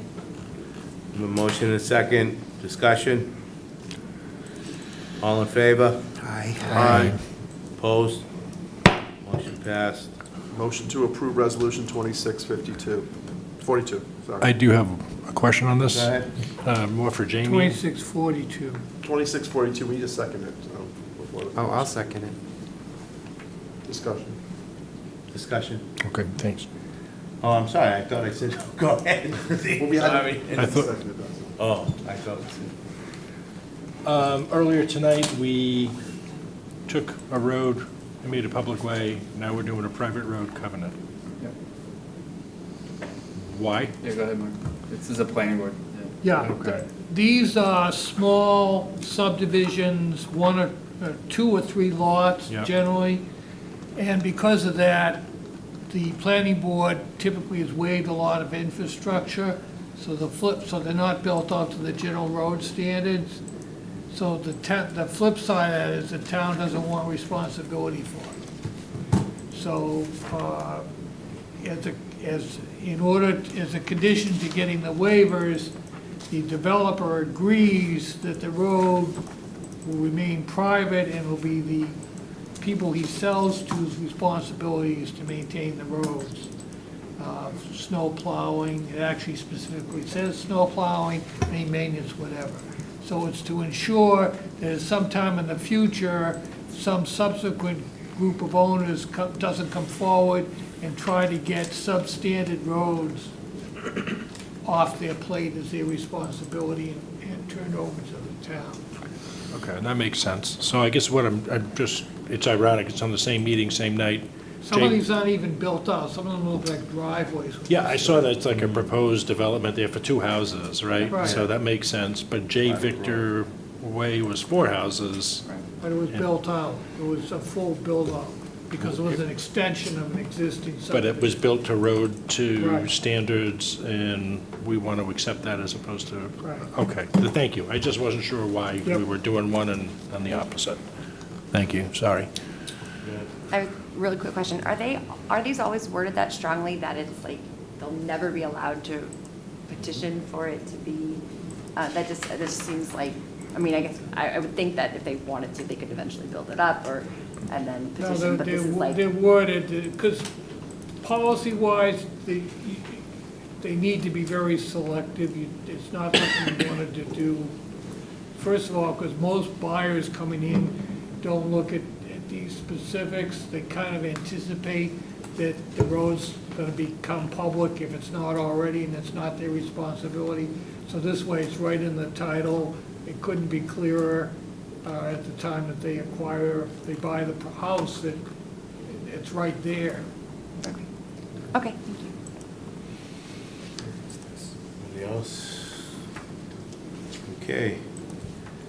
This is majority vote, so all in favor? Aye. Opposed? Motion passed. Resolution 26-43, adoption of social media engagement guidelines for elected and appointed officials. Clerk will read the resolution. Motion to waive the reading. Second. I have a motion and a second. Discussion. Mr. Chairman, I think we should hear from the Communications Subcommittee Chair before we have any further discussion. It's my own opinion. Sure. Yeah. That was, this That's is, just, I mean, Well, this- she put these forth to us, so. I know, but No, we're just waive waiving the reading and then we'll go, Oh, and then yeah. you can discuss. Oh, you know what I Yeah, mean? okay. So, motion to waive the reading, all in favor? Aye. Opposed? Now you say. Yeah, motion to approve Summarize. Resolution 2643. Second. Second. Discussion. All right. So Liz actually made this. This was her document. She sent it to the the communication subcommittee to have us look it over. I think it's a really good document. We all agreed. We either made a, I think, did we amend anything? There's maybe something that we changed, but we all decided that this was, is very clear. It is guidelines. It is not rules. It is recommendations for how elected officials and appointed officials should engage on social media to prevent, misinformation or debate online. You all have read it. I think it does a really good job establishing those practices, as it says, to promote transparency, consistency, professionalism, accessibility, and compliance. My one comment on it, which I didn't think of until tonight, and I wish Liz were here, is that it doesn't really address accessibility, actually, and I would like to maybe see that in another iteration. But for the rest of it, I think it's pretty straightforward, and I think it's really well written. So that's my 2 cents. Anybody else? Agree, it was well done. Very well done. Yeah, Liz. Oh, thank you on her behalf. She did a good job. Okay, majority vote is required. All in favor? Aye. Opposed? Motion passed.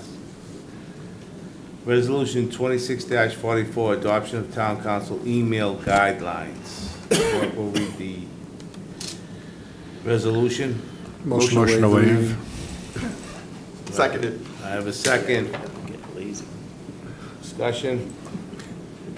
All in favor? Aye.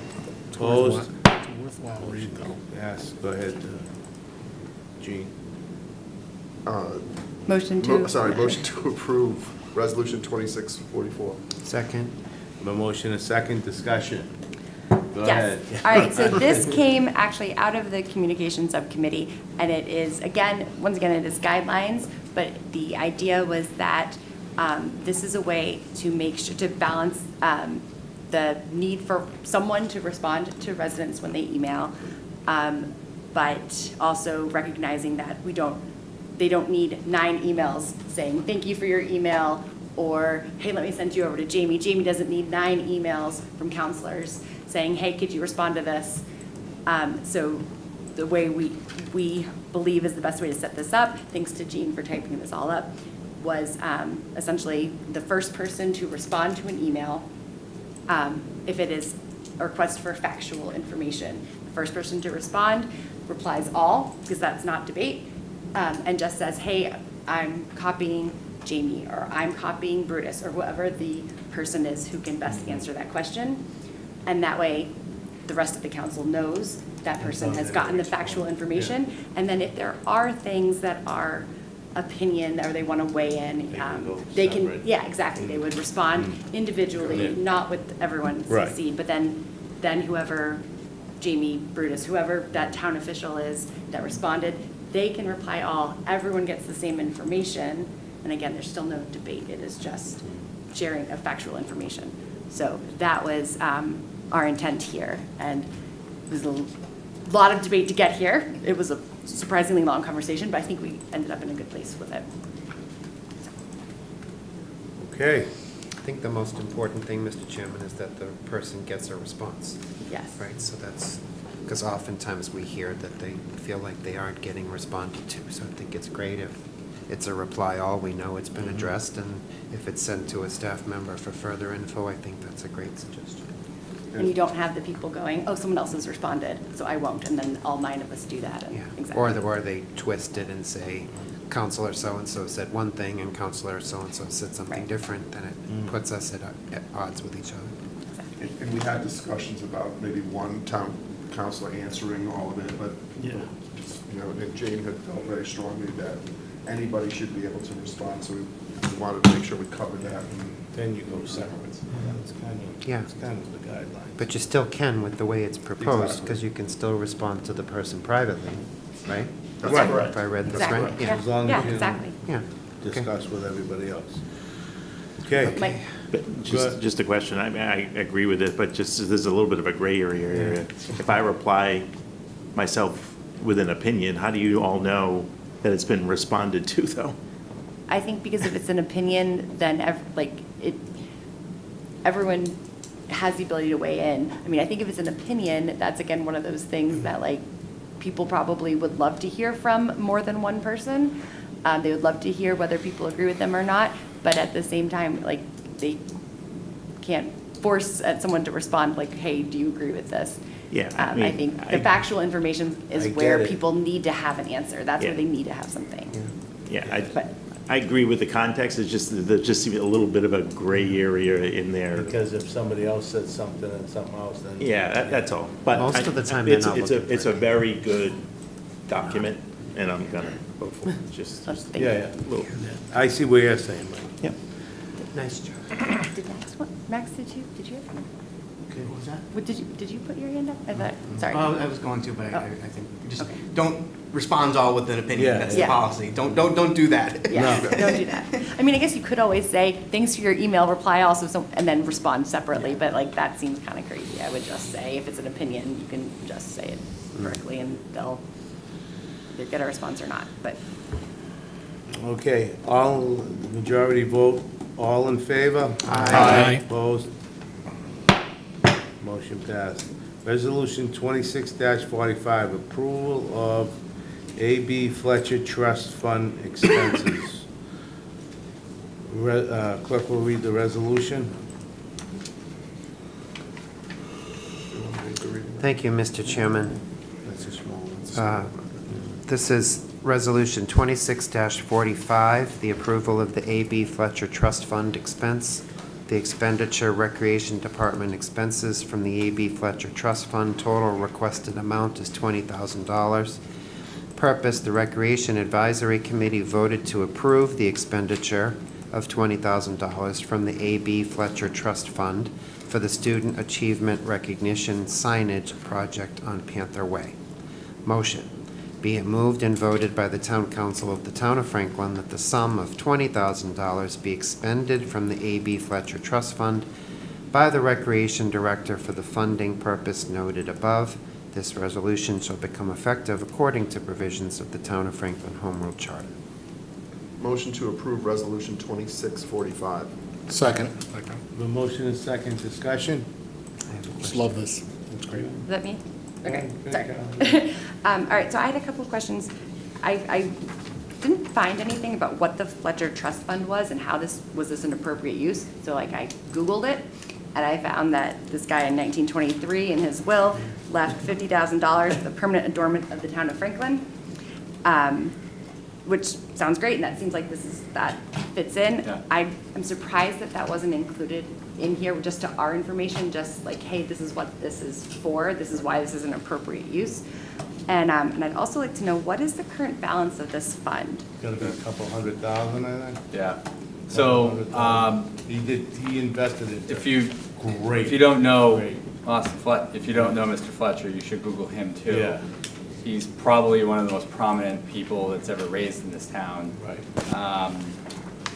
His namesake is on the International School of Affairs at Tufts University, is the preeminent international relations college in the world. I mean, every colonel in the military teaches there. I mean, it's a pretty prestigious place.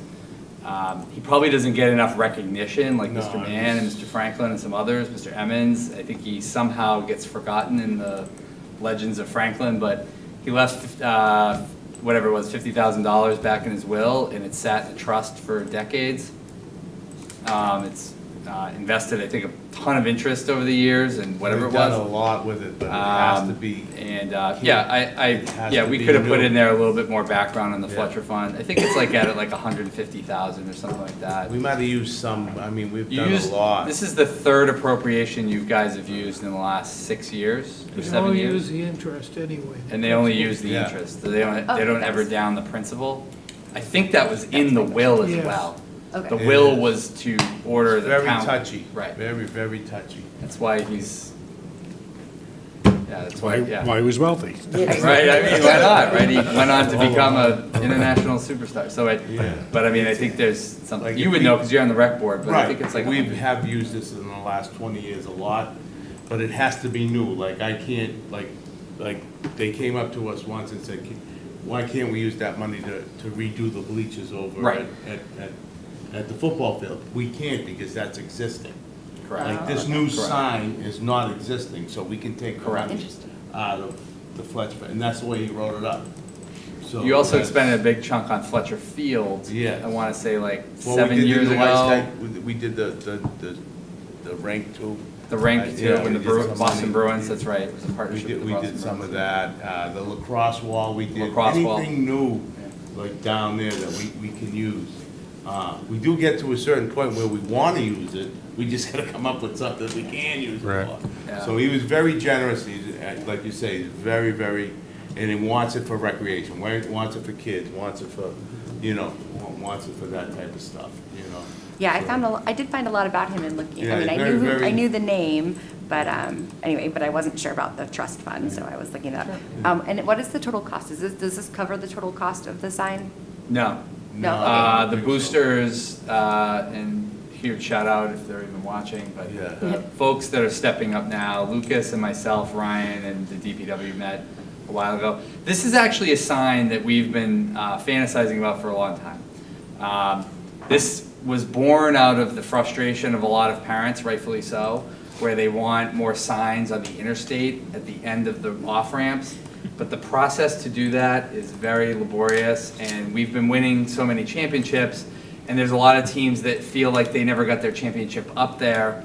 I think the 2010, like hockey team is still up there or something. So the intent here is to get rid of those. It was a soccer. And there's been tons of other so get rid of all of those, and then get rid of them. And we had an idea, I worked with Sarah Hearn on this, was to put a Welcome to Panther Nation type sign as you go up Panther Way, as you get to the high school.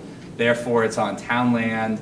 We can control what gets up there. The school committee, I believe, is going to do a policy on what goes up, what's eligible, what's not, what academic achievements, if they are eligible. Like, I don't know all the policy, what they're going to go through on the subcommittee there. But the point is to try to have something prideful, large. They came up with a beautiful design on the brick on the bottom with some light going up into it so you can see it at night. And it just gives a little bit more prideful flavor when you're walking up, when you're driving up Panther Way and you come into the high school complex that you have to look at our rafters, right? I mean, it's like somewhat of a fun intimidation thing. But the boosters are raising a ton of money. They've committed to a ton. I think the rec board only gave this because they had already hit some financial benchmarks. Yes. Once the initial few meetings were done, I kind of, I haven't been as in touch with it in the last several months, but I think it's going to be a pretty expensive sign.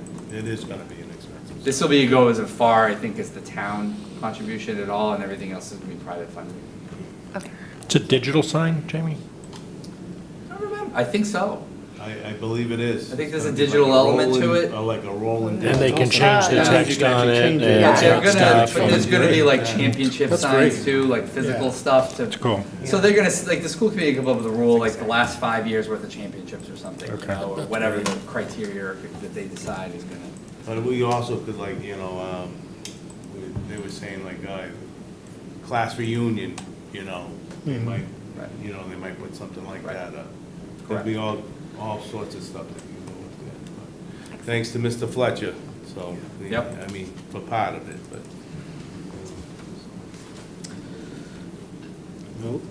All right, yeah, let's vote on this. No, It's it's okay.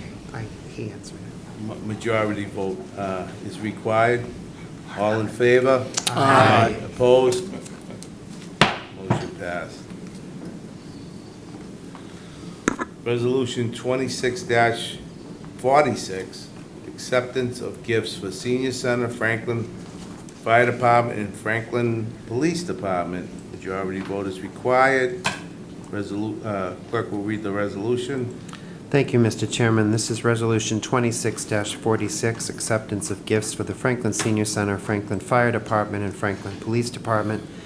Whereas the Franklin Senior Center, Franklin Police Department, and Franklin Fire Department have received generous donations in the total amount of $4,829 to be used at the discretion of each department as follows. Donation summary. Franklin Senior Center, $829. Donations to be used at the discretion of the Senior Center through the Council on Aging Gift Fund to provide services and programs to senior citizens in the Franklin community. The Franklin Fire Department, $2,000. Donations to be used at the discretion of the Franklin Fire Department towards the purchase of safety and other related equipment and to fund departmental programs. Franklin Police Department, $2,000. Donations will be applied at the department's discretion in support of community policing programs, assisting with training needs and the purchase of essential equipment for the officers. List of all donors is included in tonight's council packet agenda. Now therefore be it resolved that the Town Council of the Town of Franklin, on behalf of the Franklin Senior Center, the Franklin Fire Department, and the Franklin Police Department, gratefully accepts these generous donations to be used at the discretion of each department for the purposes noted above. This resolution shall become effective according to the provisions of the Town of Franklin Home Rule Charter. Motion to approve Resolution 2646. Second. A motion and a second. Discussion. Thank you to all the donors. Thank you. Thank you. Okay, majority vote is required. All in favor? Aye. Opposed? Motion passed. Resolution 26-47, appropriations of funds to support PEG service and programming per Chapter 44, Section 53F and 3/4. The clerk will read the Motion to waive the reading, sir. Second. Yes. I'll second that one. Discussion. All in favor? Aye. Motion to approve Resolution 2647. Second. Have a motion and second discussion. Majority vote is required. All in favor? Aye. Opposed? We don't have a choice. I know we don't. That's why I seconded. It's like, who's going to vote no? We don't have a choice. Okay. Future agenda items. Steve? I'm all good for right now. Ken? Nothing. Caroline? No, sir. Mike? I'm good. Max? All set. Jane? Nothing. Well, this is easy. No, sir. Gene? Nothing. Me either. That's enough on the Agenda's agenda. already full. Motion to adjourn. Second. I mean, Non-debatable. I moved to adjourn. No discussion. All in favor? Aye. Opposed? There we go.